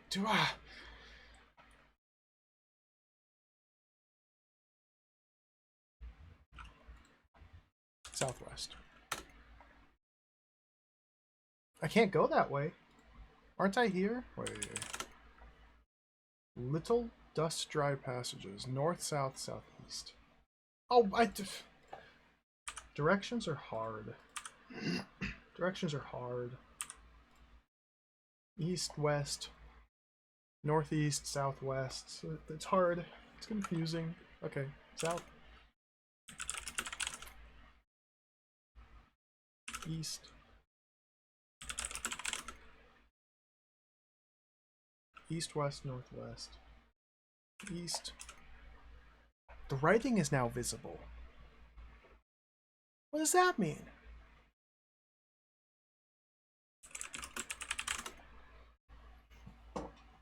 The wriggly writing is a line of faint, luminous letters. Now that the room is dark. But the room's always going to be dark the first time you enter it. What? Okay, cool. Alright. Alright, sure.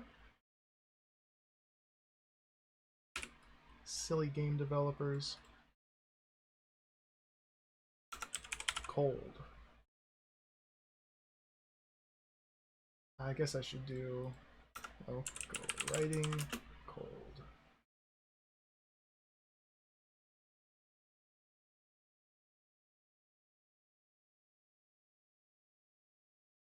We just got our second spell.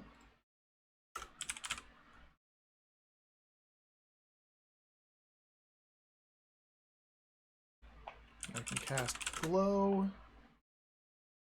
Dusty, dry, little passages. Dusty, little, dry, dry, little, dusty, little, dust, dry. This is dusty, dry, little passages. The exit leading west. Oh, that's it. Alright. Maze complete. That wasn't even a maze, dude. That was nothing. 4 rooms does not a maze make. West, northwest, north.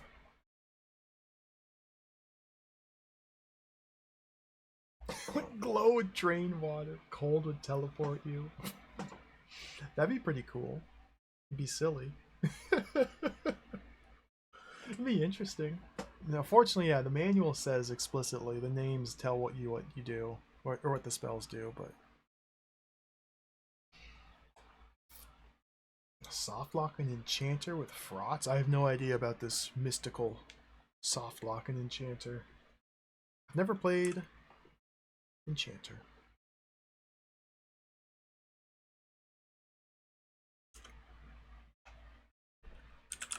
Glow. The junction. You see Sam, the Grey Earl. Cool. Hey, Sam.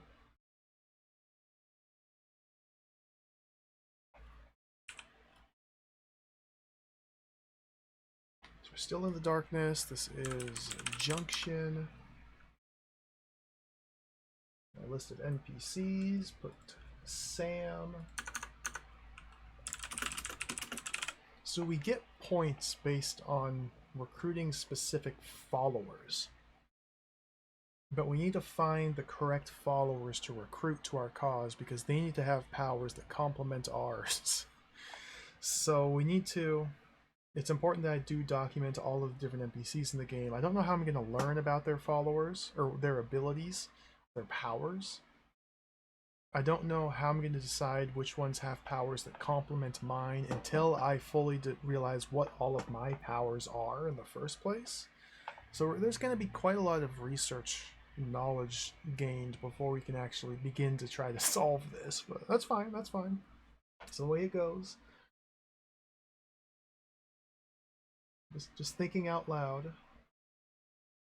Junction, north, south, and west. Sam the Grey Earl. Examine him. A murky figure doing his best to blend in with the shadows, which must be difficult when you smell like him. Bad Max? What is this? That looks weird. That looks scary.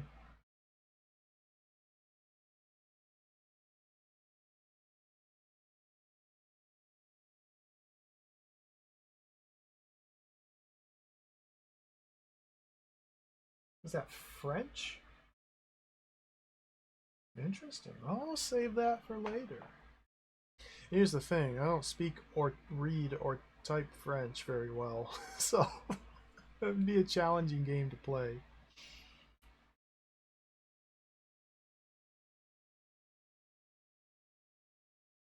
Looks interesting though.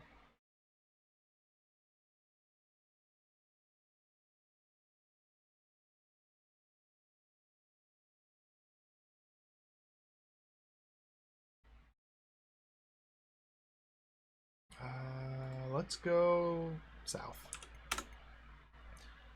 A strong smell of dragon from that direction. Do you really want to meet it? No. Puff the magic dragon. Ram save.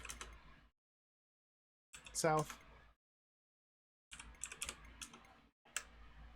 The dragon backs away down the tunnel, tail first, going east.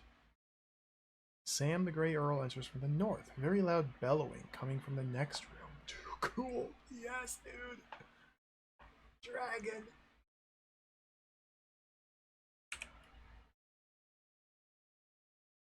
Surely the dragon's one of the followers we need to recruit.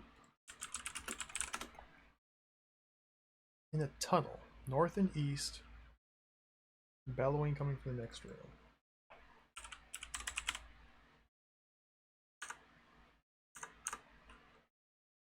Dragon.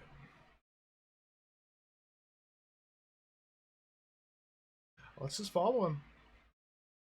Follow it.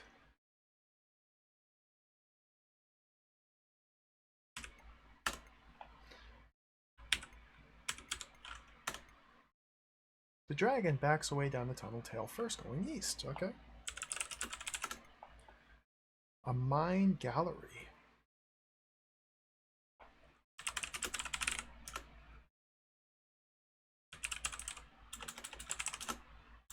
Dude, this game is awesome. This is so cool.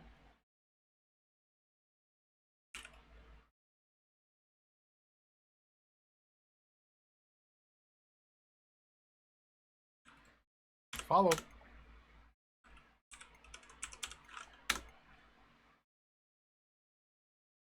Dragon went south. Sandstone excavation.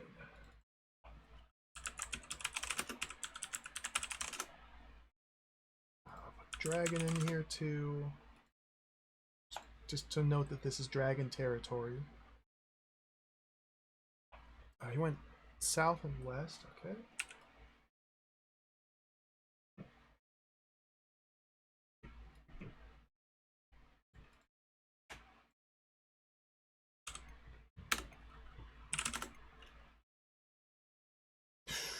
Dragons in this room.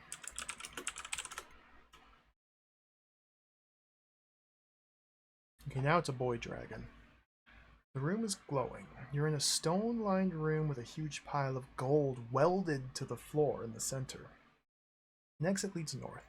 You see the dragon, a small scale, and a heap of loot. Dragon licks his leathery lips. I'll call this Dragon's Lair. So this is where dragon hangs out. Small scale. Heap of loot.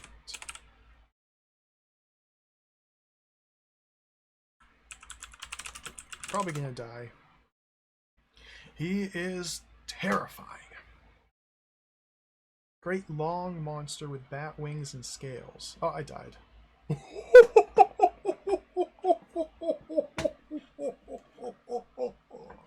Look at this! An orc would only be a quick snack. Puff the magic dragon is red of eye, tooth and clawed, almost too big for his tunnel. He must have great difficulty turning around. That's probably a clue right there. He is flying. You can just see the place where scale should be on the dragon's tail. Unfortunately, the dragon's facing you. The unprotected spot is a good hobbit throw away. Dude, look at this! Oh my goodness, I love him. Yeah, the dragon crushes you. You lie there, unable to move, until the Valkyrie arrives. Picks you up, blah blah blah blah blah. Wait, this is different. Picks you up, flies swiftly through the air, and swoops gracefully through a golden gate. She drops you unceremoniously into the middle of a big pink cloud. Sitting in a cloud much bigger than a man's hand. That's a weird way to describe something. You're sitting in a cloud much bigger than a man's hand. Tinkling music plays irritatingly in the background. You can see the Valkyrie. So the dragon can't turn around in the tunnel. It's facing this way and backing up tail first. We need to get to the tail end to do something. I don't want to kill the dragon. I want to befriend it. But regardless, I was kind of expecting to die there anyway. Let's see what happens if we die. Let's just let this play out and see what happens.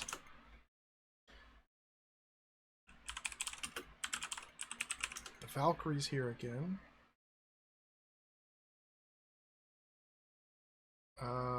Valkyrie, tell me about Puff. The Valkyrie has better things to do. Do you know how to recruit people? No, I don't. You don't have the recruiter. What? North. Valkyrie claps her hand in delight. What's going on here? I might be able to just take the visor off, actually, to get out of here. That might be what we're supposed to do at this point.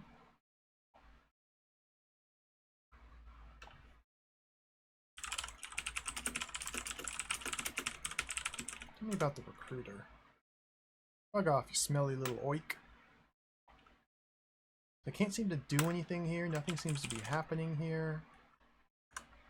Okay, with a jangle of harps, 2 nymphs float. Okay, finally.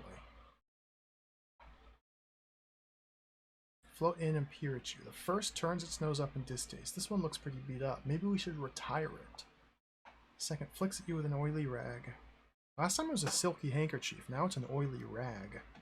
It's beside the point. It's policy to give everything the benefit of the doubt. Okay.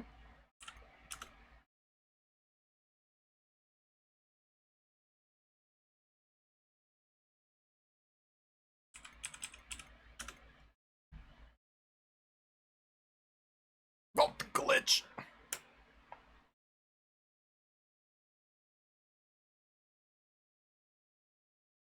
So we're right here.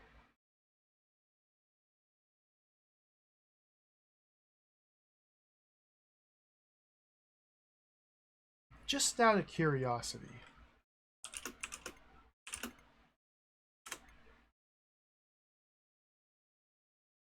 I want to die again.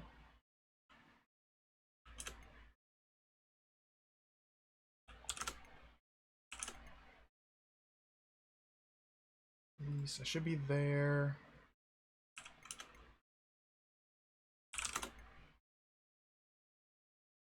South. Okay, we're in the dragon room.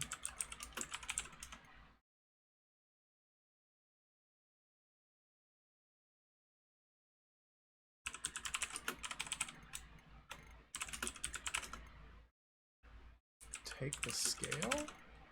I can't take anything with me. This dragon's probably going to kill me any second. A heap of valuable loot, mostly gold, which is probably why you only find silver treasures elsewhere on this side of the mountain. Interesting.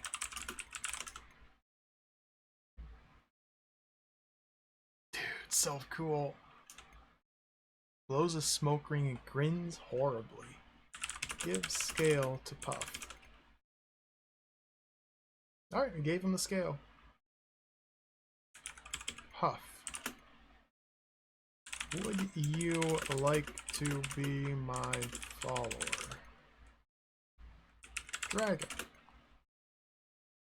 How are you? You won't get any help from me.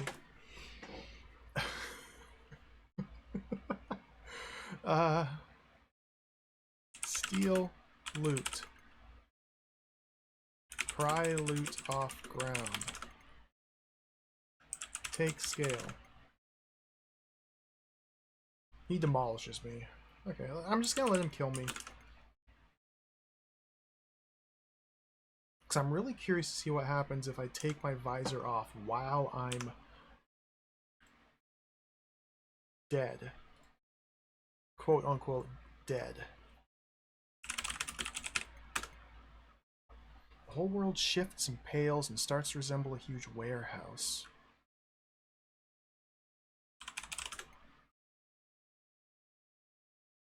A grimy repair shed. Tinkling music plays irritatingly in the background. An exit leads east. You can see the nurse robot and a metal door. What happens if I go east? It's locked. Okay, there's definitely something here. You can't see it because the nurse robot went south. I can't go that way.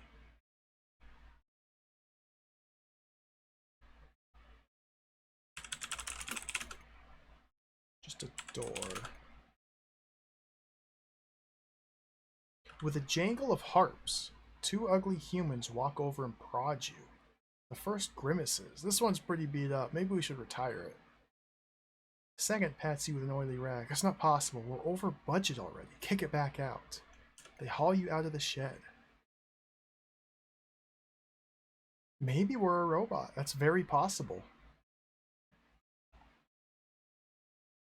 We're in a grimy repair shed.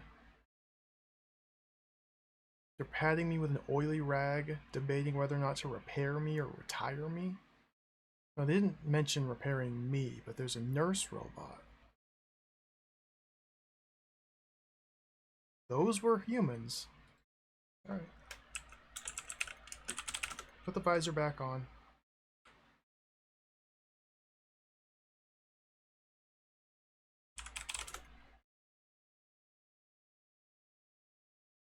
Glitch. Put the picture disc back in. Dude, this is so cool. This is fascinating.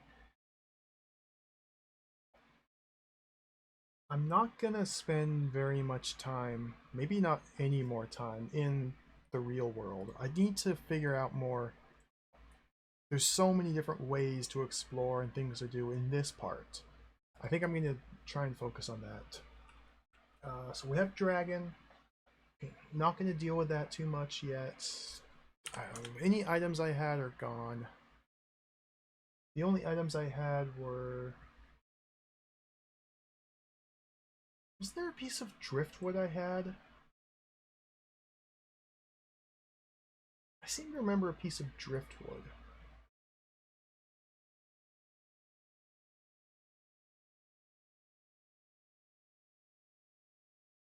Oh well. South, south.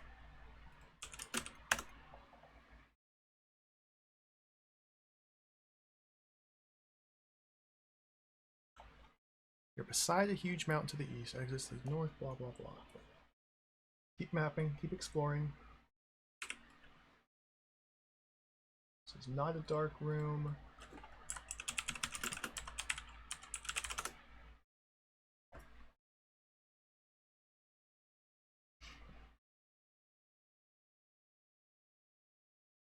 North. You can go east. Oh no, where does that lead? South. Southwest. West should go to the riverbank. Northwest should go to the road.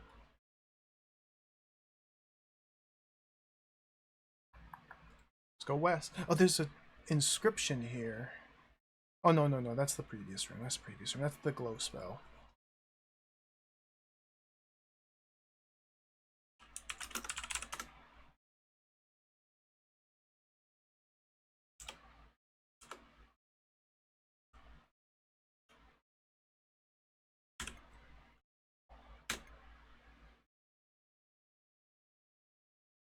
Dude, I can't freaking read.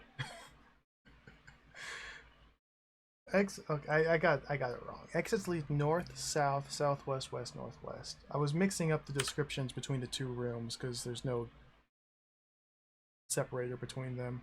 Okay, we can't go east. Okay. South. Beside a mountain.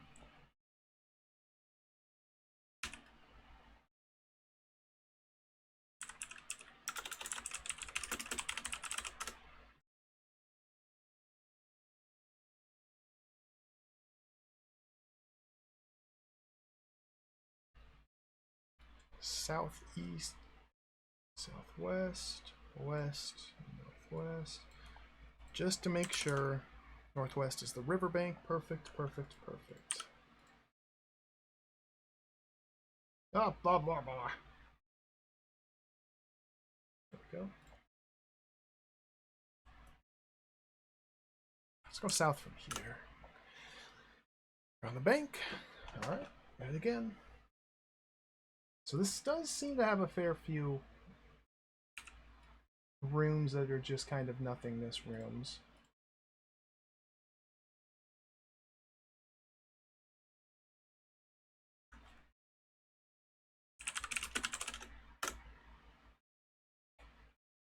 Exits north. Northeast should be to this one. East. south, southeast, southwest, west, northwest.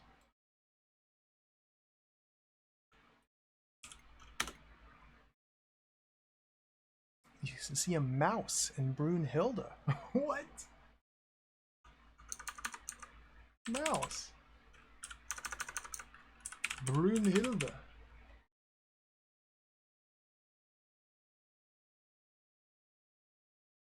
Cool.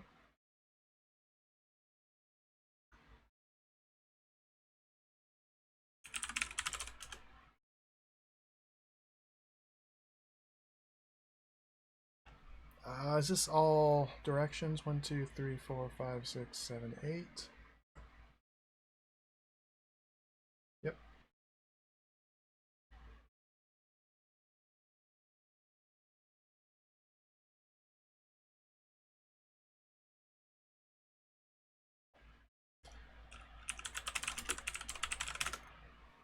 She's almost as tall as 2 orcs and of substantial bulk. For some strange reason, she's clad in a loose tent. Has tied her blonde hair in plaits. Plaits? Plaits? She's wearing a tent.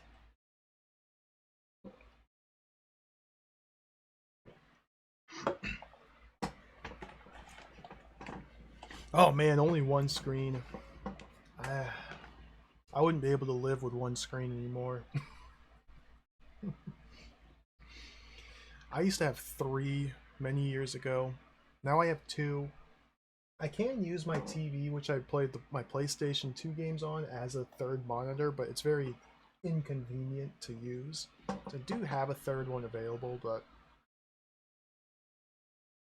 I've been 2 screens for a while. Even 2 screens still feels a little bit cramped after I went down from 3 to 2.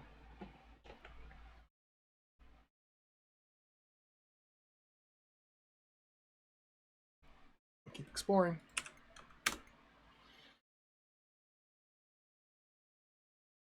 Glitch!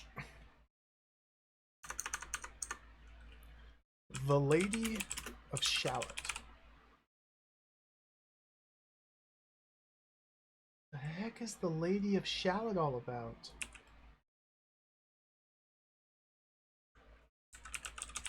Grassy plain. Exits in all directions. We can just assume that these line up. Northeast is going to run into where I have this. So I'm gonna... Maybe this maze is spatially somewhere else.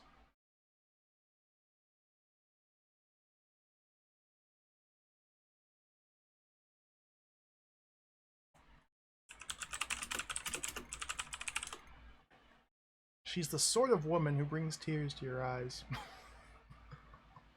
What a description. That's all you need to know. Alright. Got it.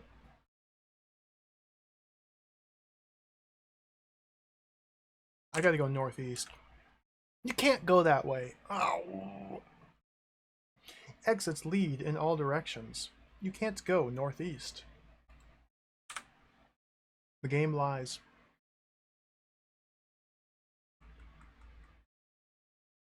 The Lady of Onion. Yeah, that's probably it.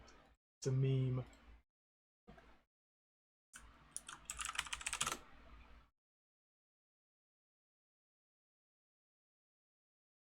It's a joke. Joke is the better word. Do shallots make you cry when you try to cut them? I don't know.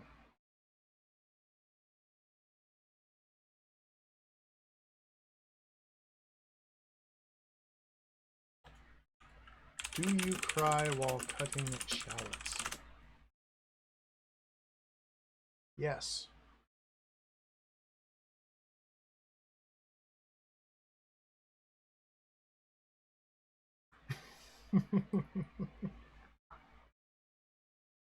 Alright, we're learning more and more every day. Thank you, Night Orc. I'm a little bit concerned that the game has lied to me here. Exits lead in all directions. Go northeast, you can't go that way. Let's just not worry about it. East. Beside a huge mountain to the north. Exits lead east, south. Silverfish! Cool.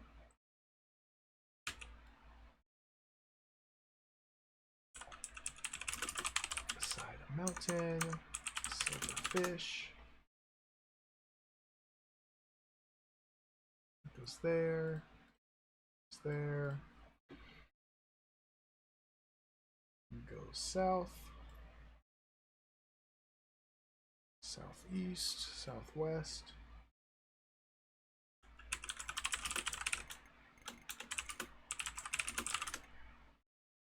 It's curved into a circular brooch with its tail in its mouth in the elvish fashion. Very valuable. So the first part of the game had all these golden items everywhere. Now we're getting silver things everywhere. This is a silver fish. There was something else silver that I didn't write down. The very first room I got placed into upon entering part 2 of the game, there's a silver item. A silver leaf, I think?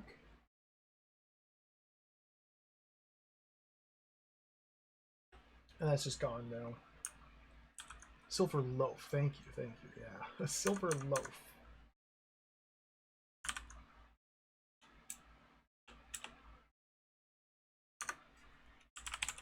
I have a notepad text document up. I'm writing down all the different NPCs and items and spells I come across. So I guess we'll start charting silver items as well. I have the loaf and the fish.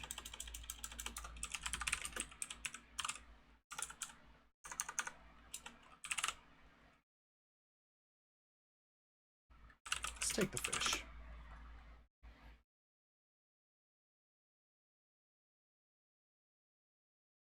I'm gonna run into this.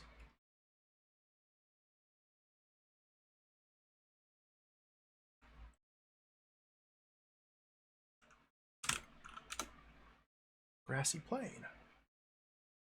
The wily wizard who stole my fish. Dude.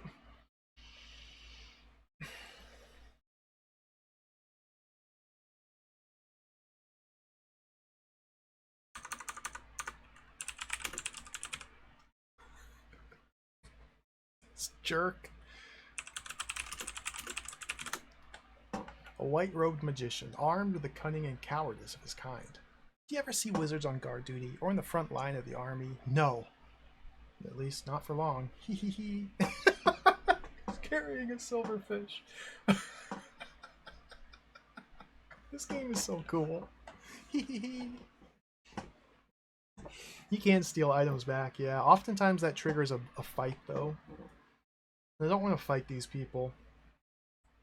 Not if I can avoid it. Let me go west. Grassy plain. Okay.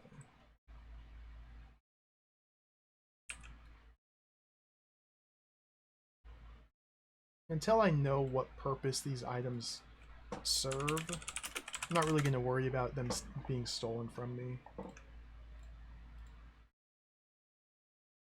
There's another room. That was the grassy plain over here.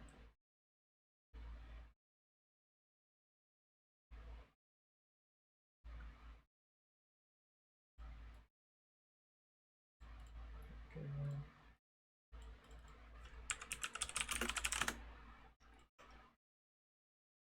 You can always just type find silver fish or find silver loaf or whatever, and your character will automatically walk to it and find it for you.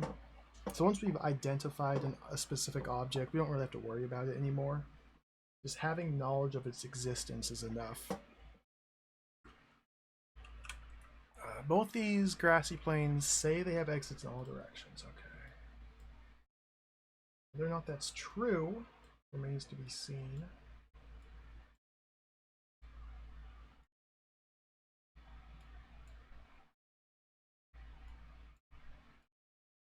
So I'm currently right here. go west. Grassy plain. That should connect.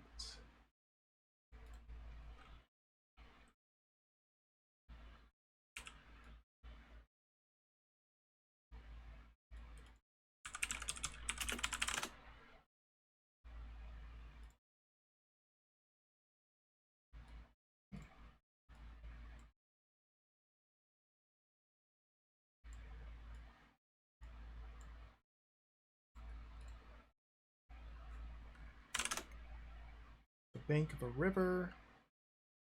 Brunhilde's here. Okay.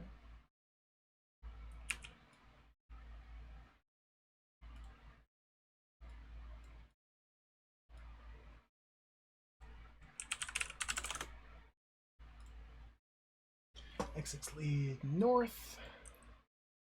Northeast. Should connect to this riverbank. East, south, southeast, southwest. West and northwest. I don't know why they say, sometimes they say exits lead in all directions, and sometimes they list out explicitly all 8 directions. Kind of silly. So what's to the north then? Riverbank again. Okay.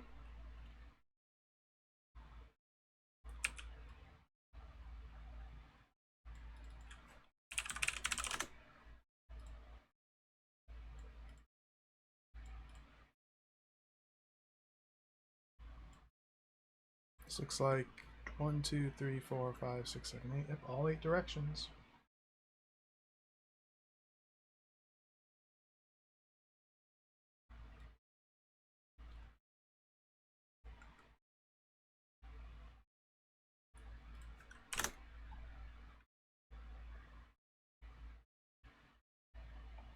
And again.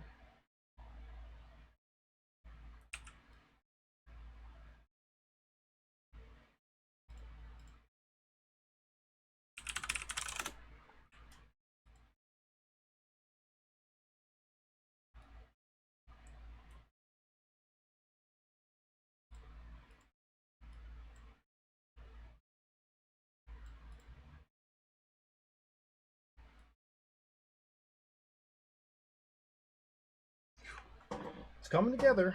Still.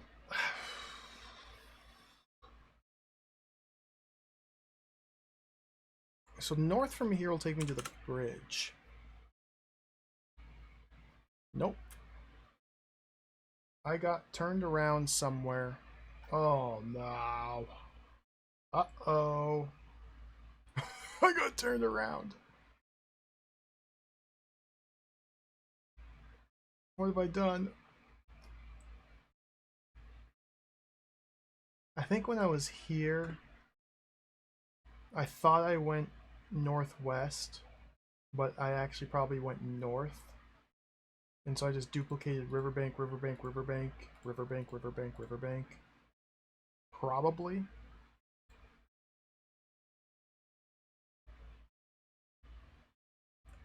So I'm on the east-west road right now. To the west is a huge bridge. Let's go southwest from here. You can't walk on water. Okay, yeah. That makes sense. That makes sense. I'm gonna just assume.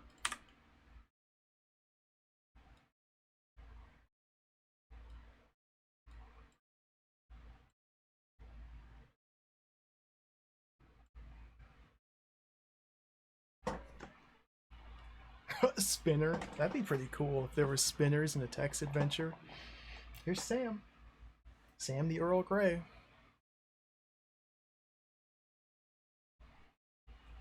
Interesting how it says southwest is a viable exit, but if I try to go that way, we can't walk on water.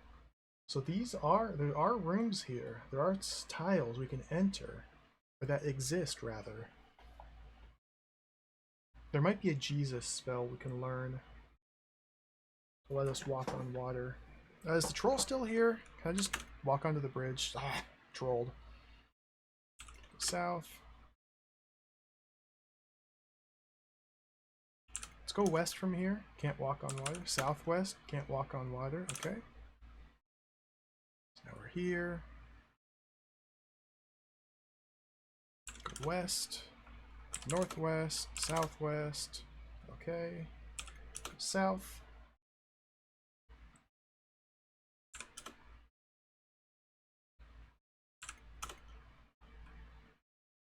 Brunhild picks his nose. Good for you. Okay.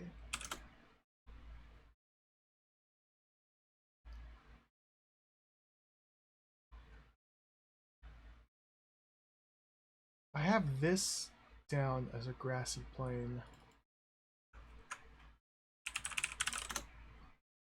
Silver salver. What the heck's that? Odd shield-like object.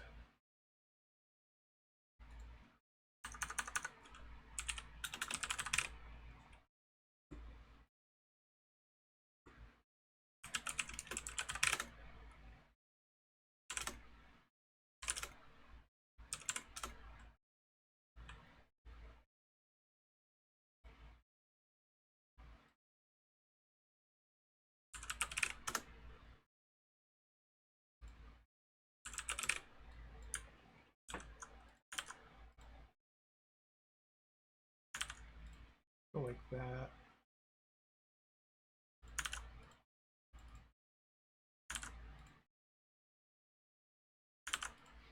I'm gonna assume that there exists a spell that lets me walk on water. And once we learn it, we can cast it and start exploring the river.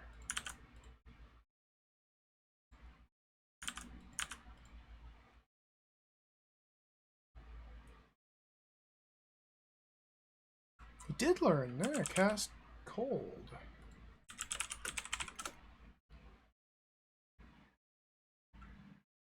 The room is unaffected. Cast cold on water. The water freezes. Go west. You drop into the water and drown.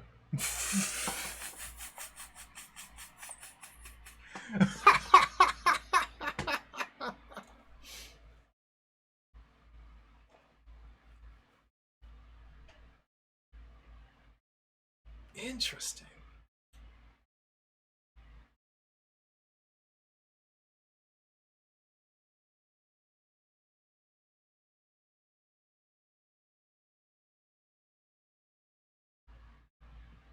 Interesting. So we were momentarily on the river. A house to the west. So yeah, these are viable rooms.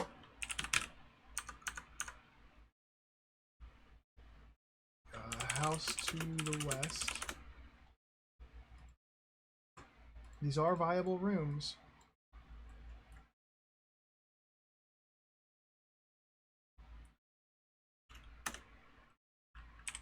Let's just oops that.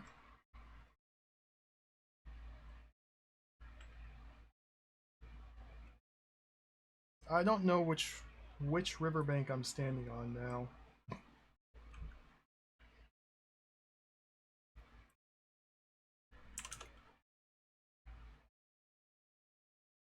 She stole my thing.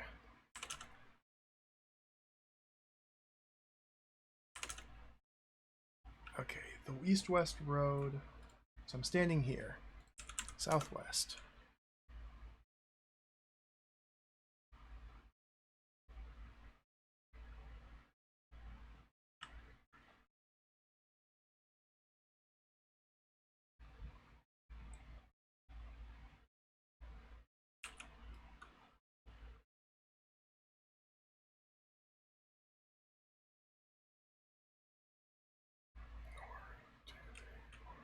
Seven. Which exit don't I have? North, northeast, northwest, east, south, southeast. I can't go southwest from here. Okay. I wonder where north from here would have taken me. Oh, there might be a room under the troll bridge.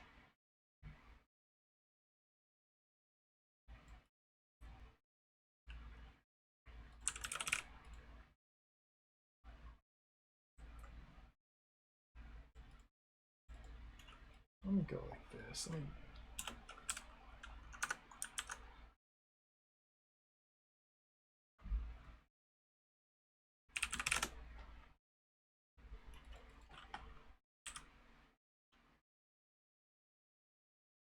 No, southwest is the one I can't go. I don't even know if I need to notate that these are all water. I get it. Yeah, I feel like it might be in a slightly glitched state too.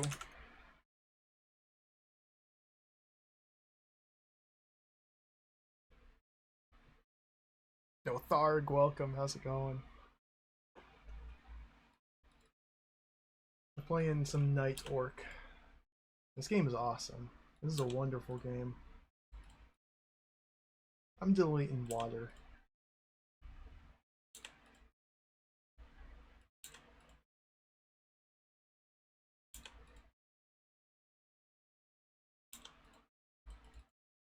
I'll just know going from riverbank to river is water.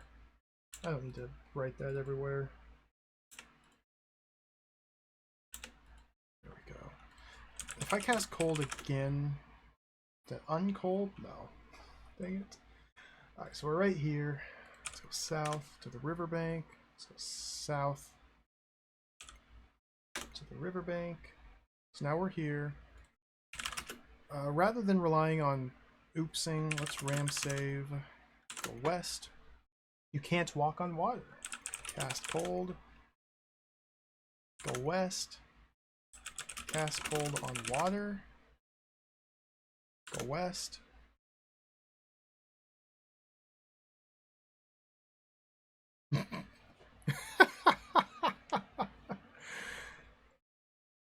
Okay.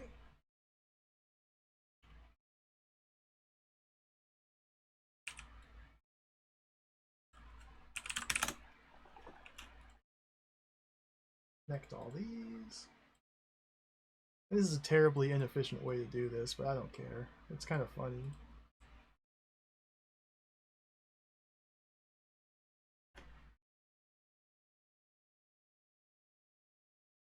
North, northeast, east, south, southeast, and northwest.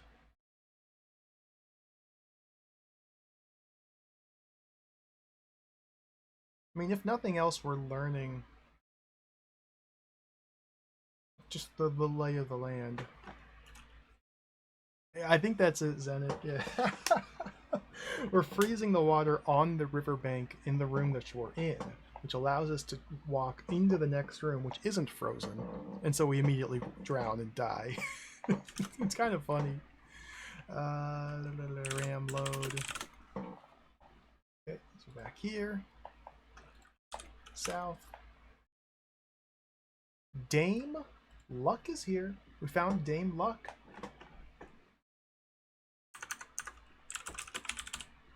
It's not a lame duck, it's a Dame Luck. A shimmering, ever-changing figure of magic and mystery.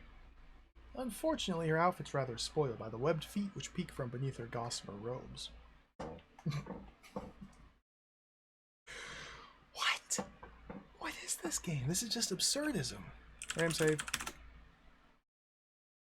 West. Cast cold on the water. Ah! Dame Luck, no!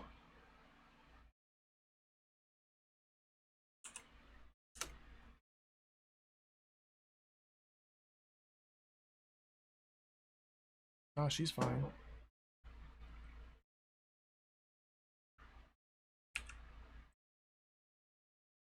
How come Dame Luck can just walk on this river, but I can't? What are the viable exits here? North. Northeast. East, south, and southeast. This is so silly. Alright. I didn't check these exits.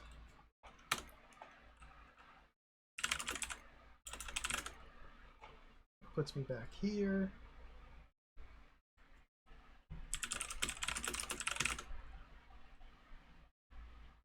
southwest. There we go. Now we're there. North, northeast, east. South, southeast, southwest. Okay.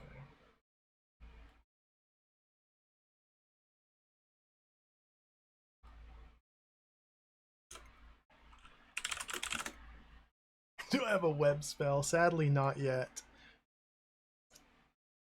I don't know if we will get a web spell either. I only have a glow spell and a cold spell. I guess we're here. Whoops, didn't mean to move that. Oh no. Oh no. Let's go south. Here.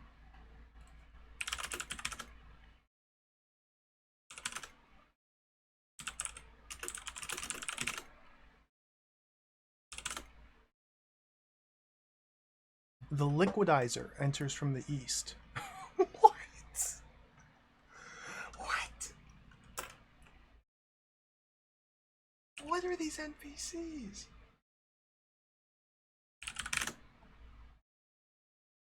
The liquidizer.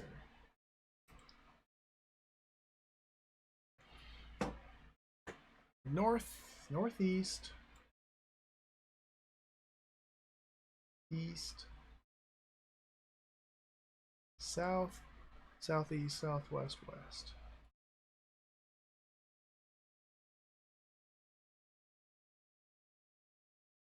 Liquidizer.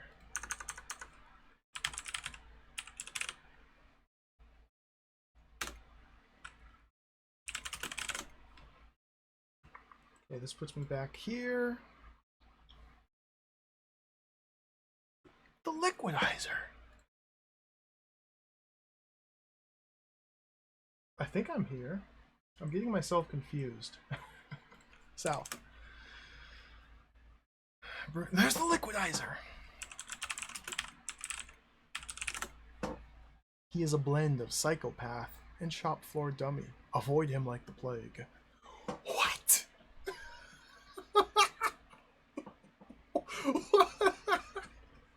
What's going on? Oh, Furkun, welcome. Oh, this is level 9. Oh no, close to Magnetic Scrolls. Basically Magnetic Scrolls. But yeah, this is level 9. Night Orc by level 9. This is a wonderful game. I'm having a great time with it. It's very silly, which is good. Okay, another riverbank. Right now I'm just mapping things out, as you can tell. Slowly but surely just mapping things. North, northeast. I haven't tried looking at them with the visor up, no. I'm sure that they have different appearances. Maybe they're robots, maybe these are humans. I have no idea. I just haven't tried. I'm trying to focus on just one permutation of the world at the moment. Otherwise, this will take even longer than it is.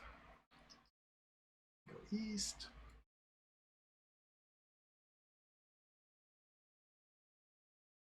I did take the visor off after dying, and there was some shenanigans going on there. Some shenanigans occurred after dying. There's a locked door in the afterlife, question mark. Some implications that we may be a robot ourselves. It's unclear at the moment.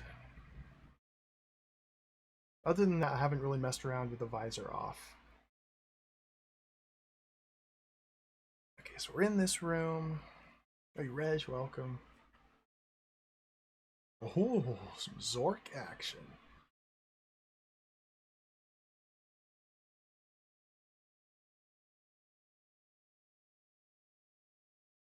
The liquidizer. Dude. There could be hundreds of rooms here. Because again, this was part 1. I eventually just gave up drawing the little lines connecting the rooms in part 1 of the game. But this was like 208 rooms. It was 13 high, 16 across. 208 room rectangle. Mostly empty space. With a couple rooms of important significance.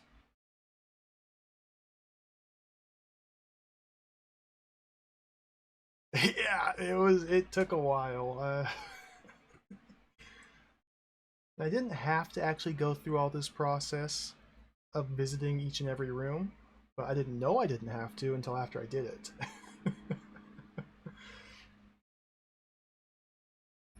This one, there's a bit more. It's a bit different so far. We've had dark rooms and a little maze. It wasn't even a maze. The game called it a maze. It wasn't a maze. Some dark rooms, some corners. It's not just a perfect rectangle. We're in part 2, G. Part 1 was the starting area, the big field. And the manual explicitly told us once we get enough pieces of rope to cross over the broken viaduct, we'd enter part 2. And the game explicitly said as well, in game, you're now in part 2, or something like that. I don't remember exactly what it said. The game told us. Does not save. Okay, I saved. Good call.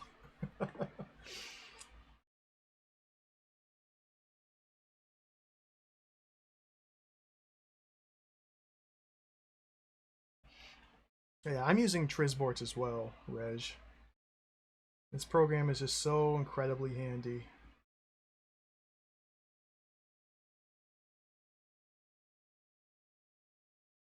No auto mapping though. I didn't even investigate to see if auto mapping would work or not. I doubt it would. Maybe in certain DOSBox games or like Z Engine games, maybe you could hook up to it. I haven't really played around with it whatsoever. Oh, well there you go. Does not support DOSBox.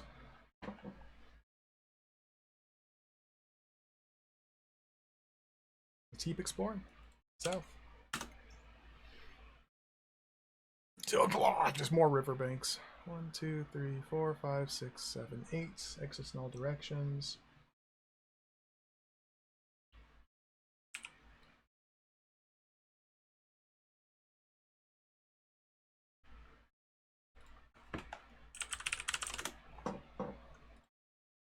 La la la.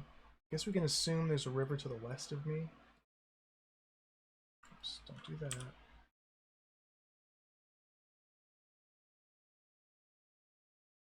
Since this is called a riverbank.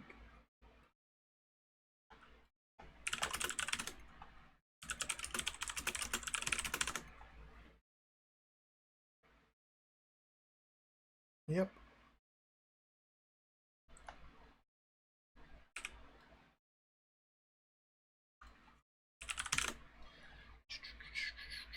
North, northeast, east, south, southeast, southwest, west, northwest. So, oh, this river we can go all 8 directions, assuming we don't instantly die.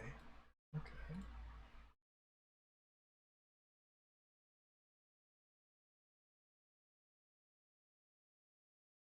I'm guessing there's going to be a way eventually to survive walking across the rivers. I might be able to do it now even, I just don't understand the correct command to enter.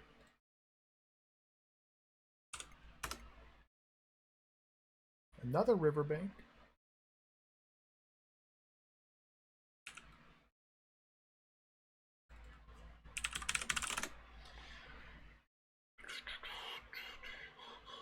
All 8 directions.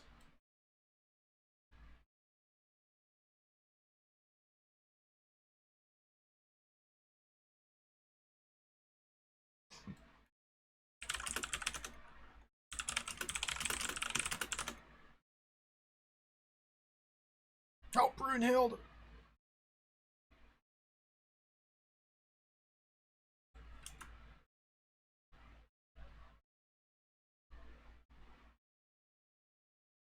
I'm the only one who's falling into the water.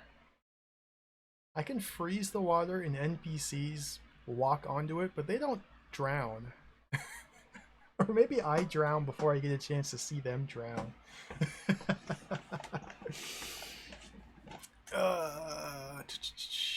So this piece of river has 1, 2, 3, 4, 5, 6, all 8 exits. Okay. Slow and steady. I'm getting through this.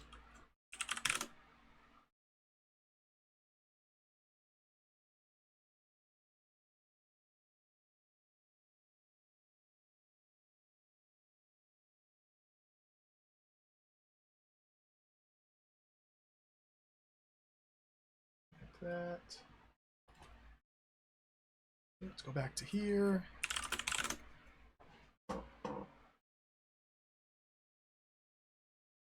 South. A marsh. Oh, the wily wizard is here. We found a new region. Now, if we look at the map, oh, new picture. If we look at the map that came with the game, where did I put it here? This one here. This is all pretty clear, pretty cut and dry. We started out right here. We've just been going south, following the eastern edge of this river. This is the Troll Bridge. Now we're in this marsh down here. We've seen this house described to us a couple times. We very briefly dabbled into this mountain. This is where the dragon was. So there's a big forest down here with a clearing, some path in the corner. We just now found the marsh. Yeah, there's an entire other half of this area, and there could be something on the other side of the mountains as well. So the top half of the map is all part 1 of the game, and that's done with. I don't think we're ever going to be going back there. Now we're in part 2, which is the bottom half of the map here. Now maybe to cross the bridge, it might just be as simple as find a piece of silver and give it to the troll, and she'll let us pass. And it could be where every specific trip back and forth requires paying a piece of silver, and there's only X number of silver pieces in the game, limiting your number of passages back and forth. It also could be that on the other side of the bridge we'll find a way to simply cross the river and avoid the bridge entirely. Possibilities, ideas, thoughts. I'm just thinking aloud. Ding.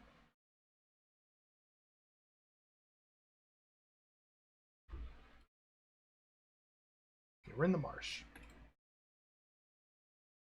Keep on mapping.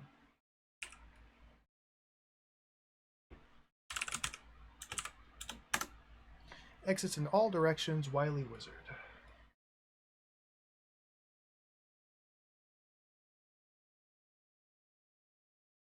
So I wonder what's to the west of here. I'll go up there. And save. Marsh. The Prophet of Greater Manchester. What is this British meme?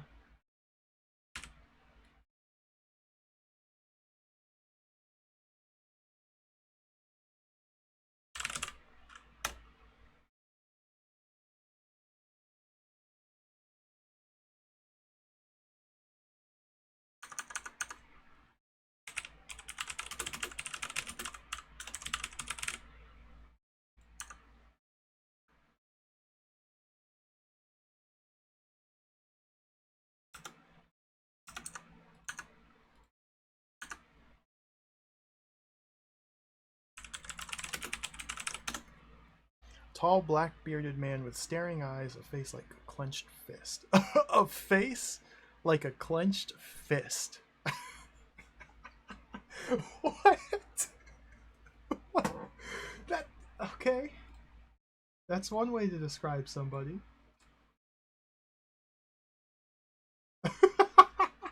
What?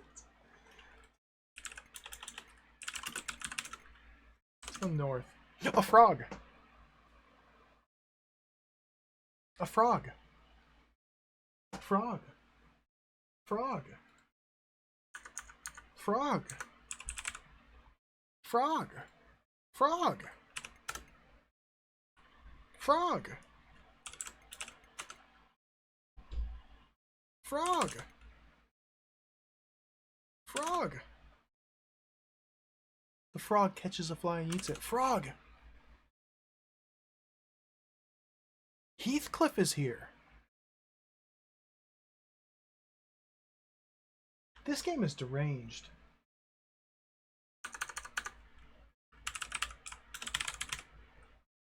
Silver hair, that'd be a treasure item. You can follow Frog.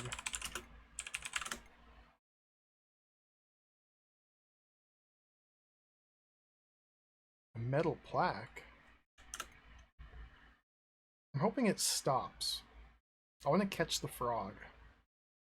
I want to catch it and kiss it. Amazon Grace enters from the east.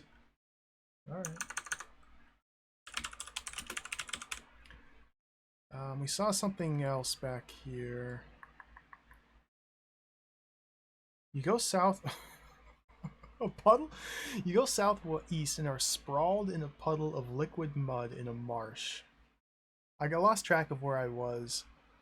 A silver hair. Okay, I wrote that one down. I'm trying to document all of my... everything I come across.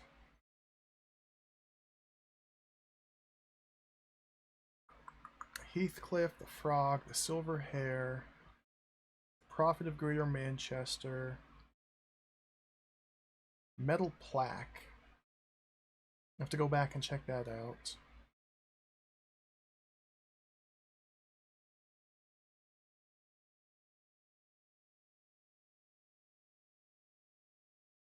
Silver sixpence. Okay.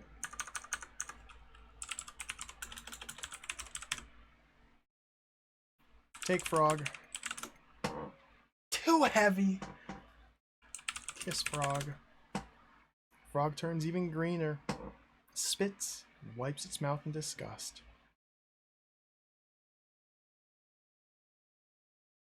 Well, I tried.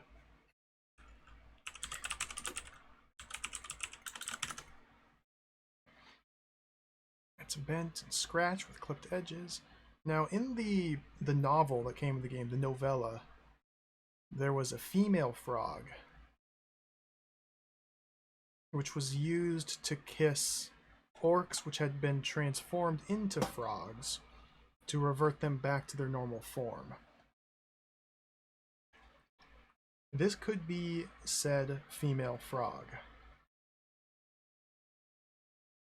And then later in the story, the female frog gets transmogrified into a person, a human.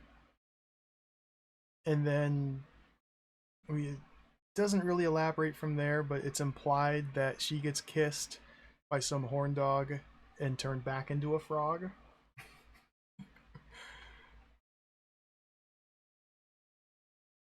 Frog's got to be important. We may not be able to kiss the frog to turn it into something else, because this could be a natural frog. But we may need to use this frog when other things become turned into frogs to revert those other things into their natural state. I thought it would too, Sepulcher. That was my thought. Transfrogrified. Oh dear. Oh dear. Okay, I'll leave the frog alone. Again, I'm not going to worry too much about trying to solve any puzzles or get past any hurdles or anything like that, because there's still so many rooms to explore. Where was the plaque? What was it called again?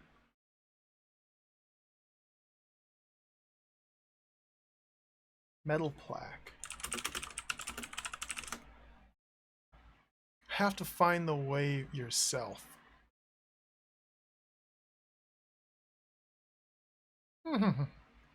Okay, backtrack. So we can go north.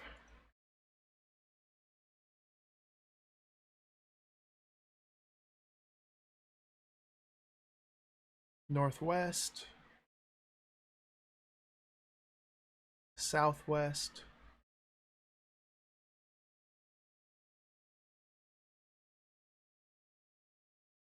North, northwest, southwest? East?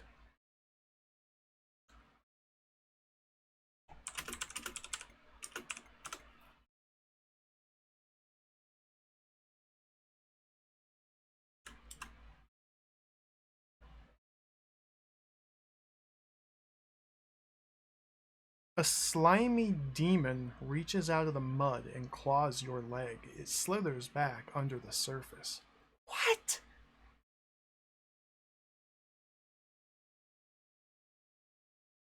I have no idea where I am on this map in the marsh.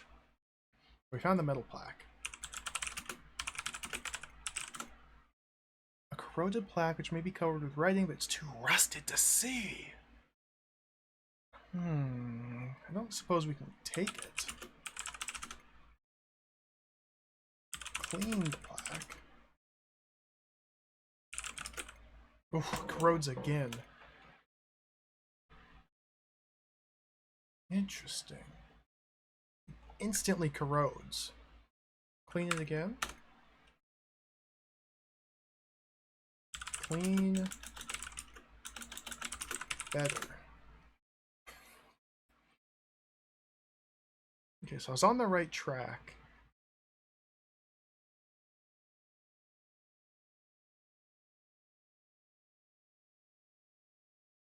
There's probably a spell on this plaque. Once we can read it.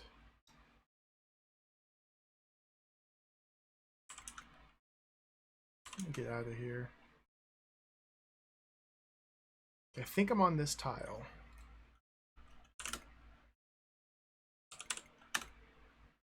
Yep.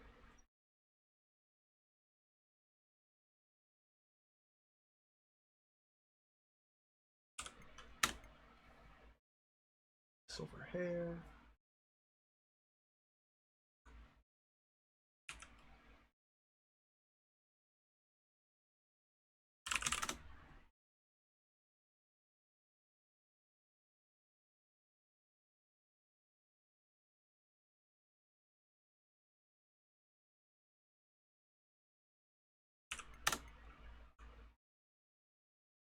The custodian's here. Oh, the custodian might be able to clean it better than I can. Custodian. Another NPC.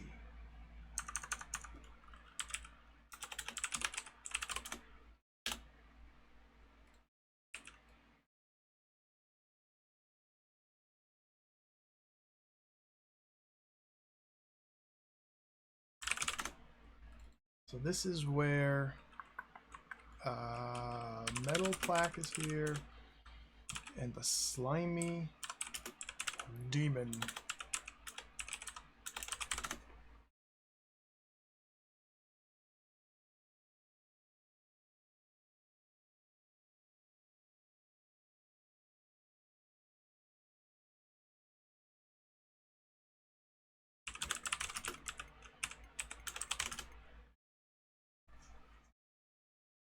I wonder what this slimy demon claw does. Surely this isn't just flavor text.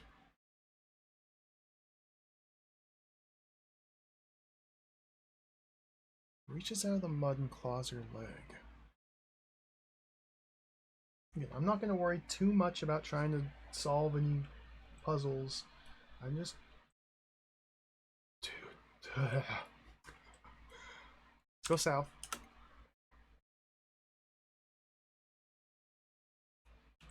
Yeah, I bet we can convince somehow the custodian to clean the plaque for us. It's likely what we need to do.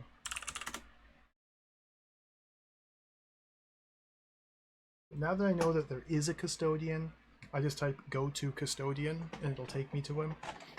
So I don't really have to worry about it just yet. Northeast. East. Oh, we found the bottom of the map. Found the bottom of the map. West. Frog.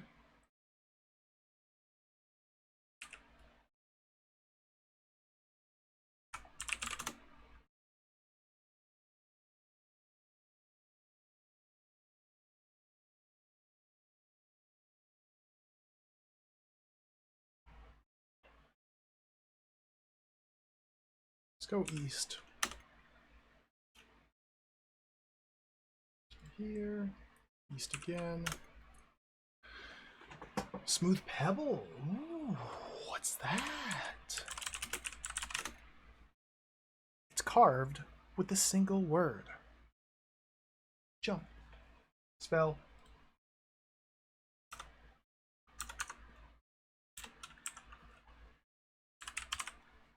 New spell.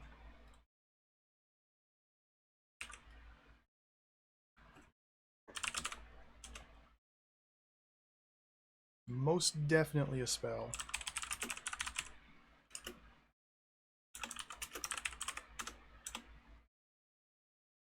Most definitely a spell. So what are my exits here? North, northeast, east, west, northwest. Okay.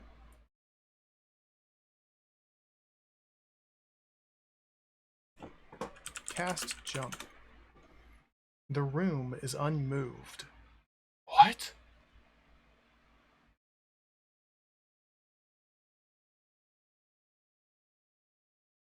What?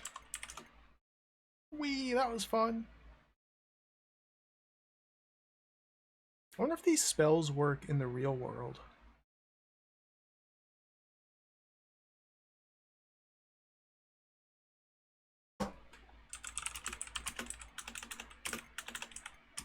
Cast jump on me.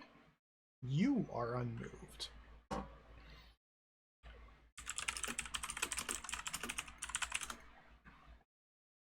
Smooth pebble is unmoved.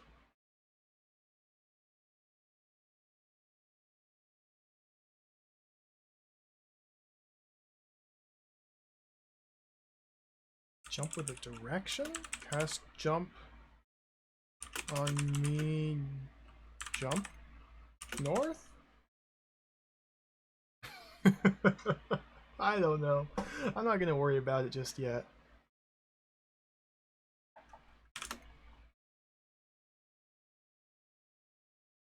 Oh, glitch! You go east and are just north of an exit ramp, leading away through a curtain of light on a grassy plain. Ooh. So the goal for the game at this point is to escape. That's all the manual says. We're meant to escape.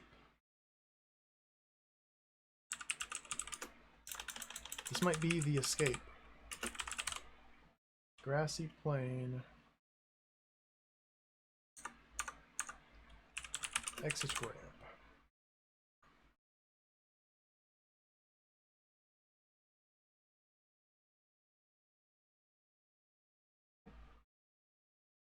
Where do I take treasure? I'm wondering that myself. North, northeast, east, southwest, northwest.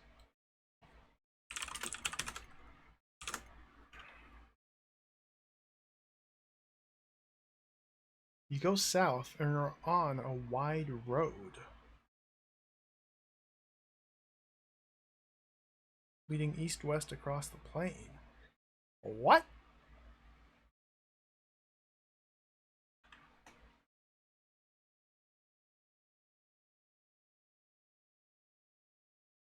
What?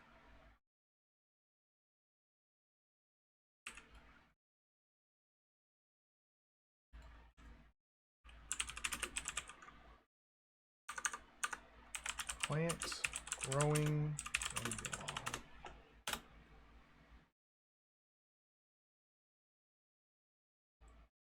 Exits north, west through a door, northwest. Northwest, but there's no southeast from here. A what? Rubbery looking plant growing from the wall. Take that. Too heavy. I don't have any items.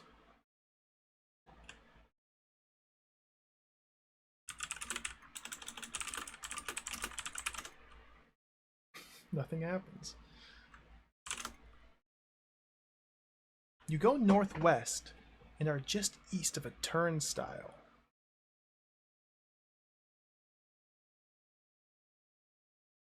What? Hmm.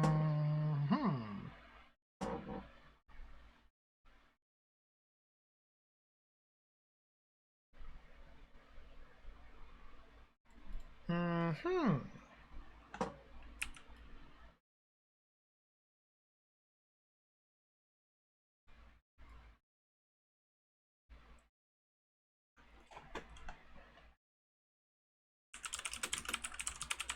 What is going on? Southeast and west, or southeast and west. The turnstile refuses to turn. It intones. No robots allowed. I'm a robot. I'm a robot. We are all robots on this blessed day.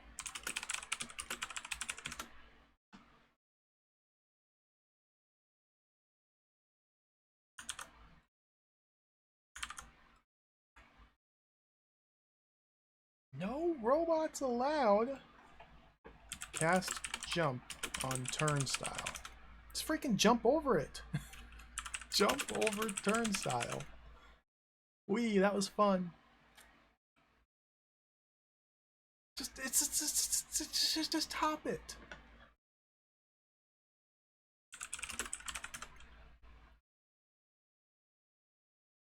Now I can't even cast jump. You know what?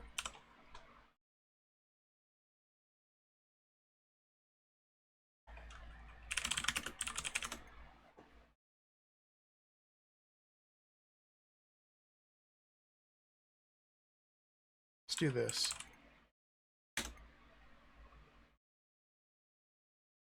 Just east of a locked turnstile.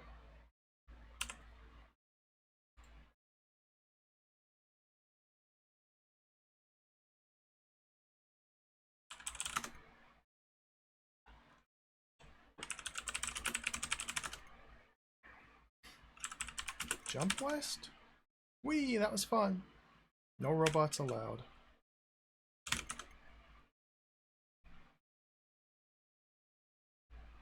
A sensor in the wall here. Oh, that's the plant in the other world. Fire detector.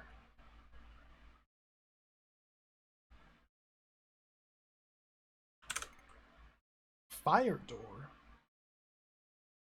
We might need to burn the plants in the fake world, come back to this world, and go through the fire door?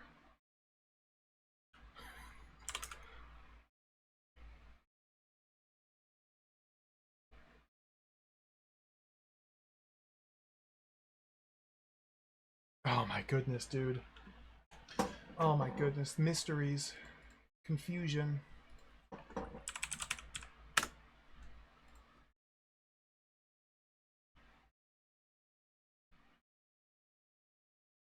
Alright, well this...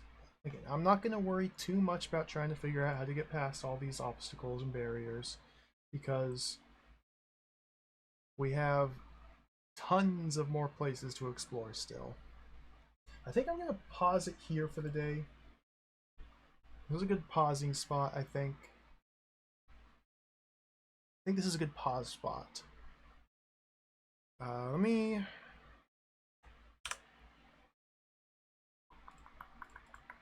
put the boot disc back in. I'm going to put or wear the visor.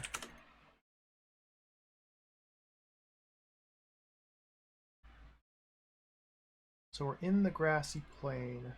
Make a note here. Saved here. Save my game.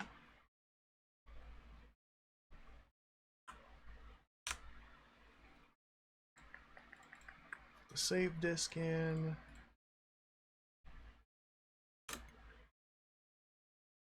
File name. We'll just call this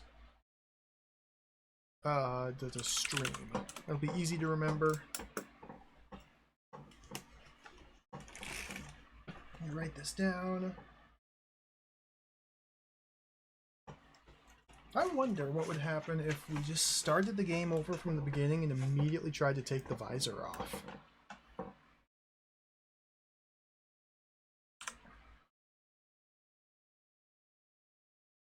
I'm gonna try that actually. I'm gonna try that real quick.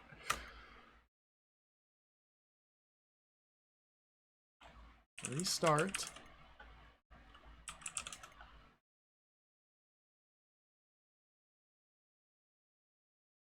Welcome to Hordes of the Mountain King and Kind of Magic. Wait, what?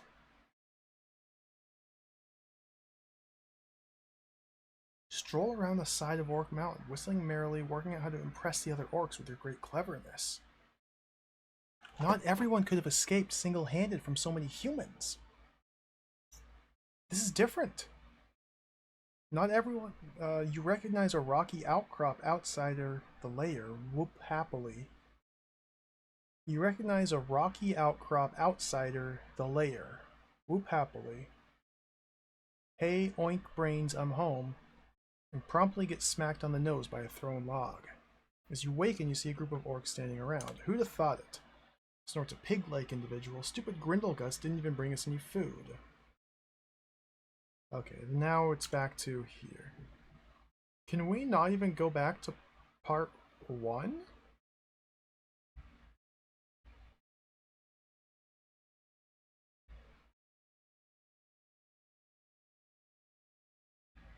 Weird. We'll deal with that later. I gotta wrap things up. Let's pause the timer. This game's really cool. We got really good progress today. Welcome to the stream. Hello. Thanks for watching. Yeah, part twos and threes, A Kind of Magic and Hordes of the Mountain King. That's where we're at now. We finished part 1. This game's fantastic. I'm really enjoying it so far. Today's Thursday. We'll plan on playing it again tomorrow. We'll play it again tomorrow. Just continue rampaging through this. I think tomorrow we'll kind of do the same strategy I did today, where focused initially on filling out the map, because there's still a lot of map to fill out. That's going to be the #1 priority tomorrow. And then once that's done, we can start looking for and solving puzzles and seeing what we can do to progress. I have no idea how long this will be. Probably another 2 streams, I'm guessing. If each stream is going to be 5 hours like this. Probably another 2 streams or so, but who knows? It's hard to say with this sort of game. I could get totally helplessly stumped. So far, it's been pretty smooth. Yeah, thanks for watching, everybody. Thank you for the follows. Thank you for the resubs, the cheers, all the support, as always. It's greatly appreciated. We'll stream again tomorrow. Just keep playing more Night Orc. This game's fantastic. I'm really enjoying it. Let's find somebody to raid. Who's on? Many people on.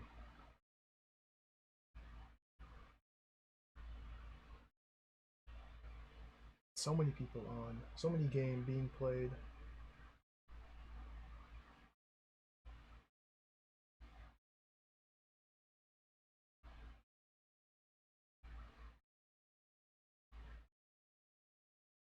Hesh just started his stream. Big fan of the Hesh Valentine stream. Playing Project Firestart on the Commodore 64. I've never even heard of this game. Hesh plays a lot of cool games. Very fun streamer. We're gonna raid Hesh.